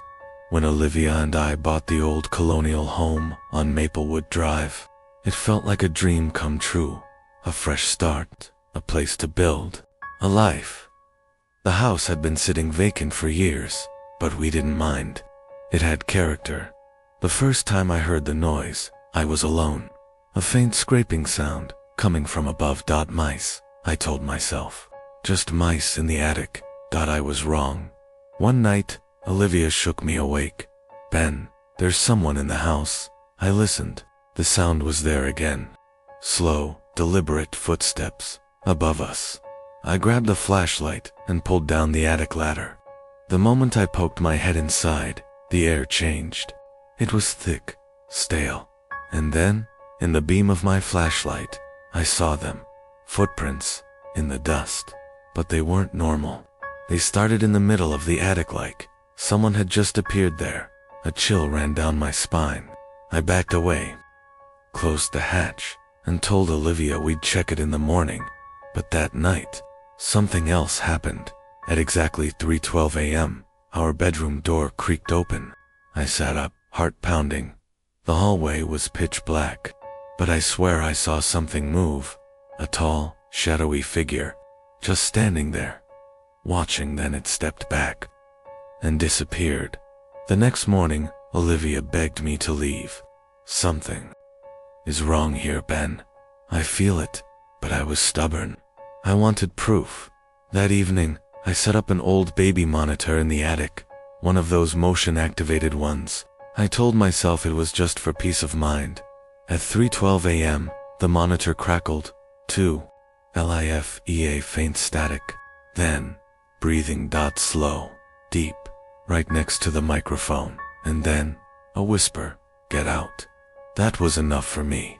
I ran up the attic stairs, yanked the monitor down, and threw it in the trash. The next day, we put the house on the market.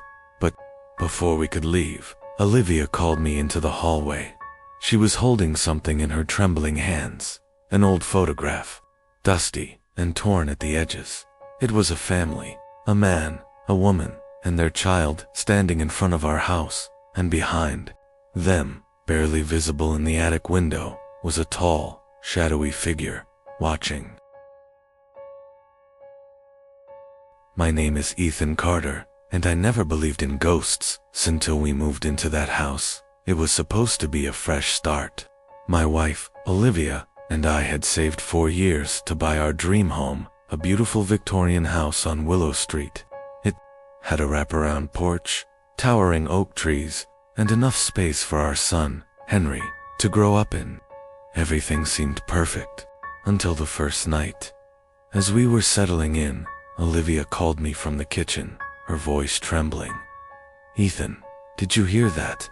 I hadn't, but when I stepped into the kitchen, the air felt wrong, heavy. A chill ran down my spine, despite the summer heat.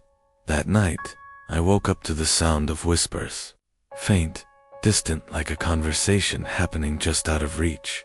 I nudged Olivia, but she was fast asleep.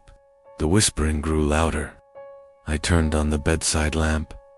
Silence. The next morning, Henry complained about a bad dream. "There was a lady in my room," he said, rubbing his sleepy eyes. "She was crying." Olivia and I exchanged uneasy glances, but we brushed it off. Moving was stressful. Maybe it was just his imagination. But the noises got worse. Doors creaked, open on their own. We heard footsteps pacing in the hallway at night. Objects weren't where we left them. And then, Henry changed. He became withdrawn, staring at something only he could see. When we asked what was wrong, he'd shake his head and say, "She's sad." One night, I woke up to the sound of the baby monitor crackling with static. Then, a voice, "Henry." I bolted upright, heart pounding. I ran to his room. The moment I opened the door, the temperature dropped. Henry sat up in bed, his eyes unfocused. "She wants to leave," he whispered. That was the last straw. The next day, I went to the local library and searched for any information on the house. What I found made my blood run cold. In 1923, a woman named Eleanor Wren had lived there with her husband. He was abusive. One night she tried to run away, but he locked her in the basement. She was never seen again. The house had changed owners multiple times, each reporting strange occurrences before abandoning it. Determined to end this nightmare, I went to the basement. The air was thick, suffocating. I searched every corner until my flashlight caught something, a small, bricked-up section of the wall. My stomach twisted. I grabbed a hammer and started chipping away at the bricks. The stench hit me first. And then, as the dust cleared, I saw it. A skeletal hand, curled, as if reaching for help. A cold breath brushed against my ear. "Thank you." A rush of wind nearly knocked me over, and just like that, the house felt lighter, warmer. That night, Henry slept peacefully. The whispers were gone. We moved out a month later. I never told Olivia what I found in the basement. Some things are better left buried. My name is Daniel Wright, and I never should have ignored the warning about the room. When my wife, Claire, and I bought the old farmhouse on the edge of town, we thought we had found the perfect home for our daughter, Lily. The house was beautiful, wide, open fields, a wraparound porch, and enough space for Lily to play. But there was one thing that felt off. The house had a small windowless room at the end of the hallway upstairs. The previous owner had sealed it off, saying it was best left alone. I thought it was just superstition. So, on the first day, I broke down the wall and turned it into a playroom for Lily. That was the first mistake. That night, we heard soft tapping sounds coming from the room, like tiny fingers drumming against wood. I went to check, but it was empty. The next day, Lily started talking to someone. "It's just my friend," she said, her little hands braiding a doll's hair. Claire and I exchanged nervous glances. "What's your friend's name?" I asked. Lily looked up, her face serious. "She doesn't have one." The room grew colder each night. Shadows stretched in ways they shouldn't. Objects moved when no one was looking. Then Lily changed. She stopped sleeping in her bed, choosing instead to sit in the playroom for hours, whispering. When Claire tried to bring her out, Lily screamed. I had never heard a sound like that come from my child. One night I woke up to a sharp cry. I rushed to Lily's room, only to find her sitting up in bed, eyes wide with terror. "She doesn't want you here?" she whispered. I turned toward the doorway and felt my blood turn to ice. The playroom door was wide open. A dark figure stood inside. Not moving, not breathing, just watching. I slammed the door shut and grabbed Lily, running to our bedroom. Claire saw my face and didn't ask questions. The next day, I called the previous owner. "She's still there, isn't she?" the old man muttered. I demanded to know what he meant. "There was a little girl," he explained. "A long time ago, the family who lived there locked her inside that room when she got sick. They never let her out. She died in there, and she doesn't like to be disturbed." I felt sick. I had broken down that wall. I had let her out. That night, we packed our bags. But as we were leaving, Lily turned to look back at the house, her face blank. "She says you can't leave," she whispered. The door slammed shut behind us. My name is Aaron Peterson, and I should have never gone near the treehouse again. When my parents bought the old house on the hill, they didn't tell us much about the history. They were more focused on the quiet setting, the space, and the overgrown garden that needed work. There was a large treehouse in the backyard, almost hidden by the thick branches of an ancient oak tree. At first, I thought it was just a part of the house's charm, an old relic that would add some character to our new life. But my sister, Lucy, was obsessed with it from the start.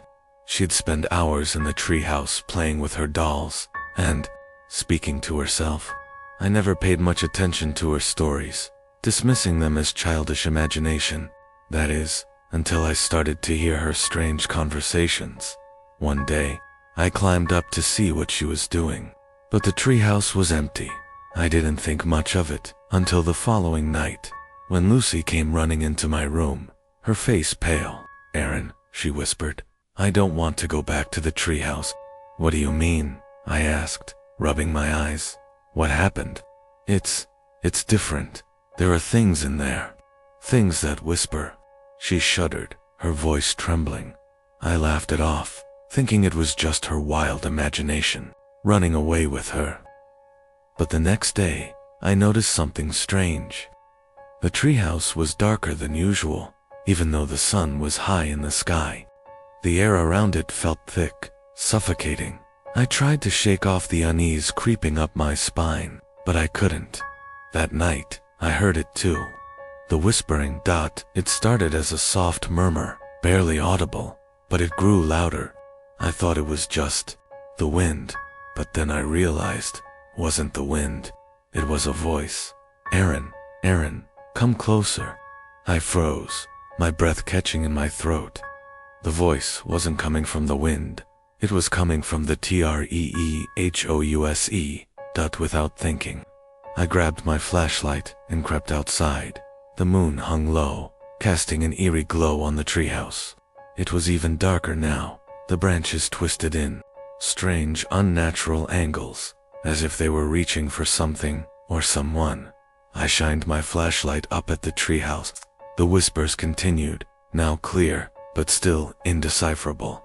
I took a step forward, then another. The closer I got, the more the air seemed to press in around me, heavy and thick. When I reached the ladder, I hesitated. Something about it didn't feel right, but the voice, it called to me again. "Aaron, come closer. We've been waiting." I didn't want to go up.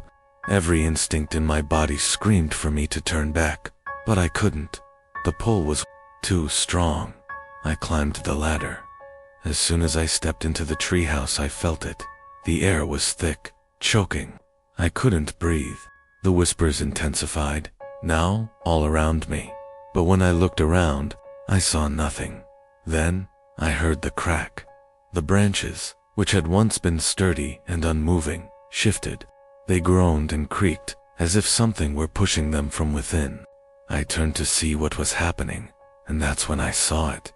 A hollow-shaped something inside the tree itself.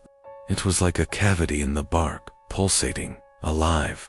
I stepped closer, my feet barely making a sound on the wooden floor. But the closer I got to the hollow, the more I felt it. Something was watching me. Something was waiting. Suddenly, the branches around me shifted again, and a form emerged from the hollow. Its arms, long and thin, its face pale, with hollow eyes that seemed to stretch into the darkness. "Aaron," it whispered, its voice like nails on a chalkboard. "You're ours now." I stumbled backward, falling toward the ladder. I ran down, not stopping until I was back inside the house, my heart pounding in my chest. I haven't seen Lucy since that night. She's not around anymore. The treehouse is empty now, but I can hear the whispers. They call to me, pulling me toward the hollow branches, begging me to return. But I won't. I know better now. I'm Tom Mitchell, and if I hadn't heard the whispers, I never would have gone back. It started when my family moved into the old cabin nestled in the woods. It wasn't much, just a small structure with a decaying wood exterior, surrounded by trees on all sides. But it was a perfect getaway, far away from the noise of the city, a place to reconnect with nature. My parents thought it would be ideal for a family retreat. There was a treehouse in the backyard, a relic from the cabin's previous owners. The wood was old and splintered, the ladder a little wobbly, but still sturdy enough to climb. My younger sister Ellie was the first to make her way up, calling to me from the top. "Tom, come up here. It's amazing." Reluctantly, I followed her. There was something unsettling about the treehouse, though I couldn't quite place it. As soon as I reached the top, I felt a sudden chill, even though the day had been warm. The air felt thinner, almost suffocating, as if the forest was closing in on me. Ellie didn't seem to notice. She was already exploring the small space, her laughter echoing in the trees.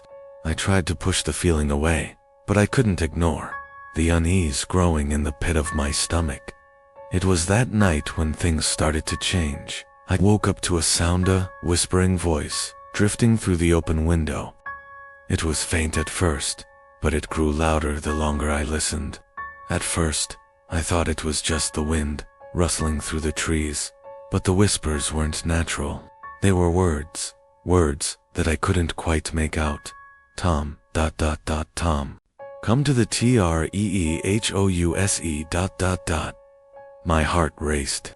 I sat up in bed, staring at the dark window. The voice was distant, but it felt so close, as if it were right outside the cabin. I tried to shake it off, but the whispers continued, each time louder and more insistent. I couldn't sleep, so I decided to investigate. I grabbed a flashlight and slipped out of the house, the cold night air sending shivers down my spine. The whispers grew louder with each step I took toward the treehouse. I reached the base of the tree and looked up. The treehouse stood there, looming in the darkness. I could barely see the outline of it, but I could feel the presence. The whispers were no longer faint, they were clear now, calling my name. Tom, Tom, come to us, I don't know why I did it, but I climbed the ladder.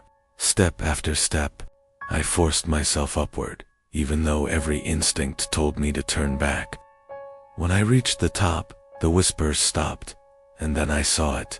A figure stood in the corner of the treehouse, half hidden in shadow. At first I thought it was Ellie, but the figure was too still, too unnaturally still. I stepped closer, and that's when I saw its face, or what was left of it. It was pale and gaunt. Its skin stretched tight over hollow bones. Its eyes were wide and empty, as if they had been drained of all life. I stumbled back, my breath caught in my throat. The figure didn't move, but it tilted its head slowly, as if studying me. The whispers returned, now louder than ever. Join us. I ran. I didn't stop until I was back inside the cabin, heart pounding in my chest. I haven't been back to the treehouse since. Every time I close my eyes, I can hear the whispers in the wind, calling me back. But I know better now. I know that some places are meant to be left alone, and the treehouse. It's not just a treehouse. It's something else. My name is Jenna Clark, and I'll never look at a treehouse the same way again. We had just moved to the countryside, away from the bustling city life. My parents thought it would be the perfect place for us to relax and reconnect as a family. Our new house was charming, an old farmhouse surrounded by dense woods. It felt like something out of a storybook, and I was excited to spend the summer exploring. The treehouse was the first thing my little brother, Ben, fell in love with. It was built high in a towering oak, its wooden planks weathered and faded from years of exposure to the elements. It was a bit rickety, but Ben didn't seem to mind. He'd run up there every chance he got, calling to me from above to come play. I avoided it at first. There was something about the place that unsettled me. Maybe it was the way the branches of the trees seemed to twist unnaturally, or how the house seemed to stand out of place in the middle of the forest. But eventually, I gave in. One evening, after dinner, Ben practically dragged me to the treehouse. He was giddy, bouncing with excitement. "Come on, Jenna. It's fun up here," he begged. I followed him reluctantly, still feeling a sense of unease, as we climbed the wooden ladder. The air smelled damp, like moss, and the light was fading fast. We entered the small, cozy space, the floorboards creaking under our weight. I wasn't there long before I started to feel it. There was something wrong. The air felt thick, heavy, and the space felt smaller than it had when I'd been up there before. My skin crawled. I tried to shake it off, but I couldn't ignore the sensation that we weren't alone. Ben seemed oblivious to my discomfort. He was at the far end of the treehouse, staring out at the woods. His back was to me, and I heard him whisper something. I thought he was talking to himself, but then I realized he wasn't alone. "Ben," I called, my voice trembling slightly. He didn't respond. I stood up, walking over to him, but as I did, I saw them eyes, two glowing, yellow eyes staring at us from the shadows. They were high up, near the rafters of the treehouse. At first, I thought it was just a trick of the fading light, but no, these eyes blinked. They were watching us, unblinking and unblinking. My heart skipped a beat. "Ben, we need to go. Now," I said, my voice low but firm. Ben didn't move. He was still, staring out the window, his hands pressed against the glass. It was like he couldn't hear me at all. I rushed over to him, grabbing his shoulder. "Ben, let's go." But as I turned him around, I saw it. There was something standing behind him. It was tall, its shape distorted by the shadows, but its face was clear. Its features were twisted, no nose, no mouth, just hollow, dark eyes that stared at me with a hunger I couldn't describe. I shoved Ben toward the ladder. "Get down, now," I screamed. We rushed down the ladder, and as I looked up at the treehouse, I saw the figure in the window still watching. We didn't go back to the treehouse after that. My parents thought we were just scared of being up high, but I knew better.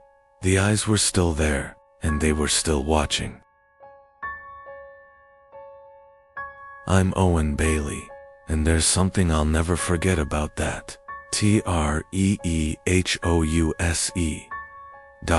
When we first moved to the house in the woods, I was excited.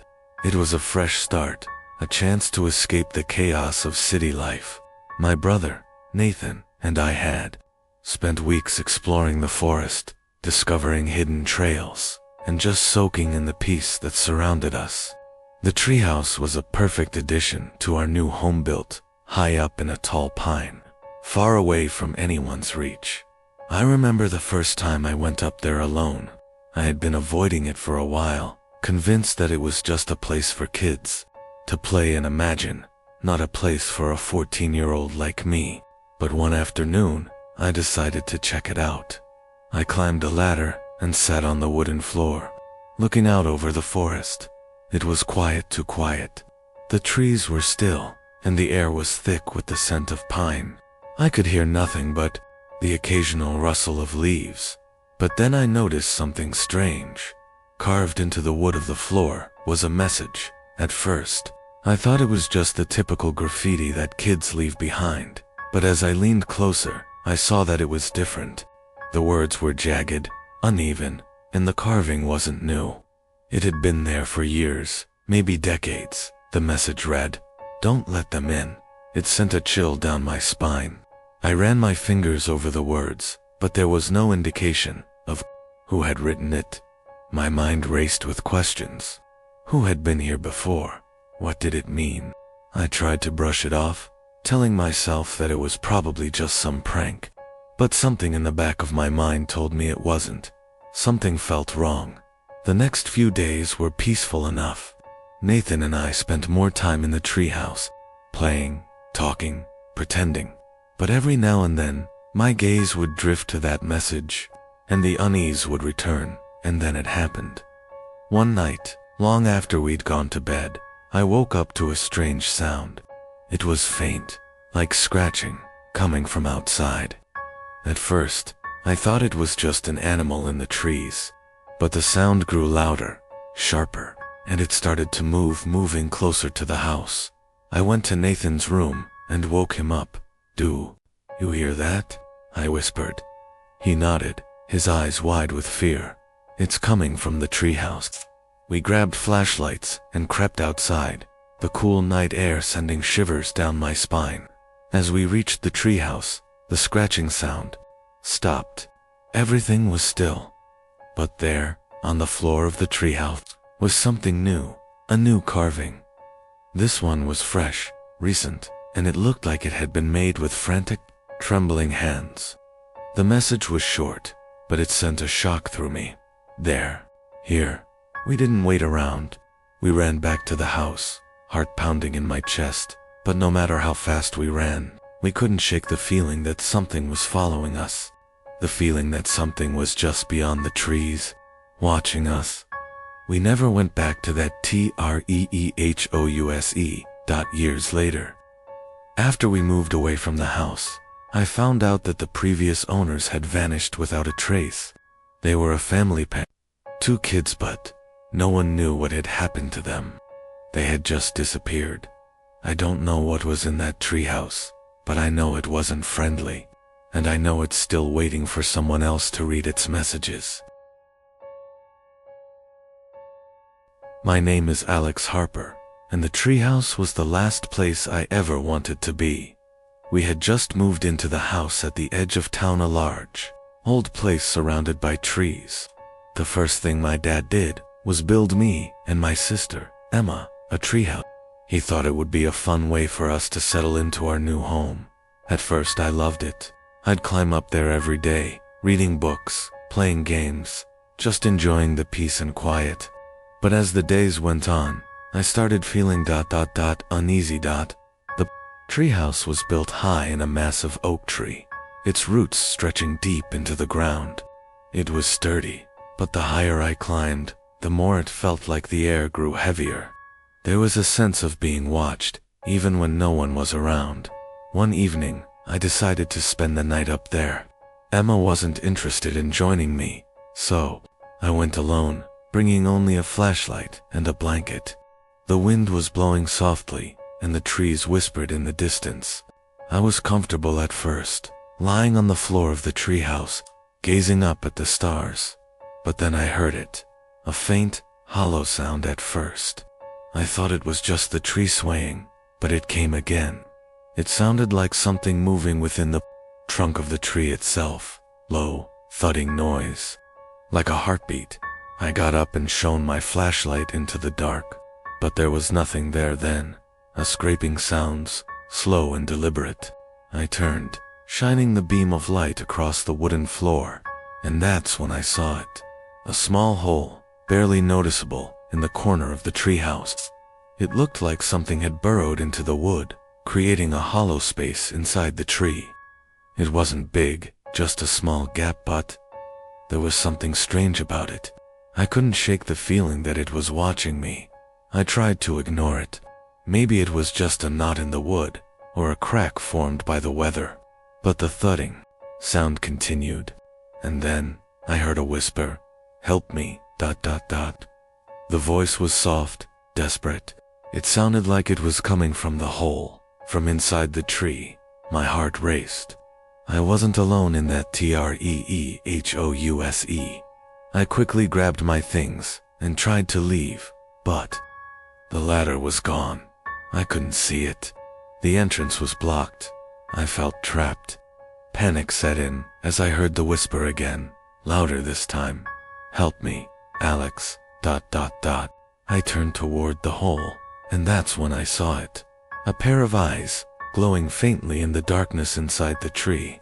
They were watching me, their gaze piercing through the shadows. And then, the hole seemed to expand, stretching wider, growing bigger until something began to crawl out. It was long, thin, and covered in bark-like skin, its limbs impossibly long. It moved with a strange, jerky motion, like it was dragging itself out of the hollow, inch by inch. I screamed, backing away, as the thing emerged from the hole. Its mouth was open wide, revealing rows of sharp, jagged teeth. I don't know how I got down, but I must have blacked out, because the next thing I remember, I was lying on the ground, looking up at the treehouse from below. The treehouse was silent. The hole was gone. I never went near that tree again. We moved away shortly after that night, but sometimes I hear the thudding noise, like something is still inside the tree, waiting to crawl out. And I know, hasn't forgotten me. My name is Chloe Davis, and I wish I had never stepped foot in that treehouse. It was a gift from our parents when we moved to the new house, a large, sprawling property on the edge of town, surrounded by acres of forest. My brother, Luke, and I were thrilled. The treehouse was old, but sturdy, built high up in a towering oak that overlooked the entire property. We spent the first few weeks playing in it, pretending to be pirates, adventurers, and explorers. But there was something strange about it, something we couldn't quite put our finger on. The first time I noticed it, I thought I was imagining things. It was late afternoon, and I was sitting in the treehouse by myself, reading a book. The wind rustled through the leaves, and I could hear the distant sound of birds. But there was something else, a faint, almost imperceptible whisper. At first I thought it was just the wind, but then it came again. Chloe ... The voice was soft, barely audible, but it was unmistakable. It sounded ... friendly, like someone was calling my name. I glanced around, expecting to see Luke or one of our parents, but no one was in sight. I shook my head, chalking it up to my imagination, but the whispers didn't stop. The next day, I was back in the treehouse, this time with Luke. We were playing a game when I heard it again, this time louder. Chloe ... Luke ... Luke froze, his eyes widening. Did you hear that? Yeah, I did, I replied, my heart pounding in my chest. We both looked around, but there was no one, not a single soul in sight. The forest was eerily quiet now, the sounds of nature replaced by the constant whispering that seemed to come from the walls of the treehouse itself. Come closer. The voice was more insistent now, filled with a strange longing. It was calling us. I wanted to leave, but something in me, something deep and unsettling, told me to stay. I stepped forward, closer to the edge of the treehouse, peering out into the forest. And that's when I saw it. There, among the shadows of the trees, a figure was standing. It was tall, impossibly tall, with dark, flowing hair that moved like it was being blown by a breeze. But there was no wind. The figure's face was hidden in the darkness, and its eyes glowed faintly. Come closer, Chloe ... Luke ... I could feel it, feel the pull, the need to go to it. My body started to move before I even realized it. Luke grabbed my arm, panic flashing in his eyes. Chloe, no, we have to go. But I couldn't move. The whispering grew louder, louder than ever before.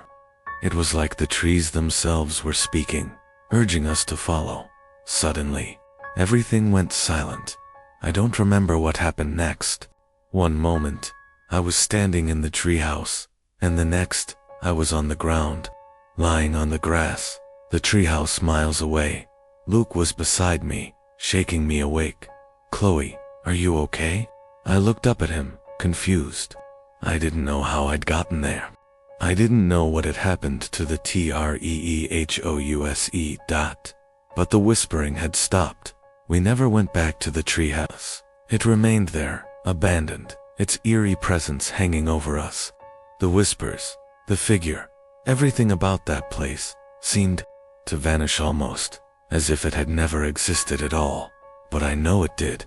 I felt it, and I know, deep down, that the thing in the forest is still waiting for someone else to hear its call. My name is Ethan Green, and I learned that some mysteries are better left unsolved. It was supposed to be the perfect summer getaway, a cabin in the woods. Just the four of us. My parents, my little sister Lily, and me. No distractions, just fresh air, quiet nights, and a whole lot of time to explore the wilderness. We didn't expect to find anything strange. Nothing other than the usual forest creatures and the occasional rustling in the trees. But then there was the treehouse. We had heard about it before we arrived, though the stories were vague. Some locals mentioned it in passing, but no one ever spoke too much about it. An old, abandoned treehouse, deep in the forest. Some said it was haunted. Some said it was just a place where kids used to hang out before it was forgotten, of course. I had to check it out. One afternoon, while my parents were busy unpacking, I grabbed a flashlight and headed into the woods. Lily tagged along, pestering me about how she wanted to see the treehouse too. It took us a good hour to find it. The treehouse wasn't on any trail, hidden deep among the thick branches of an ancient oak. When we finally found it, it looked like something out of a nightmare. The wooden platform was weathered and cracked, the walls covered in moss, and the ladder leading up to the door creaked as though it had been neglected for years. The air around it felt heavy, charged, like something was waiting for us. Lily grabbed my sleeve. "I don't like it here, Ethan," but I wasn't scared. I was intrigued. I told her to wait below and climbed up to investigate. When I stepped into the treehouse, a chill ran down my spine. The place was empty, but there was something about it that didn't feel right. The floorboards were uneven, the windows cracked, and the walls were covered in strange, twisted drawing symbols that looked almost like they were scratched into the wood with claws. I pulled out my flashlight, sweeping the beam across the room. That's when I saw them dot eyes. At first I thought it was just the reflection of my flashlight in the dark corners of the treehouse. But as I looked closer, I realized there were hundreds of eyes, dozens of them, all staring back at me from the walls, the floor, even the ceiling, and they were moving. Slowly, they shifted, following my every movement. I froze. My heart began to pound in my chest as the eyes grew larger, more intense, like they were alive. Some blinked, others narrowed as though they were watching me closely. "Ethan." I turned to see Lily standing below, her voice shaky. "What's going on up there?" But I couldn't respond. I couldn't take my eyes off the walls. I stepped back, my breath coming in short gasps. As I moved, the eyes followed me, all of them tracking my every step. I reached for the ladder, but then I heard something, an eerie whisper. "Stay with us, ... The voice was faint, like it was coming from deep within the walls, from the very wood itself. I stumbled backward, my foot hitting something that wasn't there. The floorboard beneath me cracked open, and I tumbled to the ground below. Lily screamed. As I hit the dirt, the treehouse now eerily still, the eyes gone. I didn't tell her what I had seen. I couldn't. She was too young, and I didn't want her to be afraid. But that night, as we sat around the campfire, I couldn't shake the feeling that I was being watched. I looked into the trees, into the darkness beyond, and I could swear I saw them, the eyes, still watching. We left the cabin the next morning, but I know the eyes are still out there. I can feel them, even now, watching from the woods. And I know I'll never be able to forget the way they followed me, the way they saw me. My name is Michael Wells, and I'll never forget the shadow that followed me that summer. We'd just moved into a new house, one tucked far away from the bustle of the city. It was on the outskirts of town, surrounded by dense forest. My sister, Grace, and I were excited. There were so many new places to explore. The best part, the giant treehouse at the edge of our yard. It was a bit worn and covered in ivy, but it was ours. I spent hours up there every day, enjoying the peace and the solitude. But as time passed, I started noticing something strange. The shadows. It wasn't just the way the sunlight filtered through the trees and cast long shapes on the floor. It was the shadows that didn't belong, that moved when they shouldn't have. At first, I thought it was my imagination, maybe the trees swaying in the breeze, or the creaking of the wooden beams. But as the days went on, I started to feel like I wasn't alone in that treehouse. It started small, just a shift in the corner of my eye, a shadow darting out of view before I could focus. But the more I ignored it, the more persistent it became. One evening, as the sun began to set, I climbed up to the treehouse with Grace. We were going to play games and enjoy the cool evening air, but as soon as I stepped inside, I felt a presence.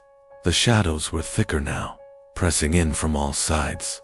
They seemed to move, swirling around the corners of the treehouse.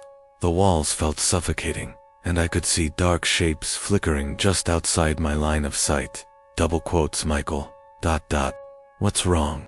Grace's voice trembled as she noticed a sudden change in the atmosphere.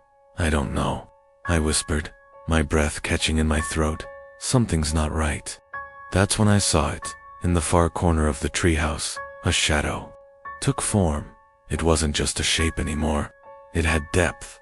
It had substance. It was standing there, tall and unnaturally thin, its elongated arms stretched out toward me. Its face was hidden in the darkness, but I could feel its gaze, empty and full of malice. I froze. Grace, sensing my panic, grabbed my arm. Let's go back inside, Michael. But as she turned to leave, the door slammed shut with a violent bang. The shadow didn't move. It just stood there, watching. Then it spoke. Stay with me.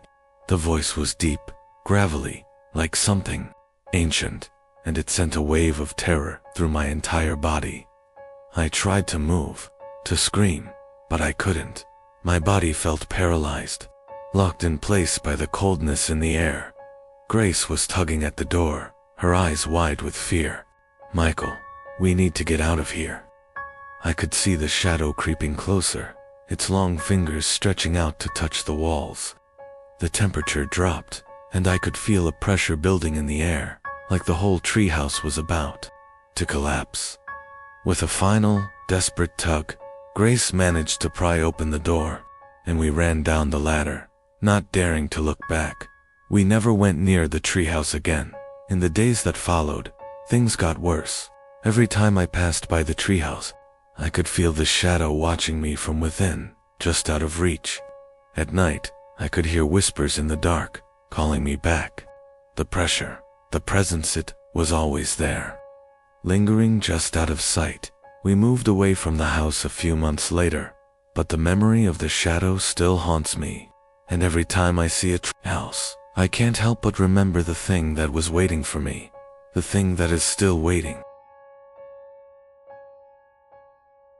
My name is Sophia Miller, and I'll never forget what I found inside the treehouse that summer. When my family moved to the small town of Willowbrook, we thought we were escaping the chaos of the city for good. Our new house was perfect for secluded, peaceful, and surrounded by nature. But what caught my attention the most was the ancient tree in the backyard, a massive oak, its gnarled branches sprawling out like arms reaching for the sky. Nestled in its branches was a treehouse, old and weathered, but still standing strong. My brother, Lucas, and I decided to make it our secret hideout, away from our parents and the boring routine of suburbia. We spent every afternoon there, playing games, reading books, and pretending we were explorers. But there was one thing about that treehouse that made me uneasy. The hollow in the far corner of the treehouse, hidden behind some old wooden crates. There was a small hole in the floor. It wasn't very big, just big enough to fit my hand through. I tried to ignore it at first, thinking it was just a gap in the wood, but it always seemed to pull at my curiosity. I couldn't stop thinking about what might be hiding down there. One day, I decided to investigate. I told Lucas I'd be right back, and I knelt down by the hole, pushing aside the crates to get a better look. My fingers brushed against something cold, a small metal latch, hidden in the darkness beneath the floorboards. With trembling hands, I pulled the latch, and the floor beneath me creaked open. What I saw below took my breath away. A narrow, winding staircase. The steps were old and broken, covered in a thick layer of dust, and the air smelled stale. But there was something else, a soft, muffled sound coming from the depths. A low, rhythmic thumping, like something was breathing. I froze. "Sophia, what are you doing?" It was Lucas, his voice faint as he climbed up to the treehouse. I slammed the hatch shut, my heart pounding. I didn't want him to see what I had found. Not yet.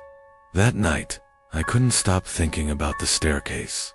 The feeling that something was down there, waiting for me. I had to know what it was. The next afternoon, I went back to the treehouse, by myself. Lucas was busy with his friends, and my parents were napping inside. I grabbed a flashlight and made my way up to the hollow in the floor. I hesitated before pulling the latch again. The noise was louder now, more distinct. With a deep breath, I opened the floor. The stairs creaked as I descended, my flashlight flickering in the darkness. The air grew colder with each step, and I could feel something watching me from below. The thumping noise was closer now, and I could feel my pulse racing. Finally, I reached the bottom. The flashlight beam landed on what looked like a small room carved into the earth. The walls were covered in strange symbols, etched into the stone like ancient runes. The thumping was louder now, almost deafening, and then I saw it. In the center of the room was a large, twisted tree root, pulsing with an eerie green glow. The root seemed to be alive, writhing and shifting in the ground, and from deep inside it, something was breathing slow, labored, and unnatural. "Sophia, ... The voice came from the shadows, deep and guttural. It wasn't human. It was something else, something ancient. I turned to run, but the room seemed to close in around me. The walls were shifting, and the ground trembled beneath my feet. I felt hands cold, skeletal hands gripping at my ankles, pulling me back, toward the tree root. I fought to break free, but the grip was too strong. With one last scream, I wrenched myself loose, scrambling back up the stairs and slamming the hatch shut behind me. I never went back to that treehouse. And as far as I know, no one ever will. The tree is still there, but now it feels different. I can hear the thumping when I pass by it, and sometimes I swear I see shadows moving in the branches. Something is still down there, waiting. My name is Mark Carter, and I wish I had never stepped foot in that treehouse. When we first moved to the countryside, my sister Emma and I were thrilled. The house was surrounded by tall, thick trees, and there was even a large old oak in the backyard with a treehouse built into it. It looked like something out of a storybook, like the kind of place where adventures happened, the kind of place I could escape to when I wanted to be alone. But there was something strange about that treehouse. Every time I climbed up there, I couldn't shake the feeling that I was being watched. At first, I thought it was just my imagination, but it only got worse the more I visited. One evening, I decided to go up there by myself. Emma was inside the house, and my parents were busy unpacking. The air was warm, and the sun was setting behind the trees, casting long shadows on the ground. As I climbed the ladder, I noticed that the old wood creaked beneath my weight. It had always been like that, but this time, the creaking seemed different, heavier. I reached the top and stepped inside the treehouse. It was small, but cozy, with a few windows that let in the fading light. I sat down on the wooden floor, looking out over the property, and that's when I heard it. A soft whisper, coming from the corner. I froze, my heart pounded in my chest. I tried to brush it off as the wind, but it wasn't. The whisper wasn't the wind. It was a voice. "Mark, come closer." I stood up, feeling my legs tremble. I moved toward the corner, where I thought I'd heard the voice. But as I reached it, I saw something that made my blood run cold. There was no one there, just a shadow, a dark, swirling mass that seemed to grow larger. The closer I got, then it spoke again, louder this time. "Leave." I turned and ran for the ladder, but as I looked down, I saw something that made me stop. The entire tree was moving. The branches swayed unnaturally, twisting as if something was pulling them, and from the base of the trunk, a figure emerged. It wasn't human. It was tall and gaunt, its skin a pale, mottled gray. Its eyes were hollow, empty pits of blackness, and its mouth stretched into a twisted grin. "Leave the treehouse, Mark," it hissed. I didn't need to be told twice. I scrambled down the ladder and ran toward the house, not daring to look back. When I got inside, I slammed the door shut and locked it. My heart was still racing, my hands shaking. I told Emma what happened, but she didn't believe me. She said I was just imagining things. That night, I couldn't sleep. Every time I closed my eyes, I saw that figure, its hollow eyes, its twisted grin. And every time I tried to leave my room, I heard the whisper again, "Come back to the treehouse." The next day, we moved out. We didn't even bother to pack all of our things. I couldn't stay there any longer. To this day, I don't know what that thing was, or why it wanted me to go back to the treehouse, but I can still hear it sometimes. At night, the whisper, always calling me back, and I'll never go near that treehouse again. My name is Caden Hill, and as a trucker, I thought I'd seen it all. From the long stretches of empty highways to the eerie backroads, I thought I knew what to expect, but I wasn't ready for what happened on my last run. When I drove through checkpoint 27, it all started as a normal delivery. I had a cargo of medical supplies to drop off at a remote facility just outside Salt Lake City.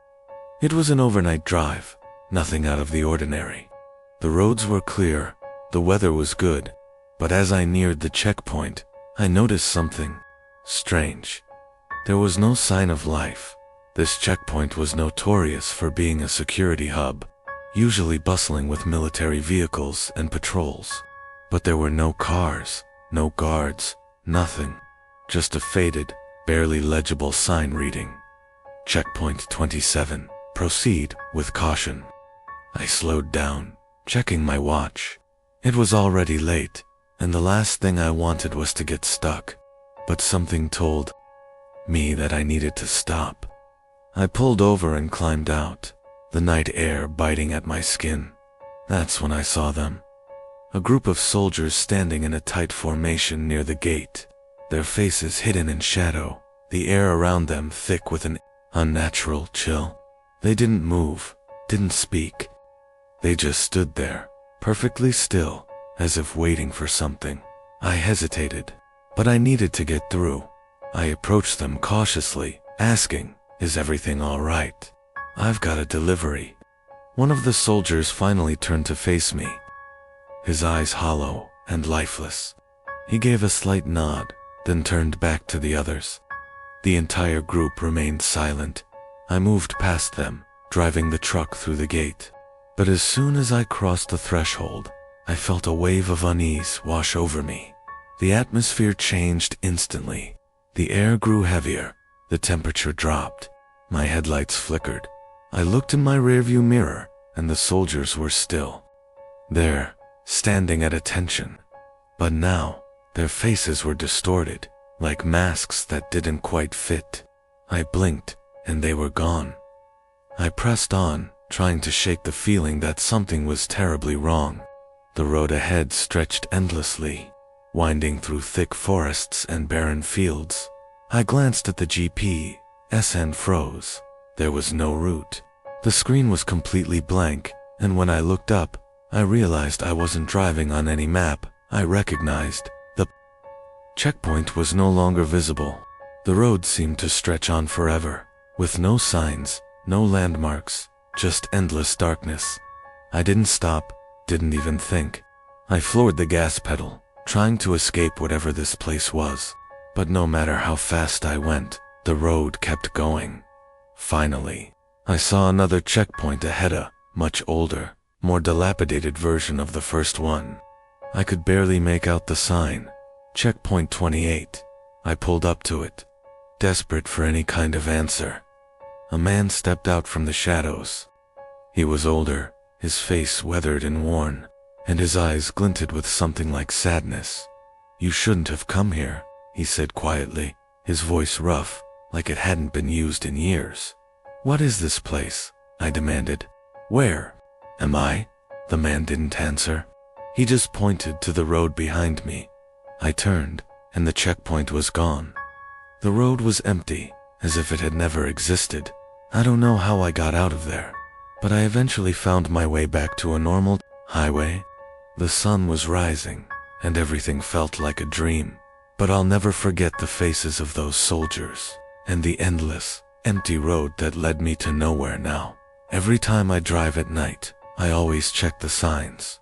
But I know now, some roads aren't meant to be driven. Some checkpoints aren't meant to be passed. My name is Travis Black, and I've seen things on the road that would make most people question their sanity. But nothing compares to the night I hauled the silent cargo. It was late, about 2 a.m., when I got the call. The dispatcher said they needed a driver for a special delivery, a load from a warehouse just outside of Las Vegas. I'd been on the road for a while, and I didn't mind the idea of a quick, high-paying job. The load was strange, though. No real details, just the address and a vague instruction to get it there fast. When I arrived, the warehouse was almost deserted, save for a single security guard who barely looked up as I pulled in. The trailer was already hooked up, waiting for me. It had a sealed container with no labeling, no markings. I thought it was odd, but I didn't care much. I took the job, hooked up the rig, and started driving. The further I got, the more uncomfortable I felt. There was a strange, unnerving quiet around me. No other trucks on the road, no signs of life. Then, about 4 hours in, I began to hear it. A faint scraping sound from the back of the trailer, like something was moving inside. I checked the rearview mirror. The trailer was still behind me, perfectly still, but the sound continued, louder now. A soft, rhythmic scrapes, something shifting, sliding against the walls. I pulled over, heart racing. I was alone on the highway, the night air cool and still. I grabbed a flashlight and climbed into the back of the trailer. What I found was empty. No cargo. Just the bare, cold metal floor of the trailer.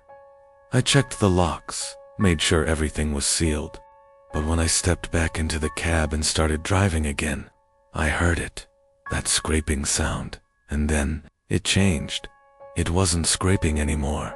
It was a soft, tapping noise, like fingers drumming on a surface. I started sweating.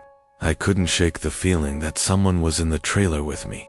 I reached for the radio, but the static was deafening. I drove faster, the tapping growing louder, faster, until it felt like the sound was inside the truck, right next to me. I couldn't take it anymore. I pulled into the nearest truck stop, leaving the rig running.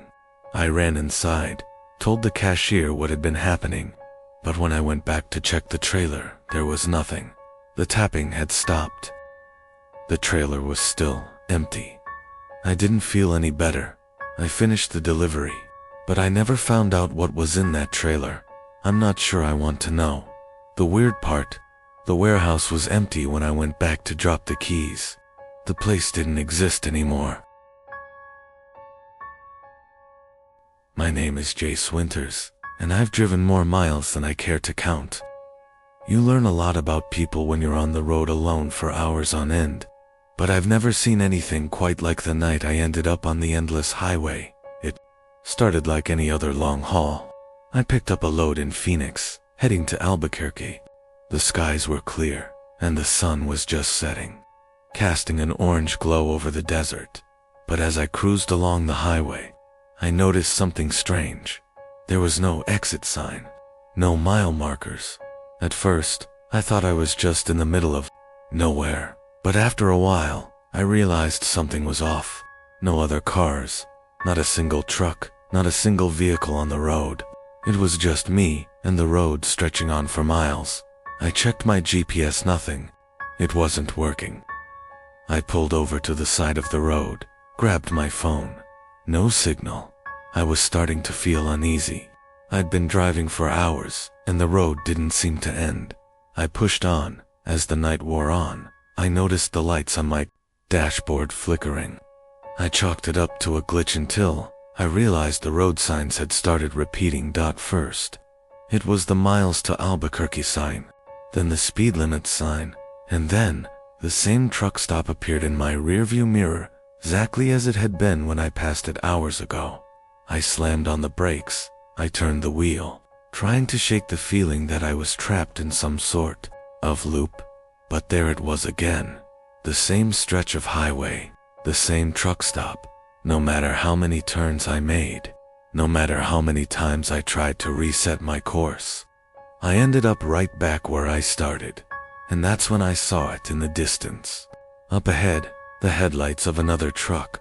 Relief flooded through me. I wasn't alone anymore. But as I got closer, I saw the truck was abandoned. The engine was running. The doors were wide open, but there was no one inside. I pulled over, my hands trembling. I stepped out and approached the truck, heart pounding, and then I saw something that made my blood run cold.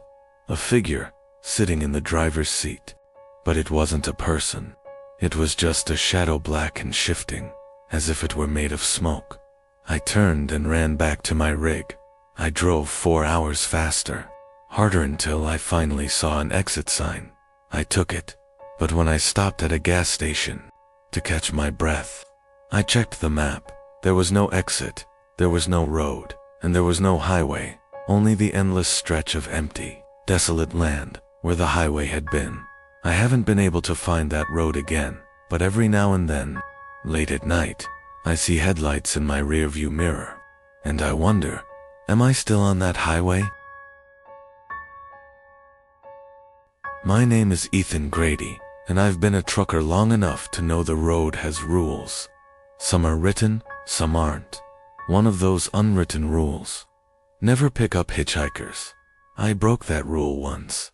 It was a foggy night on Route 89, a lonely stretch of highway cutting through the mountains. The kind of road where you can go hours without seeing another soul. I had been driving for nearly 10 hours straight when I saw him, a man, standing at the side of the road, his thumb out. Something about him was off. His clothes were too clean, like he hadn't actually been walking anywhere. His posture was stiff, unnatural, and though it was freezing outside, he wasn't shivering. I should have kept driving. But for some reason, maybe exhaustion, maybe curiosity, pulled over. He climbed in without a word, just nodded at me, his face partly hidden by the shadows in the cab. I tried to make small talk. "Where you headed?"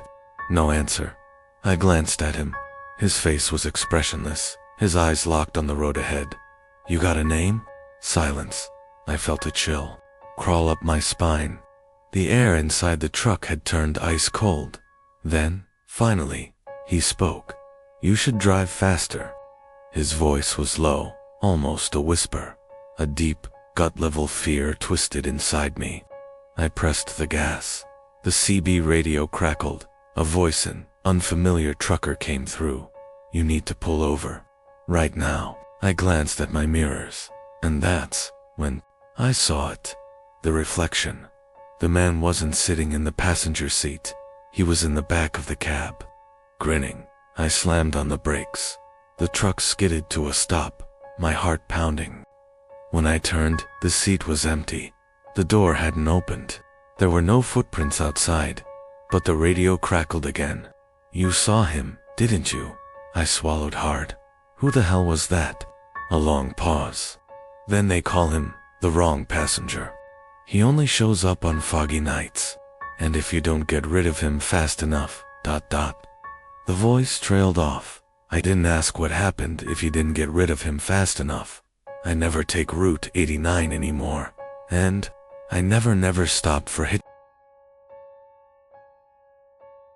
My name is Logan Tate, and I've been a trucker for over a decade. I've driven through all kinds of weather, across every kind of road, but nothing, and I mean, nothing has ever shaken me like the night I hauled a load that didn't exist. It was a midnight run, one of those last-minute jobs that paid well if you didn't ask too many questions. The dispatcher gave me a pickup location, an old, nearly abandoned warehouse outside of Tucson. No paperwork, no questions. Just load up and drive. When I got there, the place was silent. No workers, no forklifts, just a single trailer, sitting in the dark. The bill of lading was blank. I hesitated but hooked it up anyway. Money was money. As soon as I pulled onto the highway, something felt wrong. The truck was heavy, way heavier than it should have been. My rig groaned under the weight, and I could feel the strain in the steering. I flipped on the CB radio to keep myself awake, but all I got was static. Then, about an hour in, the trailer shifted hard, like something inside moved. I checked my mirrors. The trailer doors were latched shut, but then, bang, a massive thud from the cargo hold, like something big slammed against the walls. My pulse skyrocketed. I pulled over, grabbed my flashlight, and stepped out into the cold, desert air. The trailer looked normal. No signs of damage. Then I noticed something. The air was dead silent. No wind, no crickets, not even the hum of the truck's engine, just silence. I reached for the lock and the trailer door burst outward, as if something inside had just kicked it from within. I stumbled back, heart hammering, but the doors were still locked. I was losing it. I climbed back into the cab and took off, deciding I'd just dump the load at the first truck stop and call it quits. That's when my GPS started glitching. The screen flickered, the map spinning wildly before settling on something impossible, a road that didn't exist, and the ETA. I slammed the brakes. My headlights illuminated something in the road ahead. A truck, or what was left of one, burned out, rusted, and destroyed, like it had been sitting there for decades. And yet, it was the same model as mine, same markings, same trailer. Then my CB crackled to life. A voice, distorted and barely audible, whispered, "Turn back." I floored it, in reverse, my mind screaming at me to wake up from whatever nightmare this was. And then silence again. The wreck was gone. The GPS was normal. The trailer felt light, as if whatever had been inside had just vanished. I made it to the next stop and ditched that load, left the trailer in the lot, and never looked back. When I told the dispatcher, he just looked at me funny. "We never gave you that job, Logan," he said. "I quit trucking for a year after that, but sometimes, late at night, I hear something knocking from inside my new trailer." My name is Tommy Briggs, and I've been a truck driver for nearly 20 years. I've seen all kinds of strange things on the road, but nothing like what happened to me last winter on Highway 6. It was a bitterly cold night, and the roads were nearly empty. I had a long haul ahead of me, hauling lumber up to a construction site in Idaho. The sky was pitch black, and the only sounds were the hum of my engine and the occasional crackle of my CB radio. Around 2 a.m., I reached a stretch of road known as Dead Man's Curve, a sharp bend carved into the side of a steep ravine. Every trucker knew about it. It had claimed more than a few lives over the years. As I slowed down to navigate the turn, I saw something ahead, a truck overturned in the ditch. Its trailer was half crushed, its cab twisted like a broken toy. The hazard lights were still blinking. I pulled over, grabbed my flashlight, and stepped out into the freezing air. "Hello," I called. No answer. I moved closer. The truck's driver's side door was wide open. No sign of the driver. And then I saw the footprints in the snow. They led away from the wreck, but stopped abruptly, about 20 feet out, as if the person had just vanished into thin air. A cold wave of fear rolled over me. I turned back toward my truck and froze. There was someone sitting in my cab, a shadowy figure in the driver's seat, barely visible through the windshield. I felt my stomach drop. I hadn't left the door open. I took a shaky step forward. The figure didn't move, just sat there, staring straight ahead. My breath came in short gasps as I climbed back into the cab, my flashlight trembling in my grip. The seat was empty, but the radio, the damn CB radio, crackled to life. A distorted voice whispered, "You should have kept driving." The air turned ice cold. My fingers felt numb as I fumbled for the ignition. The truck roared to life, and I peeled out of there, tires skidding on the frost-covered road. I didn't look back, not until I was miles away, heart still hammering against my ribs. The next morning, I stopped at a diner and asked an old-timer about the wreck. His face went pale. "Son," he said, "that wreck's been there for nearly 20 years. Driver never made it out.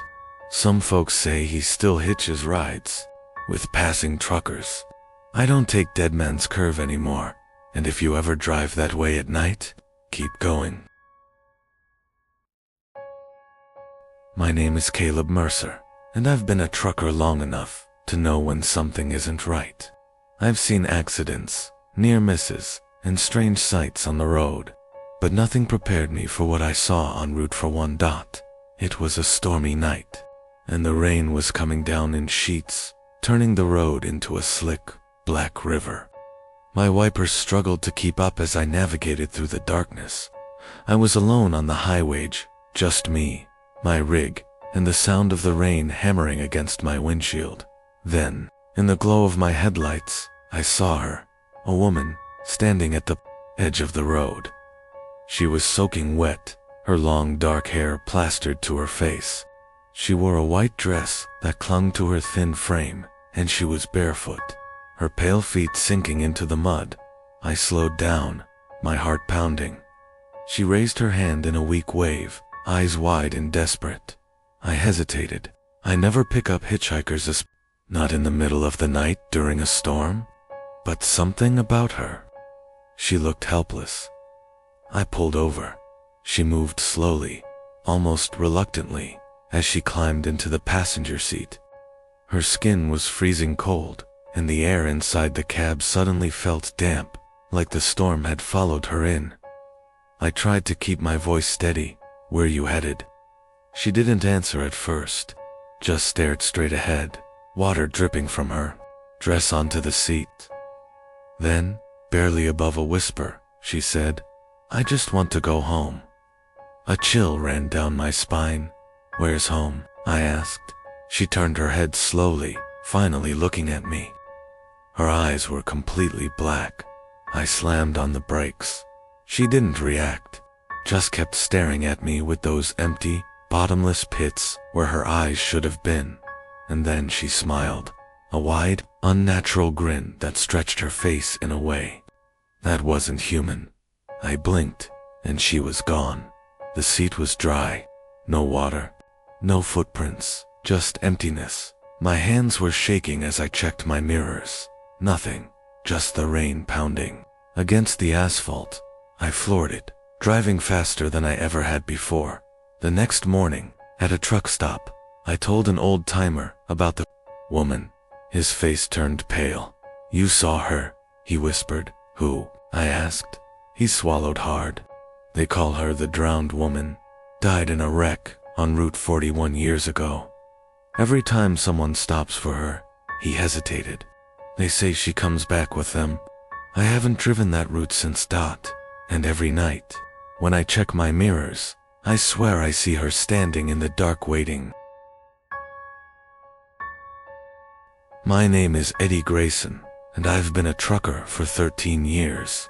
I've spent countless nights on the road, stopping at grimy diners and half-abandoned rest stops. But there's one place I'll never stop at again. It was a foggy night on Interstate 80. I had been driving for nearly 12 hours, my eyes burning from exhaustion. I needed to rest, but I was still miles away from my usual stop. Then, through the mist, I saw a sign for a rest area, one I didn't remember seeing before. I pulled in. The place was empty. No cars, no other trucks. just a few dim streetlights, flickering against the thick fog. The restroom building stood a few yards away, its doors slightly ajar. I decided to use the facilities before catching a few hours of sleep. As I stepped inside, a chill ran through me. The air was stale and damp, carrying the faint smell of mildew and something metallic. The fluorescent lights buzzed overhead, casting a sickly yellow glow. I chose the first stall and locked the door. That's when I heard it. Footsteps, slow, deliberate, coming from the far end of the restroom. I froze, barely breathing. The sound stopped just outside my stall. I glanced. Down. No feet. No shadow. Nothing. The silence was suffocating. Then, from the other side of the door, a whisper. "Why did you stop here?" My blood turned to ice. I didn't answer. I didn't move. The stall door rattled violently, shaking on its hinges. I jumped back, my heart slamming against my ribs. And then silence. I hesitated before slowly unlocking the door. The restroom was empty, but something felt wrong. The air was heavier, like the walls were pressing in. I turned to leave, and froze. The mirror was covered in handprints. Dozens of them, smeared and distorted, as if people had been pushing against the glass from the inside. A low scraping sound echoed from one of the stalls at the far end. I didn't stick around to see what it was. I bolted out the door, nearly tripping over my own feet. When I reached my truck, I locked the doors, heart pounding. I checked my phone. No signal. I turned the ignition, ready to get the hell out of there, but my headlights illuminated something. In the fog, a figure stood at the edge of the rest stop, barely visible in the mist. Too tall, too thin, watching. I didn't wait to see what it was. I floored it, tires screeching as I sped back onto the highway. 20 minutes later, I finally reached a familiar truck stop. I ran inside, breathless, and asked the cashier about the rest area. She frowned. "There's no rest stop on that stretch of I-80, she said. I argued, told her I had just been there. She shook her head. That place shut down over 30 years ago. A trucker was found dead in the restroom. They say he wrote something on the mirror before he died." I swallowed hard. What did he write? She hesitated before answering. "Don't stop." My name is Dean Holloway, and I've been driving long-haul trucks for nearly a decade. Over the years, I've heard my fair share of ghost stories from fellow truckers, but I never put much stock in them. That was until I picked up a hitchhiker on a deserted highway in Texas. It was around 3 a.m., and I was cruising down an empty stretch of road, trying to keep my eyes open. I had another 6 hours before my next stop, and the caffeine was barely keeping me awake. That's when I saw him, a man standing by the side of the road, his thumb out. He looked harmless enough. Just a regular guy in jeans and a flannel shirt, a backpack slung over one shoulder. Normally, I wouldn't stop. I had a rule about picking up strangers, but something about him made me tap the brakes. Maybe it was the fatigue, or maybe I just felt bad for the guy. I pulled over. He climbed in without a word, just nodded at me as he shut the door. "Where you headed?" I asked, keeping my eyes on the road. "North," he said. His voice was low, almost mechanical. "Well, I'm going up to Amarillo. That work for you?" He didn't respond right away. Then, after a long pause, he nodded. Something felt off. I couldn't put my finger on it, but I could feel the hairs on the back of my neck standing up. I glanced at him out of the corner of my eye. He was completely still, staring straight ahead. That's when I noticed his hands. They weren't normal. His fingers were too long, the knuckles bending at unnatural angles, and his skin pale, almost translucent under the dim cab light. My stomach twisted. I cleared my throat, trying to shake the unease. "So, been out here long?" "Yes," he said. Another long pause. Too long. I tightened my grip on the wheel. The road stretched endlessly ahead, and suddenly, I regretted picking him up. Then he spoke again. "You shouldn't have stopped." My foot pressed instinctively on the gas. I swallowed hard. "What do you mean?" He finally turned to face me. And that's when I saw his eyes, or rather, the empty sockets where his eyes should have been. My breath caught in my throat. The truck lurched as I yanked the wheel. The rig veered dangerously, tires screeching against the asphalt, and then he was gone. The passenger seat was empty.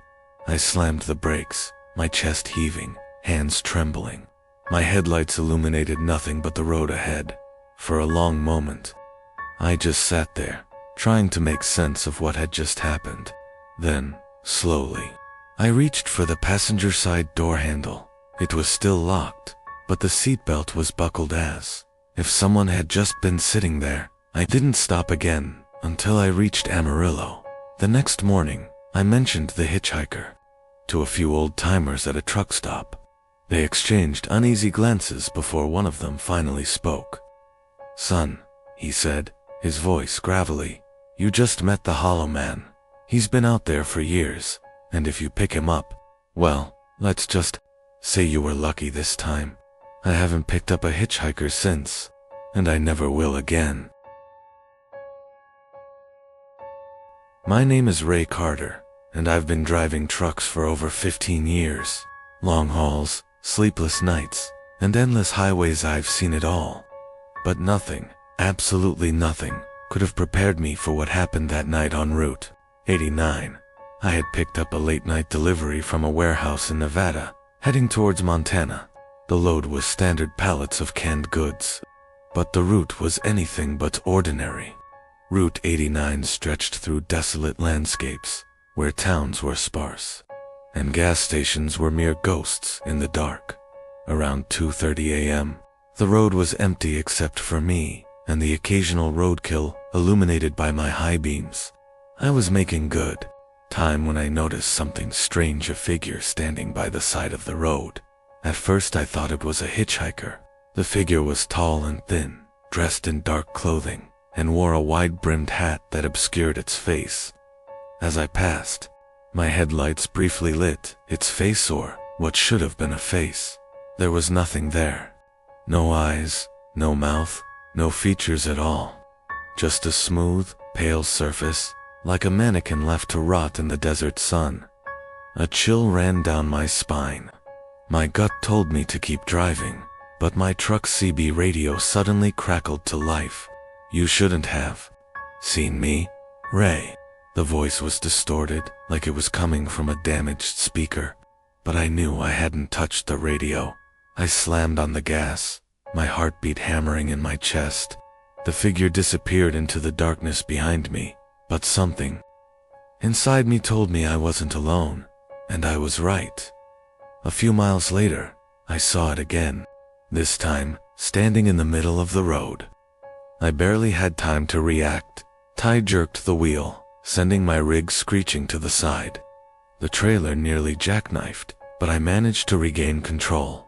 Breathing heavily, I checked my mirrors. The figure was now sitting in my passenger seat.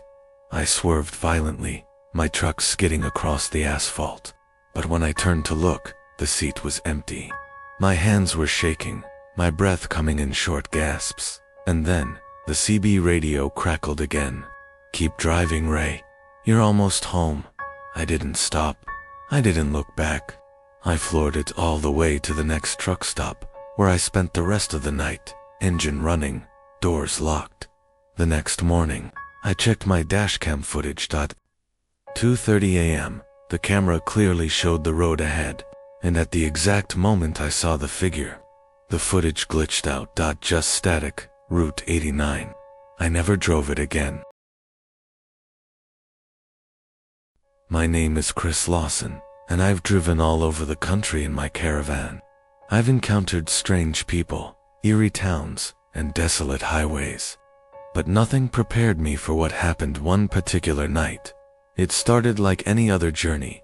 I had been driving through a deserted stretch of highway late in the evening, far from the nearest town. The road was long and straight, bordered by endless stretches of desert on both sides. I was tired, but the pull of the road kept me going. I had just finished my last cup of coffee and was beginning to feel the weight of sleepiness settle in when I noticed something strange. In my rearview mirror, I saw a set of headlights. A car was following me. I wasn't surprised. I'd passed a few cars earlier in the day, and it wasn't uncommon for other travelers to be on the same route. But this car didn't seem to be going anywhere. It stuck to my rear bumper, just far enough behind to stay visible in the mirror. At first I thought it was just coincidence. I sped up a little, trying to shake off the feeling of being followed. But no matter how fast I drove, the headlights stayed there, locked on my tail. I tried everything, switching lanes, slowing down, even pulling over to the side of the road, but nothing worked. The car remained there, as if haunting me. My heart began to race, and I started to feel paranoid. I grabbed my phone, but there was no signal. The road stretched on endlessly, with no exits or rest stops in sight. The only sound in my caravan was the hum of the engine and the occasional rattle from the walls. After what felt like hours, I couldn't take it anymore. I decided to pull over again, this time hoping that if I waited long enough, the car would pass. I parked on the side of the road, the headlights still shining in my mirrors. I sat there, staring into the darkness, waiting for the car to go around me. But it didn't. The headlights stayed unmoving. I took a deep breath and opened the door, stepping out onto the empty highway. There was no sound except for the wind. I looked down the road, but the headlights were gone. No car, no lights, just the empty highway stretching into the distance. I walked to the back of my caravan, wondering if I had just imagined it. But when I turned back toward the road, I froze. The headlights were back, but this time, they were right in front of me, illuminating the entire scene. I jumped back into the caravan, slammed the door shut, and locked it. The headlights stayed there for a few moments before slowly fading out. And then, just like that, the road was quiet. The car, or whatever it was, had vanished. I stayed in that spot until sunrise, but I never saw another car that night. To this day, I don't know who or what was following me, but I'll never forget those headlights, glowing bright in my mirror, and the feeling that someone, or something, was right there with me in the darkness. My name is Emily Frost, and I have always been skeptical of the supernatural. I don't believe in ghosts, or spirits, or any of that stuff. But there was one night, alone in my caravan, that made me question everything. It was just me, parked near a quiet lake, with nothing but the sound of the water lapping at the shore. I had been driving all day and decided to stop for the night. The area was secluded, and there wasn't a soul around. I loved it peaceful.com, with nothing but the stillness of nature. As night fell, I made myself a cup of tea and settled into bed, watching the stars through the skylight. But just as I was about to fall asleep, I heard something knocking. It was soft at first, almost like it was coming from the door. I ignored it, thinking it was just the wind. But then it came again. Knock, knock, knock. This time, I sat up in bed, heart racing. I got out of the covers and walked to the door. I checked the peephole, but saw nothing outside. The moonlight barely illuminated the area around the caravan, but there was no sign of anyone. I hesitated for a moment, wondering if I was just imagining things. But then I heard it again. This time, it was louder. Knock, knock, knock. I opened the door quickly, expecting to see someone standing there, maybe a fellow camper or a lost traveler. But the doorway was empty. The night was still and quiet, as if nothing had moved for hours. But as I stepped outside, the hairs on the back of my neck stood on end. There, on the ground, just in front of the caravan, was a set of footprints, fresh, deep impressions in the dirt. The strange thing was, they were facing my door, but there was no sign of anyone walking away. The prints just stopped at my doorstep, as if the person had vanished into thin air. A chill ran down my spine. I rushed back inside and locked the door. The knocking stopped, but I couldn't shake the feeling that something or someone was out there. For hours, I lay wide awake, listening to the silence, trying to convince myself that it was just my imagination. But every now and then, I would hear the faintest sound, the softest of whispers. Like someone was standing just outside, waiting. By morning. The footprints had disappeared, but I could still feel the unease.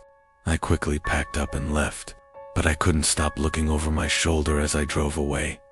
I haven't parked near that lake since, but sometimes, when I'm alone in my caravan, I can still hear that knock, knock, knock, knock, knock. My name is Liam Turner, and I've been a long-time road traveler. I've camped in hundreds of different spots, but there was one place I'll never forget. A remote campsite deep in the mountains that I stumbled upon while exploring the back roads one summer. It seemed perfect, far away from everything, just me and nature. I was looking forward to some alone time, with nothing but the sound of wind rustling through the trees and the occasional bird call. When I pulled in, I noticed something odd. A small group of campers had set up nearby 3 tents, a few campfires, and a couple of jeeps parked along the trail. They didn't seem to be in distress, but something about them felt off. I didn't think much of it at first. I pitched my tent a little further away from theirs and set up my camp.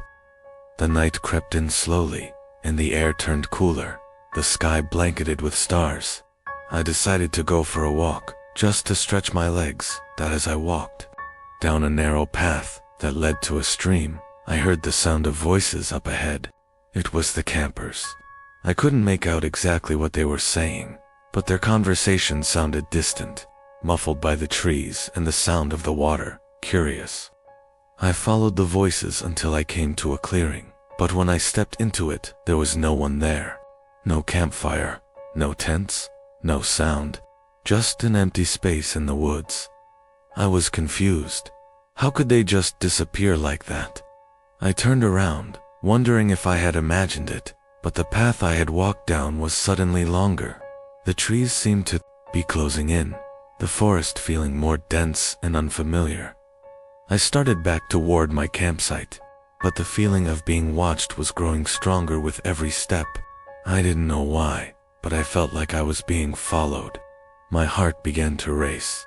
When I reached my campsite, I found my tent was disturbed footprints in the dirt leading up to it.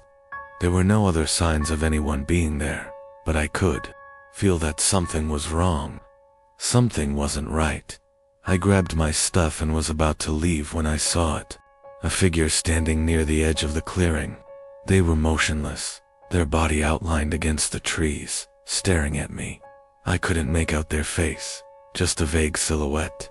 I shouted, asking if they were one of the campers, but they didn't respond. The figure remained still, almost like they were waiting for me to make the next move. Suddenly, the forest was dead silent. No crickets, no birds, nothing. I felt my blood run cold as the figure slowly vanished into thin air, like they had never been there at all. I ran back to my caravan and locked the doors. Barely able to breathe, I didn't stay another minute. I drove off in a panic, and when I passed the campsite, it was completely empty. No signs of the campers, no tents, just an untouched wilderness. I never returned to that spot, and to this day, I can't explain what happened. But sometimes, when I drive through the mountains, I see shapes out of the corner of my eye, watching me from the trees. My name is Jake Matthews, and I've always been the kind of person who loves finding treasures in unexpected places.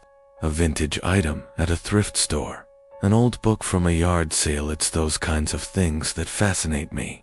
But there was nothing interesting about the old radio I found in the back of my caravan. It was an old, dusty piece of equipment, its exterior scratched and faded. I had purchased it from a flea market a few weeks before, thinking it might add a bit of character to my caravan. It was a simple, classic radio, nothing too fancy, but it worked perfectly fine when I tested it. That is, until that one night, I was parked at a remote campground, miles away from the nearest town. The place was quiet, almost eerily so, and I had decided to spend the night there, just enjoying the peace and solitude. As the darkness set in, I turned on the radio to have some background noise. The first few stations I found were normal: news, music, static. But then, something strange happened. As I was flipping through the stations, I heard something that didn't belong. Voices. At first I thought it was just interference, but the voices became clearer. They weren't just static, they were actual words.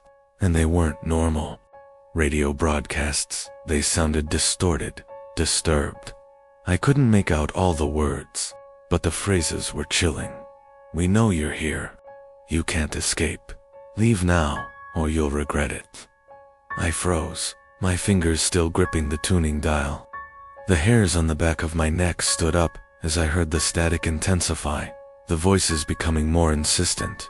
I tried to turn off the radio, but the knob wouldn't budge. It was stuck, the sound growing louder, the voices more frantic. "Get out of there," the voice on the radio screamed. "It's too late." Panic surged through me. I yanked the radio from the table, but it slipped from my hands and crashed to the floor. The voices stopped, the static cutting out abruptly. Silence. I took a deep breath, trying to calm myself. The radio sat on the floor, still and lifeless. But as I stared at it, I noticed something strange. The dial had shifted on its own. It was no longer tuned to the stations I had been listening to. It was set to an empty frequency, and the sound of heavy breathing filled the air. I picked up the radio and immediately tossed it out of the caravan, my heart racing. The breath continued, growing louder and faster. I rushed to lock the doors and hide under the covers, my mind racing. The next morning, I drove away from that campground without looking back. But I'm not sure what happened to the radio. I never saw it again. Now, whenever I hear static, I can still hear those voices, just barely, whispering through the air. My name is Sophie Collins, and I've always enjoyed long drives. There's something calming about the road stretching endlessly ahead. The quiet hum of the engine, and the world slowly passing by. But there was nothing peaceful about that night. I was traveling across the desert in my caravan, heading to a new destination I had been planning for months. I had been on the road for hours, the heat from the sun now replaced by the cold of the desert night. It was a remote stretch of highway, with nothing for miles but sand dunes and the occasional road sign. As I drove, I saw something strange in the distance headlights. At first, I thought it was just another vehicle on the road, but as I got closer, the lights didn't seem to move. They were stuck in place, like they were hovering in midair. Curious, I slowed down to get a better look. The headlights belonged to a van, but the van wasn't on the road. It was sitting at an odd angle, the wheels buried in the sand, as if it had been abandoned. I stopped my caravan a safe distance away and rolled down the window. It was quiet, eerily so. No wind, no sound of animals, just complete silence. I called out to see if anyone was around, but there was no answer. Cautiously, I stepped out of the caravan and approached the van. As I got closer, I noticed something odd. The door was slightly ajar, as if someone had left in a hurry. There was a strange smell in the air, like something rotting, but I couldn't quite place it. I hesitated for a moment before deciding to investigate further. I opened the door, and the inside of the van was a complete mess. Clothes were scattered everywhere, and there was a faint, yellowish stain on the floor. But what really caught my eye was the mirror on the dashboard. In the reflection, I saw someone standing behind me. I spun around, but there was no one there. The road was empty, just the endless stretch of desert under the night sky. My heart began to race as I backed away from the van. I had the distinct feeling that someone was watching me, and not from a distance. It was as if they were right behind me, standing in the shadows, waiting for me to turn around. I quickly ran back to my caravan, locking the door behind me. My hands were shaking, my breath ragged. I glanced out the window, and that's when I saw it. The van's headlights had shifted. They were now directly aimed at me, and there was no one inside. The van sat there, staring at me with its unblinking lights. I didn't waste another second. I slammed the caravan into gear and sped off down the road, not daring to look back. I didn't stop until I reached the next town, and I haven't gone back to that stretch of highway since. But sometimes, in the quiet of the night, I can still feel the eyes on me, just beyond the rearview mirror. My name is Chris Owens, and I've always been the kind of guy who doesn't believe in ghost stories or urban legends. But that all changed the night I picked up a hitchhiker on a long, lonely stretch of highway. It was late, past midnight, and I was driving my caravan back from a job in a neighboring town. The road was straight and empty, with barely a car passing by. I had been on the road for hours, the hum of the tires against the asphalt lulling me into a trance-like state. I had only one thing on my mind: getting home. As I drove, I saw him, a figure standing by the side of the road, thumb raised, looking for a ride. His clothes were worn, and he looked like he hadn't showered in days. But it wasn't his appearance that bothered me. It was the way he stood there, perfectly still, as if he had been waiting for hours. I hesitated at first, but I figured there was no harm. I had room in the caravan, and I didn't mind offering a stranger a lift. I pulled over and rolled down the window. "Need a ride?" I asked, my voice crackling through the stillness of the night. The man didn't respond right away. He just stared at me, his eyes hidden beneath the brim of a dirty cap. After what felt like an eternity, he nodded slowly. I unlocked the door, and the man climbed in without saying a word. I tried to start a conversation, but he was strangely quiet, just staring out the window. The longer we drove, the more uneasy I became. The air inside the caravan felt colder, and the silence between us grew heavy. I couldn't shake the feeling that something was wrong. "Where are you headed?" I finally asked, breaking the silence. He didn't respond, but I could feel his eyes on me, as if he were studying me from the corner of his gaze. The hairs on the back of my neck stood up. Minutes turned into hours as we continued down the highway. I couldn't remember passing any exits or landmarks, but I didn't think much of it. I had been driving for so long that I wasn't sure where I was anymore. At some point, I glanced in the rearview mirror, and that's when I saw it. The man was no longer sitting next to me. The seat was empty. I whipped around to look at him, but there was no trace of him anywhere. No door opened, no sound of movement, nothing, just an empty space in the caravan. I slammed on the brakes, nearly swerving off the road.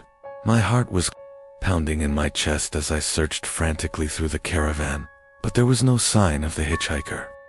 He had simply vanished. I pulled over to the side of the road, shaking uncontrollably. I couldn't explain what had just happened. My hands were still on the steering wheel, but it felt like the night had shifted. The world outside the caravan had become darker, the air colder. It felt as though I was no longer alone. I didn't stick around to find out. I sped back down the road, desperate to get away from whatever had just occurred.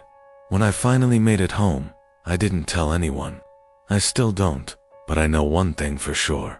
I will never pick up another hitchhiker again, and I can still feel his eyes on me, even now. My name is Harper Woods, and I had always loved the freedom of the open road. My old caravan was more than just a place to sleep. It was my sanctuary, the one place I felt truly at peace. It was a cheap RV, but it had a certain charm, a sense of comfort that made it feel like home. I had been traveling for weeks, hopping from one campsite to the next, meeting fellow wanderers and exchanging stories. One evening, I arrived at a secluded campground I'd never seen before. The place was off the grid, surrounded by dense trees, hidden from the world. The only sign that marked it was a rusted metal plaque that read, "Whispering Pines Campground." It seemed like the perfect spot to rest. The campsite was eerily quiet, too quiet for my liking, but I wasn't about to drive another mile, so I set up camp. I pitched my tent, made a fire, and spent the evening relaxing by the flames. As night fell, I noticed something strange. There were no other campers around. No one had arrived after me, even though I'd seen other vehicles earlier in the day. It felt like I had the whole place to myself, but for some reason, I couldn't shake the feeling that I was being watched. Around midnight, I decided to take a walk through the woods. The air was cold, the moon casting an eerie glow on the trees. As I wandered further into the forest, I heard the sound of voices. It wasn't clear at first, but soon it became more distinct, high-pitched, almost childlike, and yet unsettling in its intensity. I walked deeper, following the sound. The laughter grew louder, but I could still see no one, just the dark shadows of the trees. And then, I saw it. A small clearing ahead, where several campfires were burning. Strange, considering I was sure no one else was supposed to be here. I approached cautiously. As I got closer, I could make out the silhouettes of people sitting around the fire. Their faces were obscured by the shadows, but I could hear their conversations. Their voices were distant, muffled, like they were coming from someplace far away. Then one of them turned. A tall man, his face obscured by a hood, looked directly at me. His eyes were wide, staring at me with an intensity that sent chills down my spine. Before I could say anything, the man stood up and motioned for the others to follow. They rose in unison, like a group of marionettes being controlled by some unseen force. The moment they stood, the fire flickered violently and went out, plunging the clearing into complete darkness. I backed away, my heart pounding in my chest. The laughter that had once filled the air was now replaced by silence, and a cold wind began to blow through the trees. I ran back to my caravan, stumbling over the uneven ground, my breath coming in sharp gasps. When I arrived, I locked the door and stayed inside, too afraid to venture out again. The next morning, I packed up quickly, ready to leave. As I looked around the campsite, I realized something unsettling. There was no sign of the campers I had seen in the clearing. There were no tracks, no footprints, nothing. It was as if they had never been there. I drove away from Whispering Pines as fast as I could, my hands still shaking. I never went back to that place, and I don't think anyone ever will again. My name is Liam Harper, and I've been a long-haul trucker for over a decade. I've driven through countless stretches of highway, some well-lit, others isolated and desolate, but nothing prepared me for the night I ended up on the road to nowhere. I was driving my caravan, a makeshift home I'd put together for the long hauls. I had just crossed into a remote part of the country, somewhere deep in the desert. The sun was setting, casting a blood-red glow over the landscape. I had been driving for hours, the radio static filling the silence of the open road. When I saw the sign, it was already too late to turn back. The sign read, "Welcome to Red Canyon. Please drive safely." I didn't think much of it at the time. I had been on countless roads before, but this one felt different. The landscape was eerily still, the air thick with an unnatural quiet. As I drove deeper into the canyon, I noticed something strange. There were no other cars, no trucks, no cyclists, nothing. Just me, the endless road, and the darkening sky. I thought I might have missed an exit, but I didn't recognize any of the landmarks around me. The further I drove, the stranger it became. The trees were bent at odd angles, their branches twisted, like skeletal hands. The wind howled, but there was no movement in the air. It was as if everything around me was frozen in time. Then came the headlights. In my rear-view mirror, I saw the glow of another vehicle. It wasn't there before, and I hadn't seen it approach. It was too close for comfort. I checked the side mirrors, but there was nothing there. No road, no other car, just empty space. I didn't panic at first. It could be another trucker, I thought. But as the light grew brighter and the sound of the engine roared closer, something felt wrong. The closer the headlights got, the more I felt the air grow colder, heavier, as if the very atmosphere was pressing in on me. Suddenly, the vehicle was right behind me. I could see its outline in the mirror, a massive dark truck with no distinguishing features. I could hear the engine, now, revving in an unnatural rhythm. I slammed my foot on the accelerator, desperate to get away from whatever it was. The vehicle matched my speed, keeping right behind me, as though it was deliberately following. I glanced back again, and my stomach dropped. The truck's headlights were no longer just lights. They were burning red, like twin eyes, staring back at me. There was something moving inside the cab, something unnatural, distorted, and out of place. I swerved off the road, hoping to escape, but when I looked back, the truck had disappeared. There was no sign of it anywhere. Just the endless stretch of desert highway and the looming cliffs around me. I pulled off to the side and sat there for what felt like hours, my hands shaking. I couldn't explain what happened, but I knew one thing for sure. I wasn't alone on that road. I didn't drive through Red Canyon again. I couldn't, and I don't think I ever will. My name is Ella Ramsey, and I've always loved the freedom of the open road. I was traveling in my little caravan, a cozy old thing that had seen better days, but it was mine, a home on wheels. It was late fall, and the air had that crisp edge to it, perfect for camping.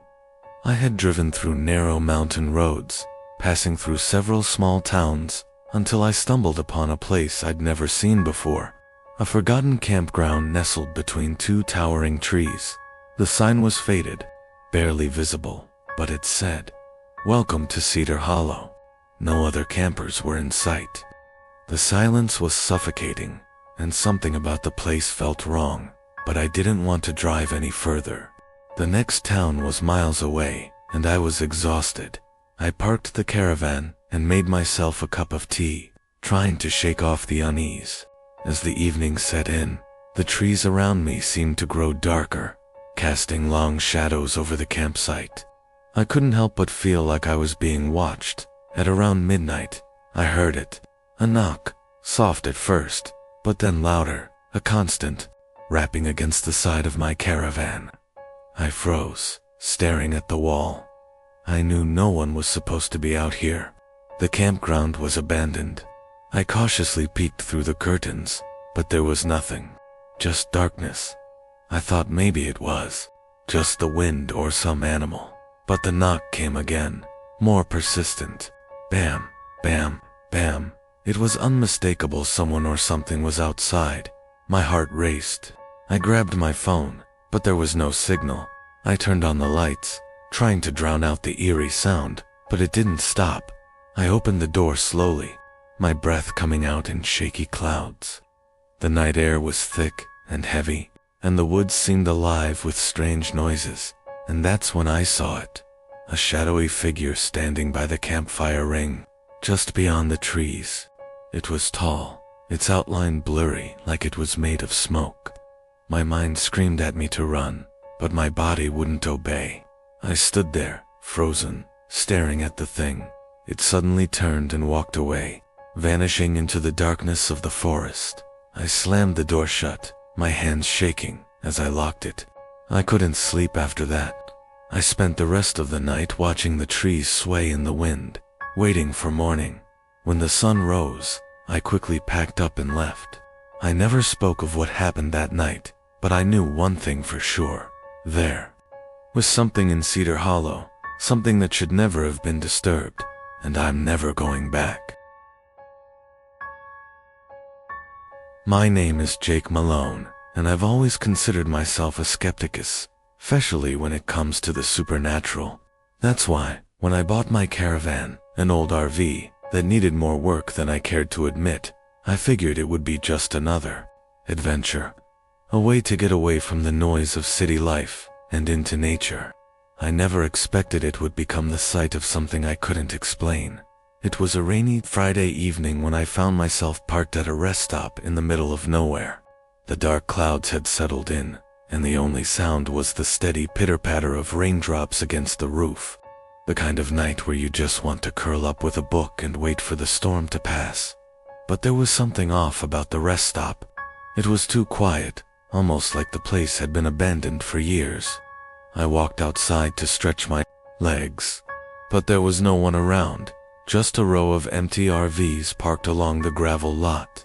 I shrugged it off and went back inside, settling into the worn couch with a cup of coffee. As I looked around the small interior, I noticed something strange. The rearview mirror on the dashboard was reflecting something that wasn't there. I leaned closer, trying to focus on the mirror. I saw the reflection of my RV in it, but then there was something else. A dark figure standing just outside the door, hidden in the shadows. I jerked back in surprise, but when I looked again, nothing was there. I told myself it was just my mind playing tricks on me. Maybe I was tired from the long drive. I turned away and went back to my book, but the uneasy feeling lingered. I couldn't shake the feeling that I wasn't alone. Then, just as I started to drift off to sleep, I heard it. A tap, soft at first, then louder, coming from the door. My heart raced, and I stood up quickly, grabbing the nearest flashlight. I shone it through the small window, but there was nothing there. The rain continued to pour down, and the lot remained deserted. I turned back to the mirror, and there it was, again, the dark figure. Clearer this time, standing just behind my RV, staring at me. I stumbled backward in terror, my breath coming in short gasps. The figure didn't move, but I could feel its presence. It was watching me. I grabbed my keys and bolted out of the RV, but when I looked back, the figure had vanished. There was no one there, only the empty rows of RVs parked in the rain-soaked lot. I never figured out what that figure was, but I couldn't stay another minute. I jumped into my RV and left as fast as I could, not stopping until I found a well-lit gas station miles down the road. To this day, I don't know what I saw that night, but I know one thing. There's something about the mirrors in that RV, something that shows you things you shouldn't see. My name is Olivia Green, and I wish I had never laid eyes on that painting. It was our first home together, my husband, James, and me. We were both excited about moving in and starting our life in a quiet, charming town. The house was beautiful, old, and filled with character. But there was one room that had always intrigued me. The library. It wasn't large, but it had these dark wooden shelves filled with books I'd never seen before. Old leather-bound volumes, some even looked centuries old. It was a peaceful place, the perfect spot to read and unwind. And that's when I first noticed it. In the corner of the room, hidden behind a set of books, was a painting. It wasn't framed like the other paintings in the house. It was just hanging loosely on the wall, with no protective covering, like it had been forgotten for years. The painting itself was unsettling. It depicted a young woman, her face pale and lifeless, with eyes that seemed to follow you no matter where you stood in the room. The longer I looked at it, the more it felt like she was watching me, waiting. I told James about it, but he dismissed it as a mere oddity of the house. It's just an old painting, live, nothing to be scared of. But I couldn't shake the feeling that something was wrong. Over the following days, strange things began happening around the house. I would hear soft scratching noises late at night, but when I checked, there was nothing there. Sometimes, I'd find objects moved from one place to another, but James swore he hadn't touched anything. Then the dreams started. I would wake up in the middle of the night, drenched in sweat, my heart racing. In these dreams, the woman in the painting would speak to me in whispers. "Help me," she would say, "take me with you."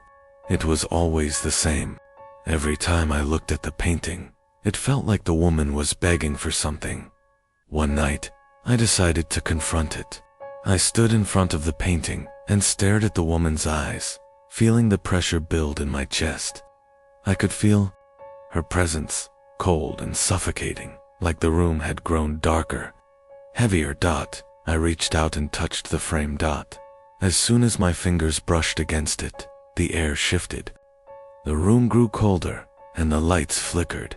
And then, I heard the woman's voice, but it wasn't a whisper anymore. "I'm trapped.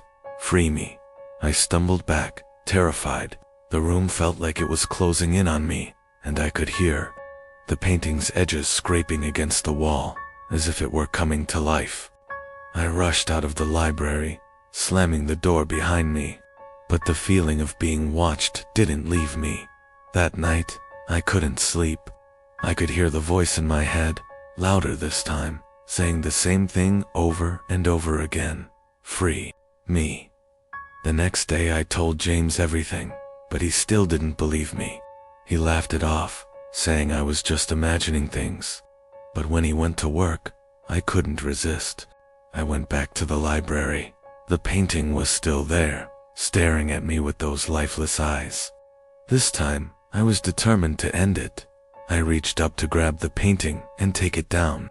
But as soon as my fingers touched it, I felt a cold shock shoot through my body. I gasped, but I couldn't pull my hand away. The painting was pulling me in, dragging me closer to it. I couldn't move. I felt my feet leave the ground, and the world around me blurred. And then, I was in the painting. I was standing in a dark, desolate room, the same room from the painting. The woman was there, standing in front of me, but this time, her eyes were different. They were full of rage. "You shouldn't have come," she hissed. I tried to scream, but no sound came out. The walls of the room were closing in, and the woman stepped closer, her cold fingers brushing against my skin. Suddenly, I was pulled back, and I found myself standing in the library again, gasping for air. The painting was now on the floor, shattered. I couldn't explain what happened, but when I looked at the shattered pieces, I noticed something terrifying. The woman's eyes were still moving, following me as I backed away from the wreckage. That was the last time I ever saw the painting. We moved out of the house soon after, but even now, I still feel that presence, her cold stare, her whispers. I've seen her in my dreams, and sometimes, in the corners of my vision, and I know, deep down, that she's still waiting. My name is Michael Harper, and I should have listened to the warning signs. When we moved into our new home, the first thing that stood out was the flickering light in the kitchen. It was an old house, sure, but there was something about that light that unsettled me. No matter what I did replacing bulbs, checking the wiring, the light would always flicker. It wasn't just an occasional flicker.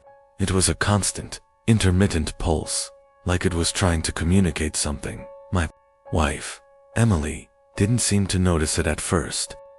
She thought it was just an inconvenience. "It's an old house, Mike. Probably just a loose wire," she'd say. But it didn't feel like a simple electrical issue. It felt deliberate. One night I stayed up late, working in the kitchen. Emily had gone to bed, and I thought I'd get a head start on some paperwork.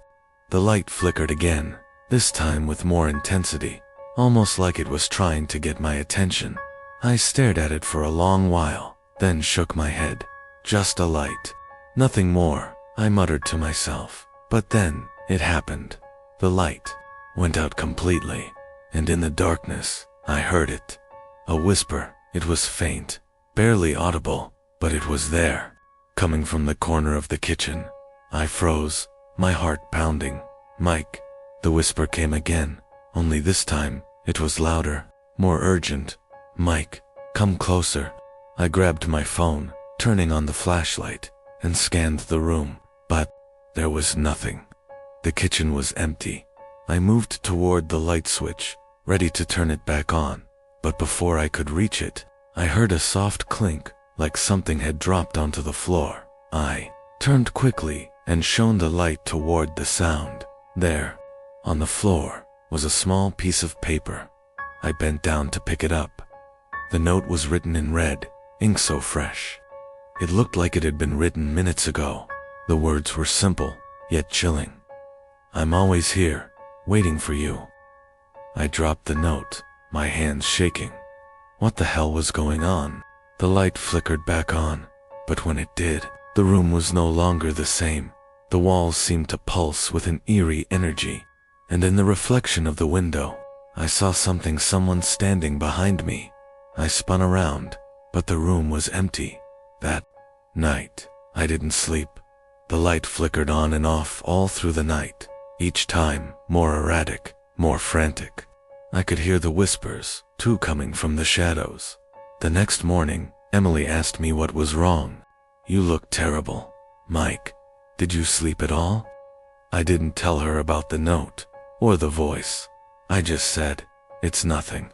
But the flickering didn't stop. It became a pattern. Every night, the light would flicker.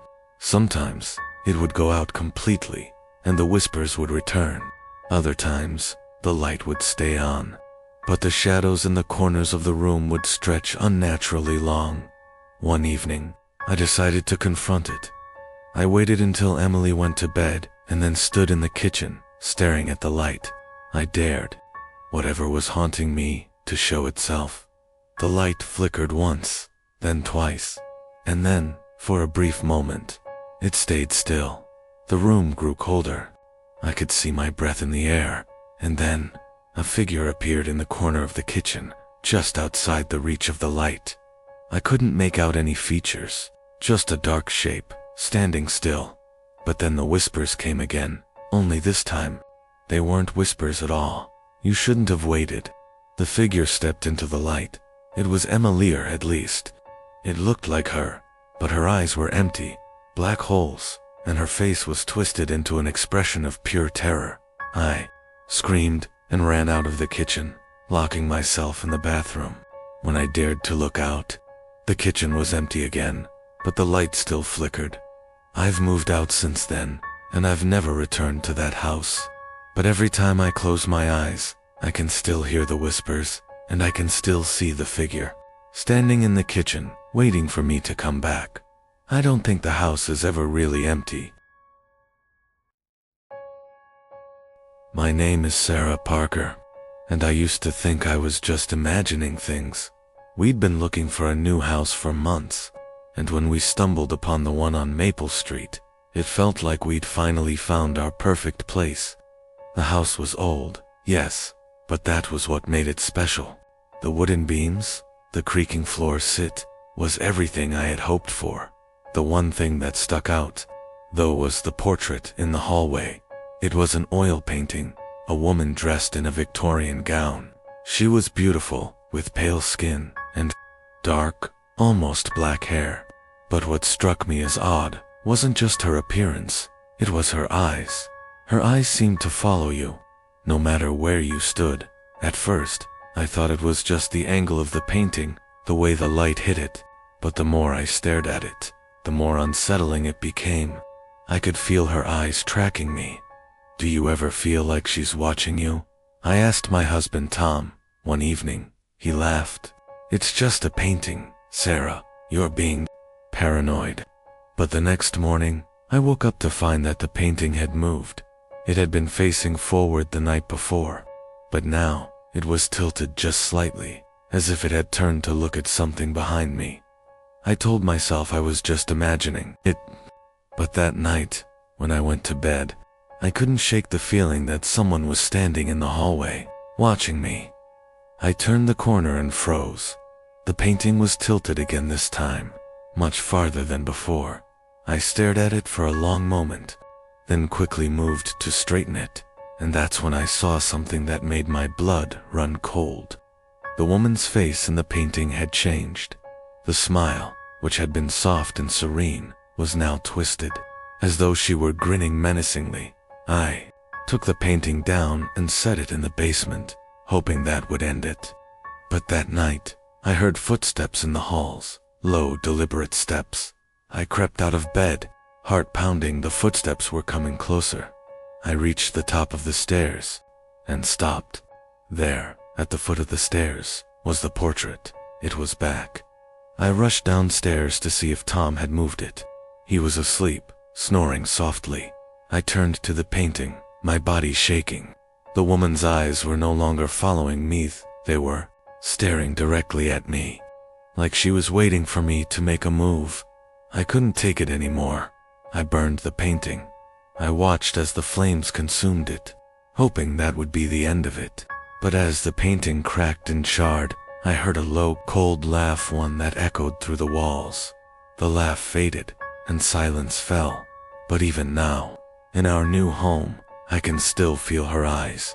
Sometimes, late at night, I'll wake up to the sound of soft footsteps in the hall, and I'll hear her whisper, "You can't escape me."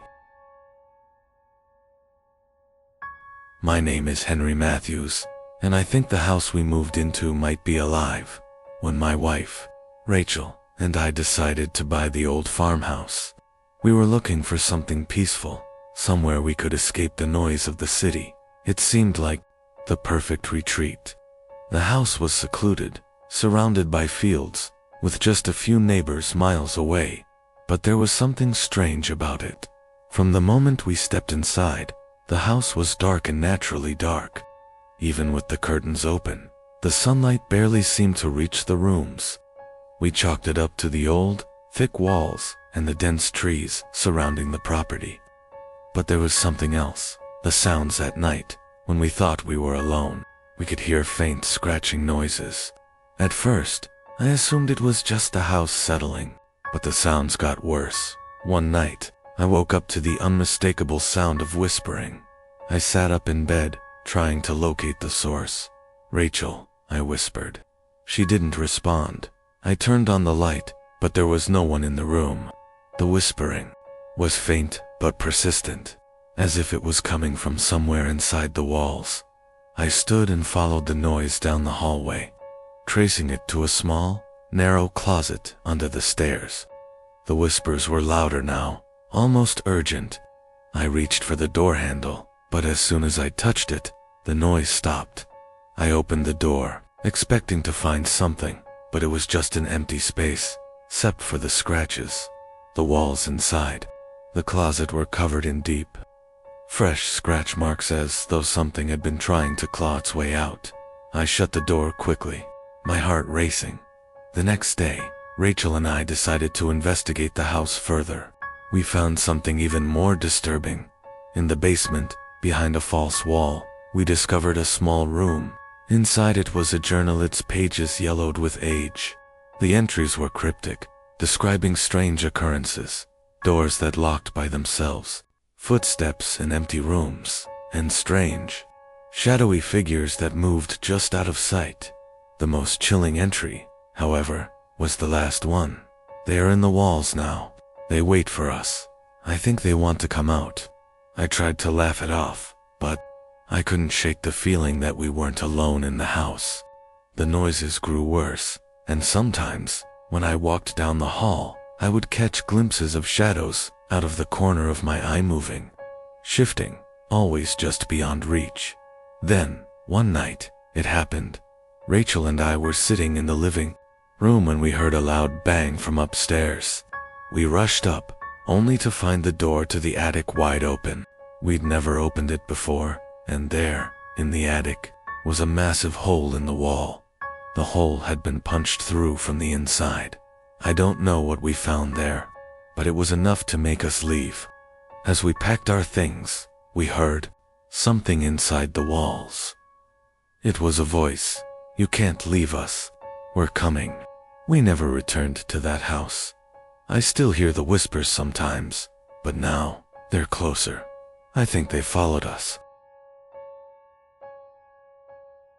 My name is Ethan Wells, and I swear to you, the house changed when my wife, Claire, and I bought the place.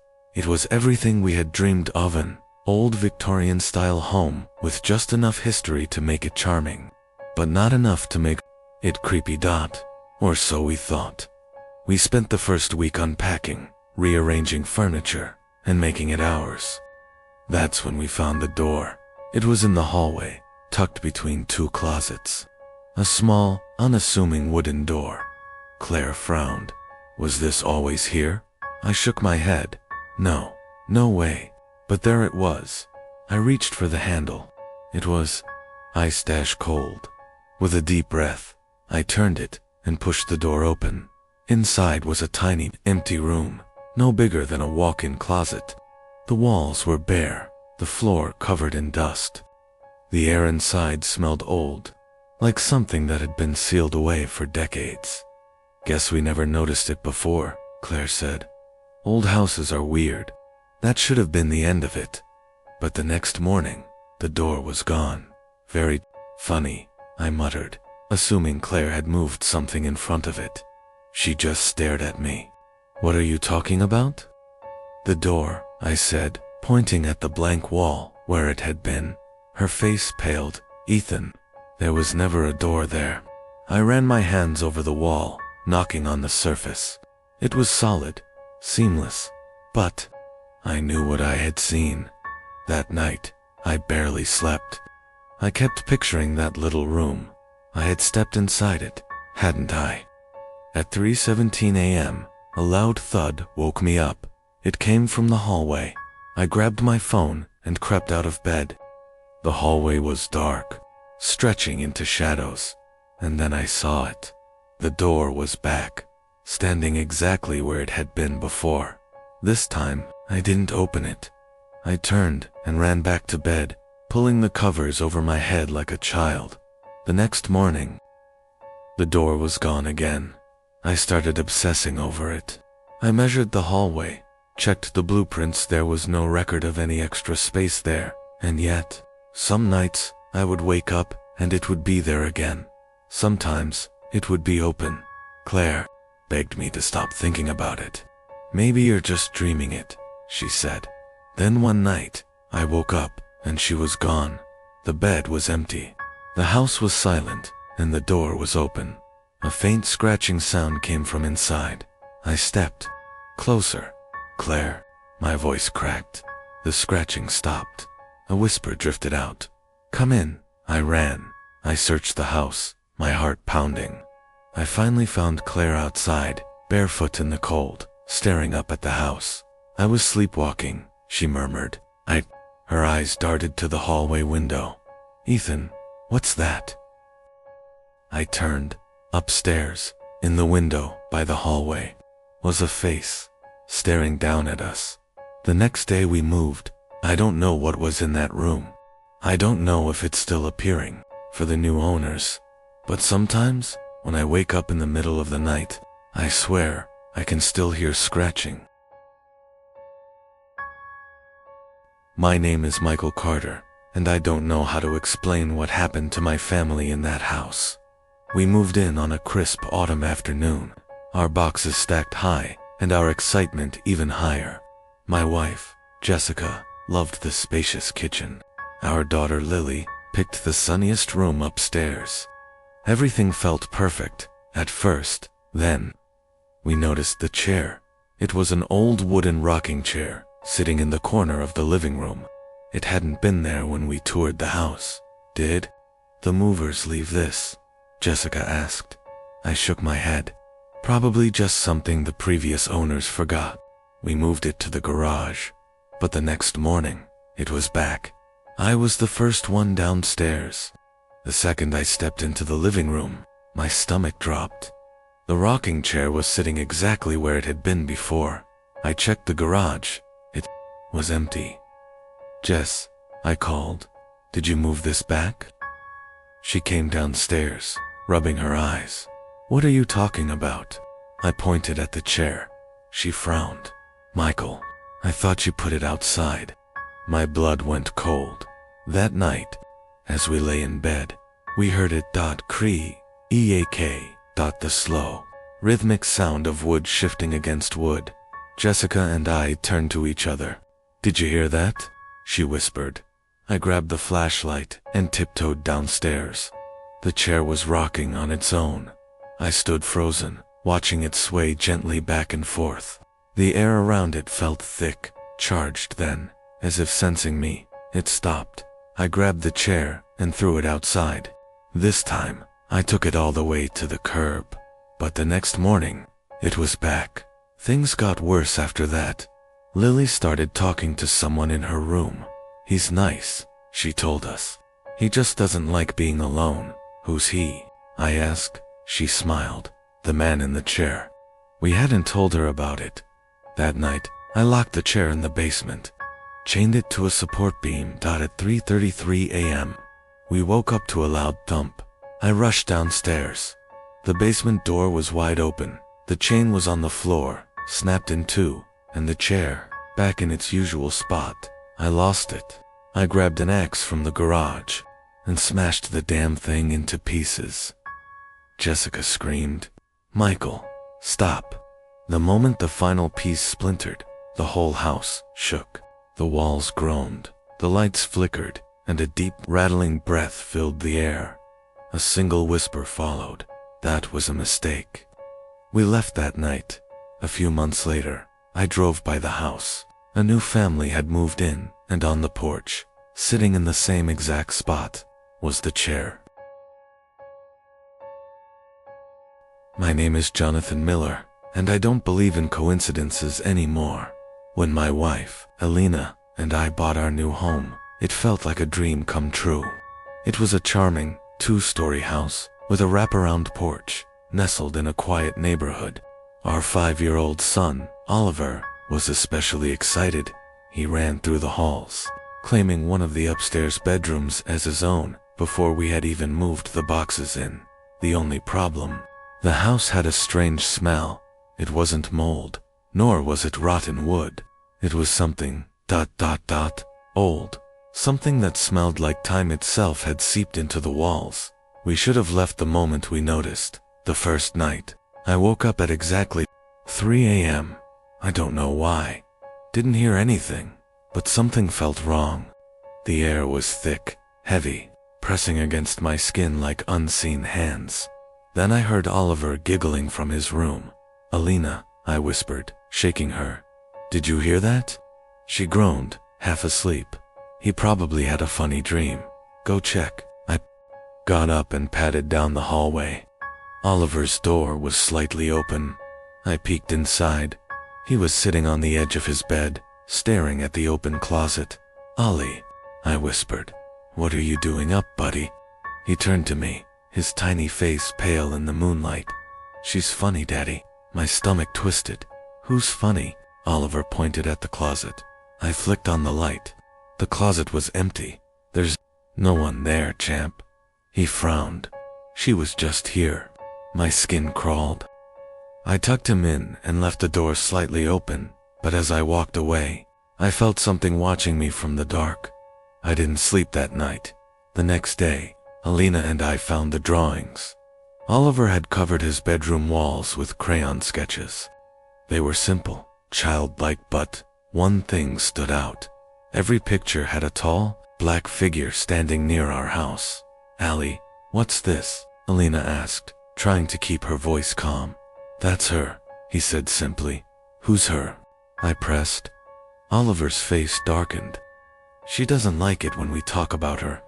That night, the noises started. The sound of footsteps on the stairs. Even though we were all in bed, the sound of fingernails scratching the walls, just faint enough to wonder if we imagined it. The sound of a woman laughing from inside the walls. We tried to ignore it. We tried to rationalize it. Then, one night, Alina woke up screaming. I bolted upright and turned on the light. She was sitting up in bed, shaking, her hands clutched around her throat. As she was here, she gasped. She was on top of me. I couldn't move. Sleep paralysis, I wanted to say. But I couldn't shake the feeling that something was in the room with us that morning. I made the decision. We're leaving. We packed everything within hours as we drove away. Oliver looked out the window and waved. Alina and I exchanged a look. "Who are you waving at, sweetheart?" she asked. Oliver smiled. "She's coming with us." The house should have stayed behind, but the sounds, ... the scratching, the laughter, ... they followed us, and now, wherever we go, we wake up at 3 a.m. because she never left. My name is Daniel Reeves, and I wish we had never moved into that house. It was the last one on a dead-end street, surrounded by withered trees and an overgrown yard. My wife, Madeline, and our 8-year-old daughter, Sophie, thought it had character. I thought it felt wrong.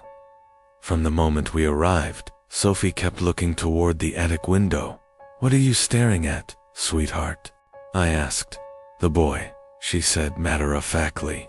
"He's watching us." I forced a chuckle. "There's no one there, kiddo." But when I looked up, I swore I saw a shadow move behind the glass.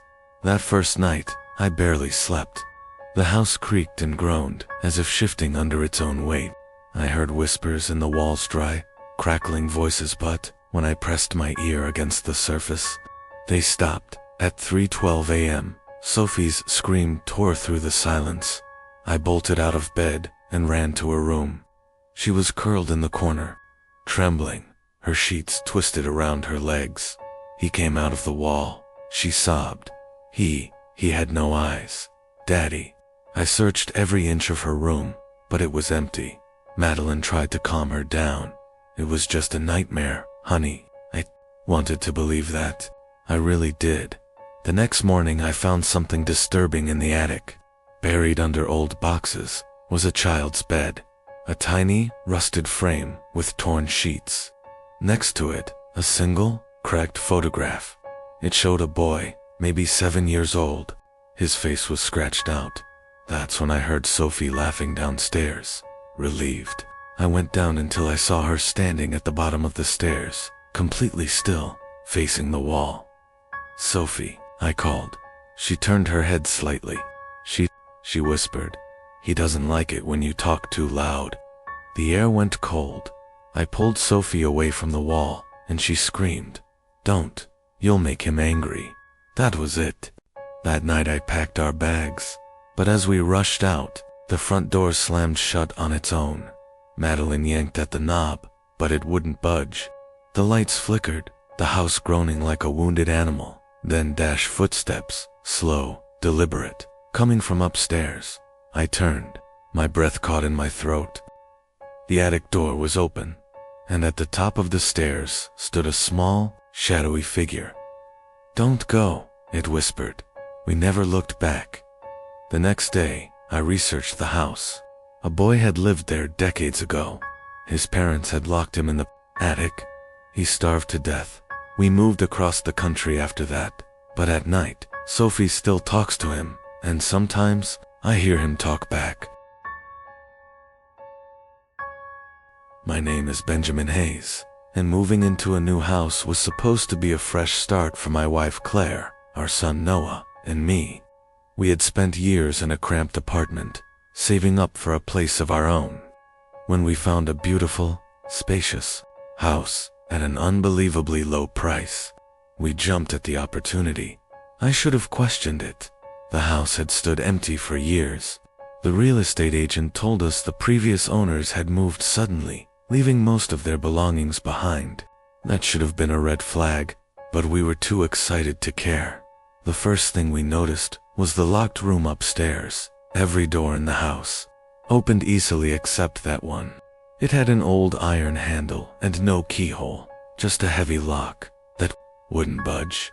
The agent claimed it was just a storage room and that the previous owners had lost the key. I didn't like it. On our first night, I dreamed of that door. I saw it swinging open, revealing a darkness so deep it felt alive. A whispering voice called my name from within, stretching the syllables like someone trying to remember how to speak. I woke up covered in sweat. The next morning, Claire found Noah standing in front of the locked door, his small hands pressed against it. "What are you doing, buddy?" she asked gently. He didn't turn around. The man inside says he used to live here. Claire shot me a worried look. There's no man in there, Noah, I said, trying to keep my voice light. It's just a storage room. Noah finally turned to face us. His eyes looked distant, unfocused. Then why is he knocking? A loud thud came from the other side of the door. We jumped back. The noise was deep, hollow, like something heavy striking wood. My breath caught in my throat. Claire grabbed Noah and pulled him away. That night, the knocking continued. Slow, deliberate, rhythmic. I tried to ignore it. Claire buried her head under the covers. But Noah, he laughed. The next morning, the door was unlocked. I swear, I had not touched it. But there it was, slightly ajar, revealing a sliver of blackness inside. Noah, I called out. He stood by the doorway, staring inside. His lips moved, but no sound came out. I grabbed him, pulled him back, and slammed the door shut. Claire called the locksmith immediately. He arrived within the hour, but the moment he touched the handle, his face paled. I can't touch this, he stammered, stepping back. Something's wrong. That was enough for me. We packed our bags and left that night. We didn't try to sell the house, didn't go back for our things. We just left. Noah doesn't talk about the house anymore, but sometimes, when he's asleep, he whispers, and the worst part, he's speaking in a voice that isn't his own. My name is Ethan Carter, and I never believed in ghosts until we moved into that house. It was supposed to be a fresh start. My wife Lillian, our 6-year-old daughter Emily, and I had finally found a beautiful old Victorian home at a shockingly low price. Too good to be true, right? Well, it was. The first night, I woke up to a whisper. Soft, unintelligible, like someone speaking just beyond my range of hearing. I brushed it off as the wind, but the next night, it happened again closer. This time, by the third night, Emily was terrified. Daddy, someone's in my room, she whimpered, clutching her stuffed rabbit. I rushed to her room, heart pounding. The air was thick with an unnatural chill. But the moment I switched on the light, there was nothing. No one. Lillian tried to reassure me. It's just an old house, Ethan. Old houses make noises. I wanted to believe her. But then, things escalated. One night, I woke up gasping for breath. A crushing weight pinned me to the bed, an unseen force pressing against my chest. I couldn't move, couldn't scream. My vision blurred, and in the dim moonlight, I saw something, a figure standing in the corner of our bedroom. It was tall, almost inhuman, its body shifting like smoke. Its face was mine. When I finally broke free, I shot up gasping.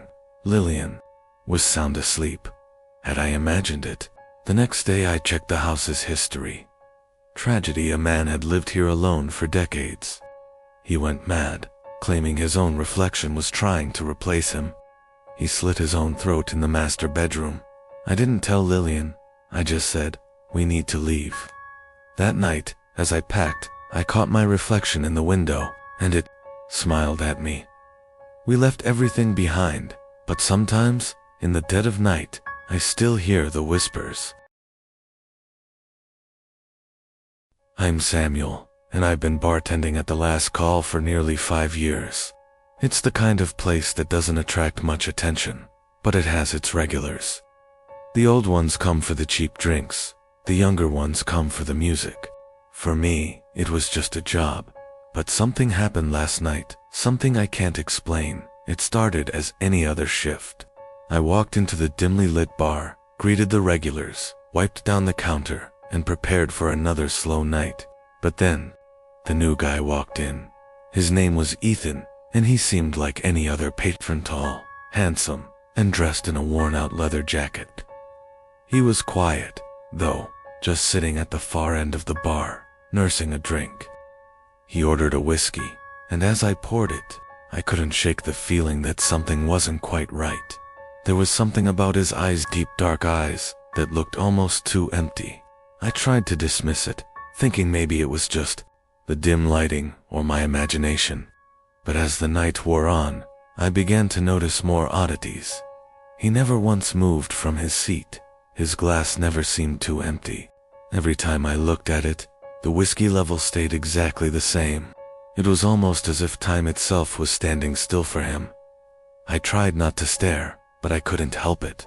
I kept looking over at him, wondering if he was a ghost, if maybe he wasn't real. But when I tried to approach him, my feet wouldn't move. I felt rooted to the spot, unable to take a single step closer. And that's when it happened. Around midnight, the lights flickered. The usual hum of the jukebox died. And that's when the glass broke. It wasn't Ethan's glass. It was the oldest glass in the bar, the one that no one ever uses anymore. It had been there since the bar opened, a relic from the past. And for some reason, the glass shattered into pieces, even though no one was near it. But that wasn't the weird part. The weird part was that the glass never touched the floor. It simply vanished. Not a single shard remained. It was as if the glass had been swallowed by the air itself. I stood frozen in place. The air felt thick, suffocating. The room grew colder, the temperature dropping so fast that I could see my breath. Ethan didn't seem to notice. He just sat there, staring straight ahead with those empty eyes. I turned to the bartender on duty, but he was gone. The bar was empty, now completely empty except for me and Ethan. I could feel a presence behind me, an invisible weight pressing down on my shoulders, a cold, dreadful presence. I slowly turned around, half expecting to see someone standing there, but there was no one. The glass reappeared. It was sitting on the counter, whole and unbroken, as if nothing had happened. I blinked, and it was gone again, vanished into thin air. "Do you see it too?" I whispered, my voice shaking. I turned to Ethan, but his face was now different. His once empty eyes were filled with a deep, black void. He smiled. "You shouldn't be here, Samuel." And with that, the room went completely black. I couldn't move, couldn't speak. I was trapped in that suffocating silence, surrounded by darkness. I woke up in the bar the next morning. The usual sounds of clinking glasses and murmurs from regulars filling the air. The glass was back, sitting quietly on the shelf, as if nothing had happened. But I knew the truth. Ethan wasn't just a patron. He was something else, and the glass that never breaks. It's a curse, a reminder that once you step into the last call, you never truly leave. My name is Jake Williams, and I work at a dive bar on the outskirts of town. It's one of those places that doesn't get much traffic, but the regulars are loyal, and the drinks are cheap. It's not much, but it's home. There's something about this place, though, something strange. It's the way the walls always seem to hum, the way the air feels thicker when the sun sets. I've heard the stories, the rumors about the bar being haunted. I used to laugh them off. That is, until the night I met him. It was a slow evening. As usual, I was cleaning glasses, glancing up occasionally to check on the few patrons at the bar. That's when I first saw him, the new bartender. He wasn't anyone I recognized. He wasn't even on the schedule. He just appeared, standing behind the bar as if he'd always been there. "Can I get you a drink?" he asked in a soft voice, his eyes barely meeting mine. I shrugged it off, assuming he was just another local looking for a job. But there was something off about him, something wrong. His movements were stiff, almost mechanical, like he was performing a routine he didn't fully understand. "Who are you?" I asked, trying to make sense of what was going on. He didn't respond. Instead, he reached for a bottle behind the counter, his hands slow and deliberate. As he poured a drink, I noticed something strange. His reflection didn't show in the glass. "What the hell?" I muttered under my breath, leaning in to get a better look. But when I blinked, it was gone.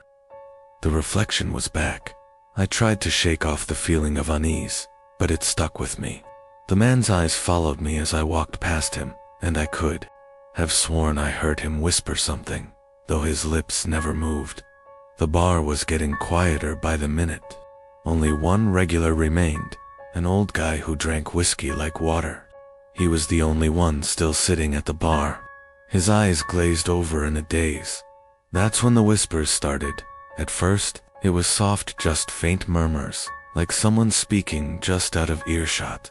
But as the night wore on, they grew louder, more urgent.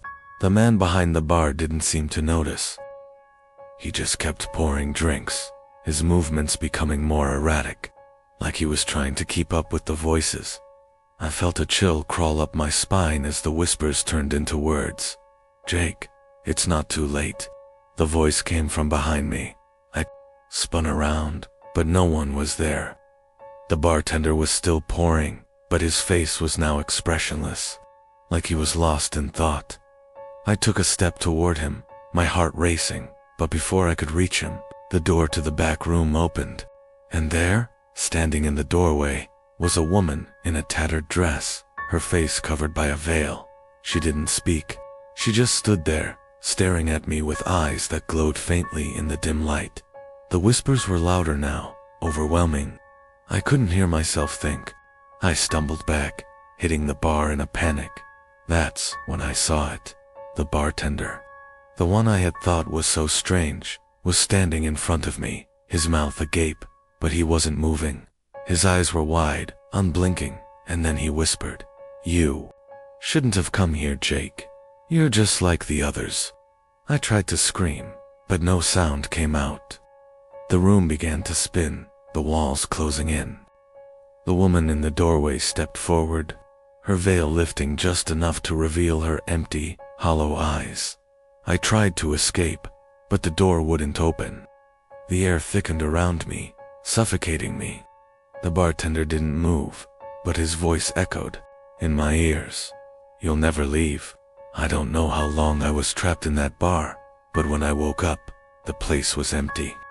The woman, the bartender, and the whispers, they were all gone. But I knew something wasn't right. Something about that place had changed, and every time I step into the rusted tap, I feel their eyes on me, waiting for me to join them. I'm Tessa, the bartender at the Shattered Glass, a bar that has stood for over 50 years. It's been the same place for as long as I can remember. Dim lights, wood-paneled walls, and a strange, almost melancholic vibe that hangs in the air. But there's one thing that I've never told anyone. Not a single soul. The bar isn't just haunted, it's alive. I didn't believe it at first. When I first started working here, I thought the rumors about strange occurrences were just stories, to make the place seem more interesting. The lights flickering, the cold spots near the bathrooms, the occasional creaking of the floorboards when no one was around. It all seemed like the kind of thing you'd expect from an old building. But then, I saw it that one evening, around closing time. I was cleaning the bar, alone, as usual. It was nearly 3 a.m., and the last few patrons had left, leaving the place eerily quiet. That's when I saw a figure in the corner of my eye.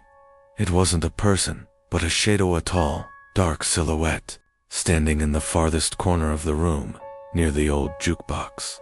I turned to look directly at it, but it was gone. I thought I was just imagining things, so I continued my work. But then it happened again. This time, the shadow moved. Slowly, it glided across the floor, moving closer to me. My heart raced as I stared at it, frozen. The bar suddenly felt colder, the air thicker, and then I heard a Tay voice. It wasn't loud. It was a whisper, faint but unmistakable. "Tessa, ... It's almost time." I didn't recognize the voice. It wasn't one of the regulars, not someone I had heard before. I quickly turned around, but no one was there. Shaking, I tried to calm myself, telling myself it was just my imagination. But deep down, I knew something wasn't right. The lights flickered above me, and the jukebox, which had been silent for hours, suddenly hummed to life, playing an old song I didn't recognize. I tried to unplug it, but the moment my fingers touched the plug, the jukebox stopped playing. I backed away, feeling the hair on the back of my neck stand up. The silence was deafening. Then, just as I was about to leave for the night, I heard the unmistakable sound of footsteps. Heavy, slow, deliberate. I turned around to see a man standing at the bar. He looked out of place, even for this place.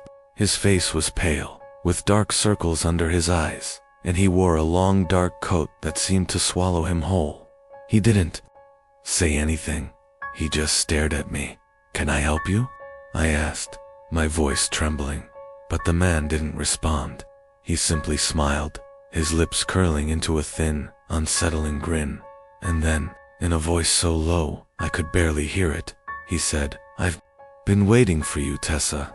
I felt a chill run through me as the world around me seemed to tilt. The bar was no longer just the familiar place I had worked in for so long. It was something else, something darker, more sinister. The walls seemed to close in, and the man's eyes, those dark, empty eyes, seemed to pierce right through me. Before I could move, the door slammed shut. The lights flickered once more, and the jukebox began playing again, this time louder than ever. The man stood up and slowly walked toward me, his footsteps echoing in the silent bar. I tried to scream, but no sound came out. My mouth was dry, and my hands shook as I backed away. "You can't leave now, Tessa."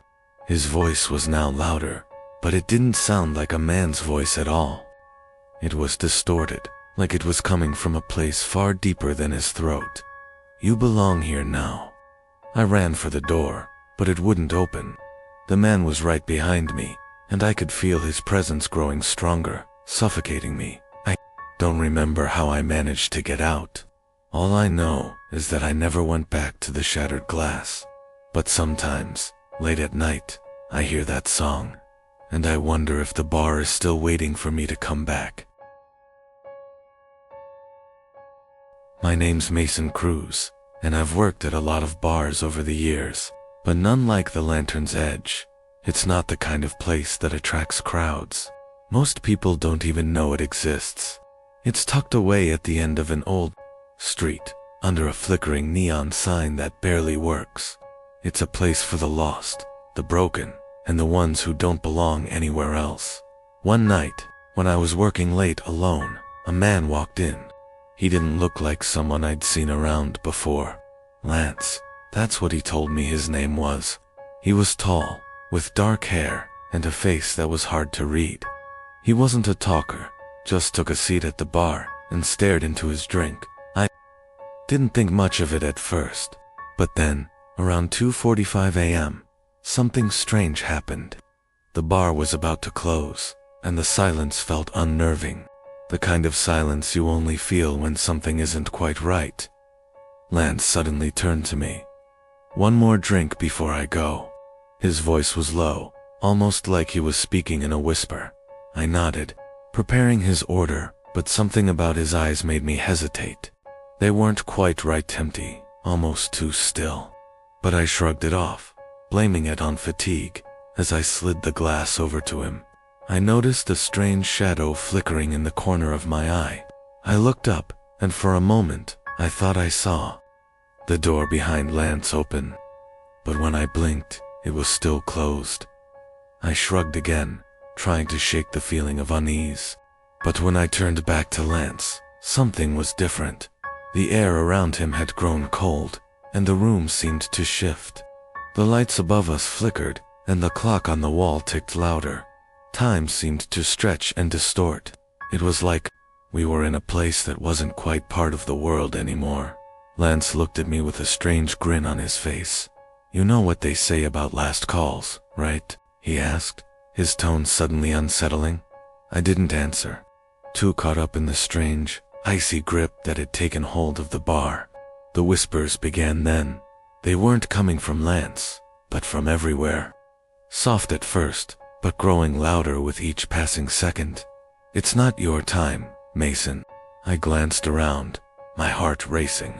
The bar was empty, but it felt full of something. Something watching me. Lance didn't speak again, but his eyes were fixed on the clock. The second hand ticked faster, then suddenly stopped.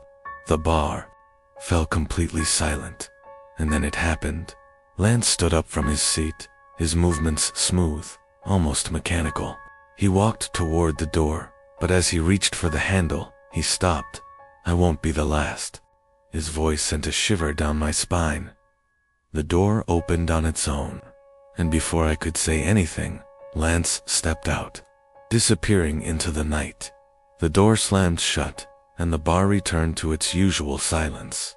But something was different. I couldn't place it at first, but then I noticed the clock. It wasn't ticking anymore. It wasn't even running.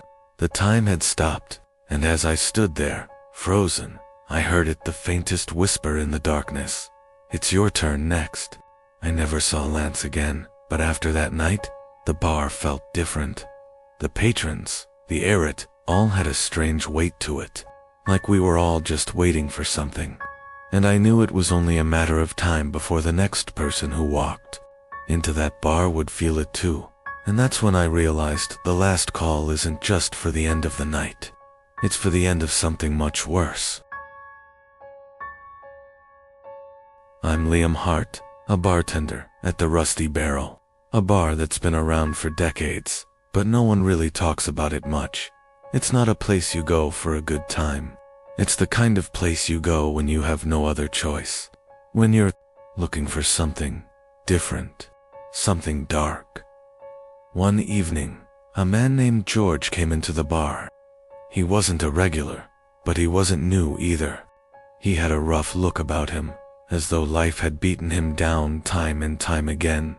His face was weathered, and his eyes, they were the kind of eyes you only see in people who've seen too much, done too much. He didn't order a drink at first instead. He sat at the bar and just stared at the empty glass in front of him. He didn't speak to anyone, didn't acknowledge the other patrons. I assumed he was just another drunk looking to drown his sorrows. But then, something strange happened. George raised his glass, but he didn't take a sip. Instead, he held it up and quietly whispered, "To the ones who never made it out." I froze. It was a weird toast, one I'd never heard before.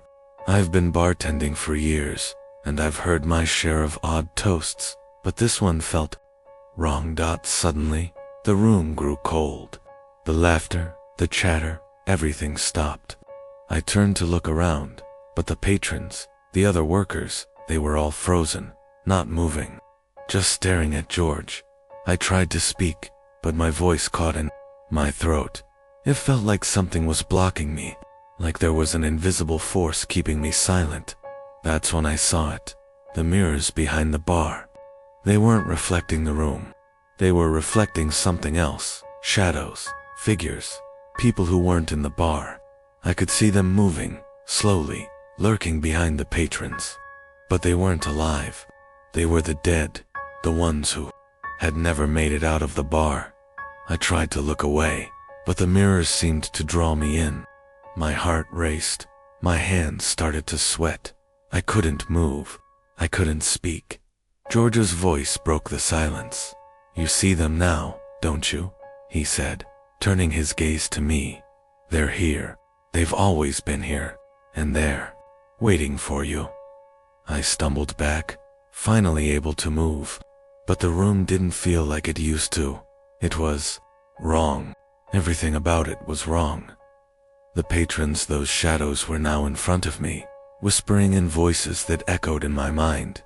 They didn't speak words. They spoke feelings, fragrant, fear, pain. It was overwhelming. George stood up, slowly, almost like he was floating. The shadows seemed to follow him. "There's no escaping it. Liam, you're part of this now. You belong here, with us." I backed away, but the bar seemed to stretch, the walls closing in. The door wouldn't open. The windows were covered in a thick fog. I couldn't breathe. And then I saw them, the eyes.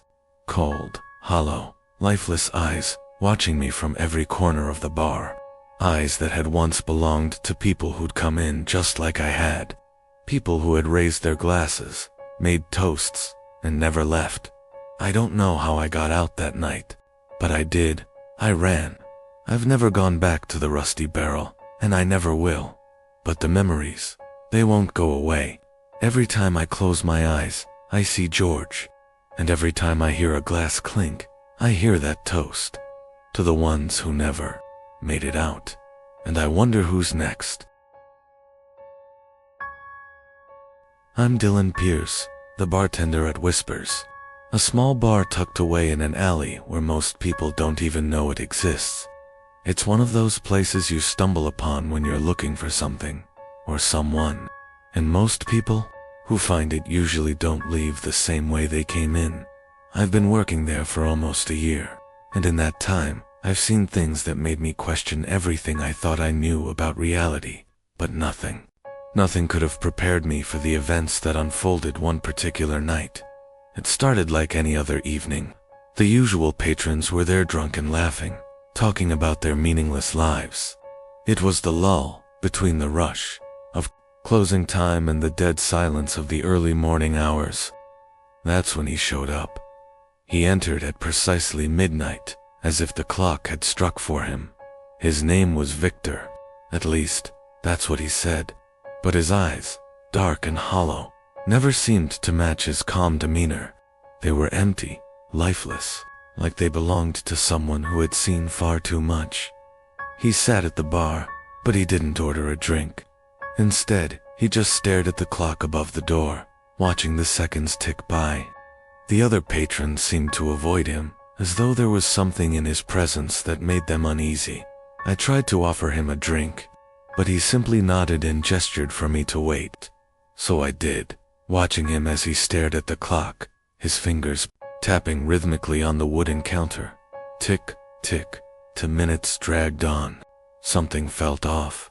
The air felt thick, like the world was holding its breath. And that's when I heard it, the whisper. It was faint, barely audible over the hum of the neon sign outside. At first I thought it was just my imagination, but then it came again, closer this time. Tick-tock. You're running out of time. I looked around the room. No one else seemed to hear it, but I did, and so did Victor. He wasn't staring at the clock anymore. His eyes were locked onto mine, and for the first time since he walked in, he spoke. You heard it too, didn't you? I felt a chill run through me. How did he know? It's not the clock that counts, he said in a low, almost mechanical voice. It's the moments. And the moments are running out for you, Dylan. I tried to laugh it off, but the air in the bar grew cold, colder than I could remember. I could see my breath, even though the heat was on. And then, the lights flickered. The music stopped. The bar fell into a silence that felt like it had been there for years. The clock on the wall began ticking louder, faster. Tick, tock, tick, tock. Victor's smile grew wider, but it wasn't a comforting smile. It was a smile of someone who knew, a secreter's secret that could destroy me. Suddenly, the room around us started to change. The walls warped, and the floor began to stretch. The other patrons disappeared, replaced by shadows, flickering in and out of view. The clock seemed to be growing louder, like it was alive, like it was pulling everything into its grasp. I tried to scream, but no sound came out. Victor's voice broke through the chaos. Time is the one thing you can never escape. Dylan, you'll learn that the hard way. Before I could react, he stood up and walked out of the bar. The door slammed behind him, and the clock went silent. The lights came back on, the warmth returned, and the room was exactly as it had been before, except the clock was gone. I haven't seen Victor since that night, but I know he's still out there, somewhere, waiting. Every night, when the clock strikes midnight, I hear his voice in the back of my mind. You're running out of time, and I wonder, how much time do I really have left? My name is Jason Calloway, and I've been a bartender at Grimm's Tavern for as long as I can remember. It's a hole-in-the-wall kind of place that barely gets any customers anymore. Not that we mind. The regulars are all that keep the place. Alive old men with stories of the past, each one stranger than the last. But there's always been something strange about Grimm's Tavern, something I can't quite put my finger on. It all started after the new owner, Grimm, took over. He was a mysterious man with dark eyes and an even darker past. No one knew where he came from, and no one dared to ask. His mere presence felt oppressive, like the bar itself was alive, watching us. One rainy night, a storm rolled in, the winds howling and the thunder shaking the walls of the tavern. It was dead quiet, except for the sound of the rain hitting the windows and the hum of the neon beer sign flickering above the door. I was behind the bar, cleaning glasses, when a man walked in. He looked out of place, too clean, too well-dressed for a bar like this. His hair was neatly combed, and he carried himself with an air of confidence that made everyone else seem small in comparison. He sat at the bar, ordered a whiskey, and started chatting with me. His name was Edward, and at first, I thought he was just another rich guy passing through. But there was something about his voice, it was like it echoed in my mind. His words weren't normal. They felt forced, like he was saying them for a reason. He asked about Grimm, and that's when things got weird. I tried to change the subject, but Edward kept pushing. He seemed obsessed with the history of the tavern, the old stories about ghosts and strange occurrences. I told him the usual stories, how people claim to hear footsteps when no one's around, or how the lights flicker at night. But Edward wasn't satisfied. "There's something more, isn't there?" he pressed. "Something darker." I froze. I tried to laugh it off, but I couldn't shake the feeling that he was onto something. That's when I noticed the mirror behind the bar, the one that reflected the entire tavern. But tonight, it was different.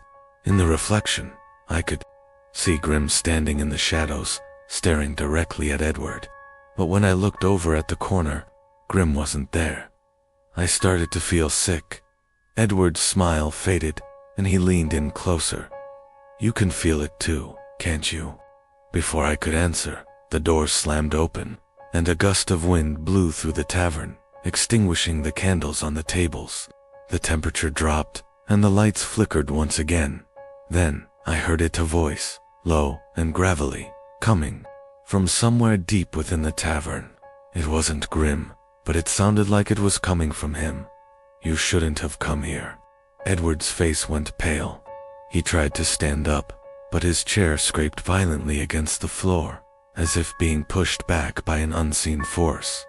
The room seemed to warp, the walls stretching and breathing. Edward looked at me with terror in his eyes. I reached for the phone, but it wasn't there. The whole tavern felt wrong, as if time itself was bending. The air grew thick, and a shadow loomed over the bar, engulfing everything. Double quotes, "Leave, ... now." Grimm's voice echoed, even though he was nowhere near us. Suddenly, Edward collapsed on the floor, his body convulsing violently. I tried to help him, but when I touched him, his skin was ice cold, like he wasn't even human. His eyes rolled back into his head, and he let out a scream that rattled the entire building. Then, as quickly as it had begun, everything stopped. The room was silent, the storm outside had died down, and the lights came back on. Edward was gone, vanished. The only trace of him was the glass of whiskey that had been knocked over on the bar. I never saw Edward again, but I know something happened that night. Grimm, he's not human. He's something else, something old. And Grimm's Tavern, it's no ordinary bar. It's a place for people who are trapped, people who can never leave. So if you ever find yourself passing through town, and you happen to see a sign that says Grimm's Tavern, just keep walking. Don't go in. Don't sit at the bar, and never, ever make eye contact with Grimm. My name is Marcus Stone, and I've been bartending at the Crooked Horn for almost 5 years. It's a small, old bar on the edge of town, one of those places where time seems to stand still. The same faces, the same worn-down furniture, and the same stories. It's nothing special, but there's a certain comfort in its familiarity. But something happened one night that I can't explain. It was just another Tuesday evening. The bar nearly empty, except for a few regulars nursing their drinks. I was cleaning glasses behind the counter when a strange man walked in. He was tall, with pale skin and deep-set eyes that seemed to look through me rather than at me. He didn't say a word, just sat down at the farthest corner of the bar, where the shadows seemed to gather more than usual. I didn't think much of it at first. New faces come and go all the time. But there was something unsettling about him. It wasn't his appearance, it was the way he acted. He sat there, completely still, 4 hours. Not a single sip from his drink, no movement, no change in his expression. Around midnight, a woman entered the bar. She was young, in her 20s, with dark hair and a nervous energy about her. She walked up to the counter and ordered a drink, glancing over at the man in the corner every few seconds. Her eyes were wide, her hands trembling. I could tell something was off, but I didn't ask. I was about to clean up the glasses when the woman suddenly walked over to the corner, where the strange man was sitting. She stood there for a long moment, staring at him, as if she was waiting for something. Then, with a shaky breath, she pulled up the empty chair beside him and sat down. For a moment, I thought I saw the corner of the man's lips twitch into a smile, but it was more like a grimace. The woman spoke, her voice barely above a whisper. "Is it time?" The man didn't answer. He just sat there, unmoving, like a statue. The atmosphere in the bar suddenly felt heavier, colder. It was as if the air itself was thick with something unnatural. I started to feel it, too. The hairs on the back of my neck stood up, and a chill ran down my spine. Something wasn't right. Suddenly, the woman stood up, as if in a trance, and walked toward the door. The man's eyes followed her, his gaze sharp, almost predatory. Before she could leave, I heard him speak. His voice was low, barely audible, but it carried across the room. "You know where to find me." The woman froze at the door, but she didn't turn around. She just stood there for a long moment, then left without a word. I couldn't shake the feeling that something terrible had just happened. The next morning, the woman's body was found in the alley behind the bar. She had been brutally murdered, her face twisted in a permanent expression of horror. The police said it looked like something had torn into her, but there were no signs of a struggle, no marks on her hands or arms, just that awful look of terror. The strange man was gone. No one knew who he was or where he went. I've been working here since then, but I can't forget what happened that night. The bar has never felt the same. The empty chair at the corner of the bar is always waiting, and sometimes, when the lights flicker just right, I can see him sitting there again, his pale eyes staring at me. And every now and then, I hear a faint whisper in the dark, as if someone is asking, "Is it time?" My name is Ethan Blake, and I've been working at the Blackthorn Bar for over a year now. It's a quiet place, the kind of dive bar that's been around for decades. The same regulars come in every night, sipping their whiskey, telling the same old stories, and staying until closing time. But something changed one night, something I can't explain. It was a cold Tuesday evening, the kind of night where the wind howls and the streets are empty. The bar was nearly deserted, save for a man in the corner booth. I noticed him the moment he walked in. He was tall, wearing a long black coat, and had eyes that looked strangely hollow, like he hadn't slept in days. He didn't speak to anyone, just took a seat and stared at the wall, his drink untouched in front of him. I've worked at this bar long enough to know when something's off, and this guy felt wrong. But I didn't think much of it. People have their weird moods, right? At around midnight, the man stood up and walked toward the door, but he paused as he reached it. He turned to look at me, and for a split second, I thought I saw something unnatural. His eyes glowed, just for a moment, a deep red. He didn't speak, but I swear he grinned. Then, he left. I tried to shake it off. It was probably just my mind playing tricks. But that night, the strange happenings began. The first incident happened just after the man left. I was cleaning the bar, when suddenly, the lights flickered and went out. It's not uncommon for the lights to flicker in old buildings, but when they came back on, I noticed something odd. Every single drink glass in the bar had been turned upside down, except for one, a glass of whiskey, sitting alone on the counter, untouched. I shook it off. I figured one of the regulars had been messing around, but when I looked up, I saw the man again, standing in the corner. His hollow eyes were locked on mine, and for the first time, I felt a chill run down my spine. I had to get out, but as I moved toward the door, everything around me seemed to slow down. The air grew heavier, thicker, and I felt an overwhelming sense of dread. The man wasn't there anymore, but I couldn't shake the feeling that he was still watching me. Then, I heard it a whisper.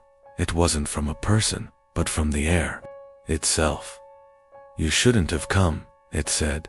I turned around, but there was no one there.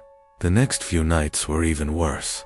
The man never returned, but strange things began happening around the bar. The regulars started acting weird, like they were not themselves. One night, Tom, a regular who always sat at the bar, started talking about dark rituals and strange symbols he had seen carved into the wood. He spoke as if he had done these things, but none of us knew what he was talking about. Then, his face twisted into a grin, one that looked wrong, too wide. I felt my stomach turn. Another night, the jukebox played a song I had never heard before, a haunting melody that echoed through the bar. It was as if the song was calling something dark, something that shouldn't be here. I decided to dig into the history of the bar, searching for anything that might explain the strange occurrences. What I found shook me to my core. The Blackthorn Bar had been built on land that was once used for ritual sacrifices. Years ago, a cult had inhabited the area, performing dark rituals and summoning things from beyond.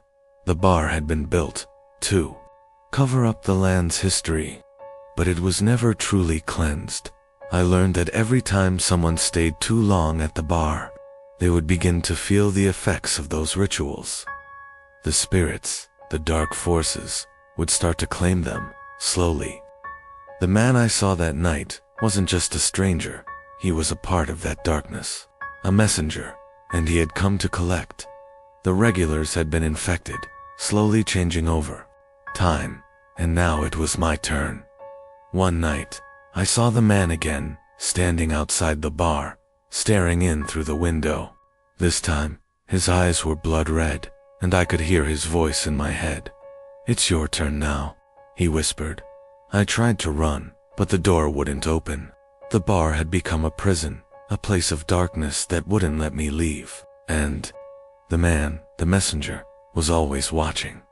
Now, I stay in the bar every night. I can't leave. I can't escape. The man's eyes are always with me, and I know that eventually, I will become one of them. I will become part of the darkness. My name is Lily Brooks, and I work as a bartender at a small dive bar in the outskirts of town, the Hollow Oak. The bar isn't much to look at, dimly lit with old wooden beams and a dusty collection of bottles behind the counter. It has a strange charm, but there's something about it that always gives me the creeps. It's not the type of place where people come for fancy drinks or good times. The crowd is usually older, locals who've been drinking here for decades. But recently, there's been something off about the place, something I can't quite explain. A few weeks ago, I noticed a strange man sitting in the far corner. I had never seen him before, and yet, he seemed oddly familiar. He didn't order much, just a beer, and he'd sit there for hours, staring at the bar with a look that made my skin crawl. His name was Carl, he told me, but there was something in his voice, something unsettling. The thing that bothered me the most wasn't Carl himself, though. It was the whispers. At first, I thought I was hearing things, but as the days went by, I realized the whispers were real. They came from the basement, a dark, cold space beneath the bar that no one ever used. The bar owner, Ray, always told us to stay out of there. He said it was off limits because of some old pipes and storage. But there was something about his tone that made me believe there was more to it. One night, I had to go down there to fetch a bottle of whiskey. I was alone in the bar, the place completely silent, except for the soft hum of the fridge. The basement door was heavy and creaked when I opened it. I took a deep breath and descended into the darkness. As soon as I stepped down the first few stairs, I felt the temperature dropped significantly, and I could see my breath in the cold air. The whispers were louder now, faint at first, but soon they grew clearer. "Come down here," the voice whispered. I froze. My heart pounded in my chest. I couldn't move. I wanted to go back up, but my legs wouldn't obey. It was as if something was pulling me down, forcing me deeper into the basement, at the bottom of the stairs. I saw a dark figure standing in the far corner, its face hidden in shadows. It was tall, almost towering, and it stood motionless. I couldn't take it anymore. I turned to run back up the stairs, but before I could reach the top, the basement door slammed shut. I was trapped. The whispers surrounded me, getting louder and more frantic. "Stay with us," they hissed. "Stay forever." Suddenly, I felt a cold hand grip my arm. I screamed, struggling to break free, but the grip was too tight. The figure in the corner began to move, and I could hear its slow, dragging footsteps as it approached.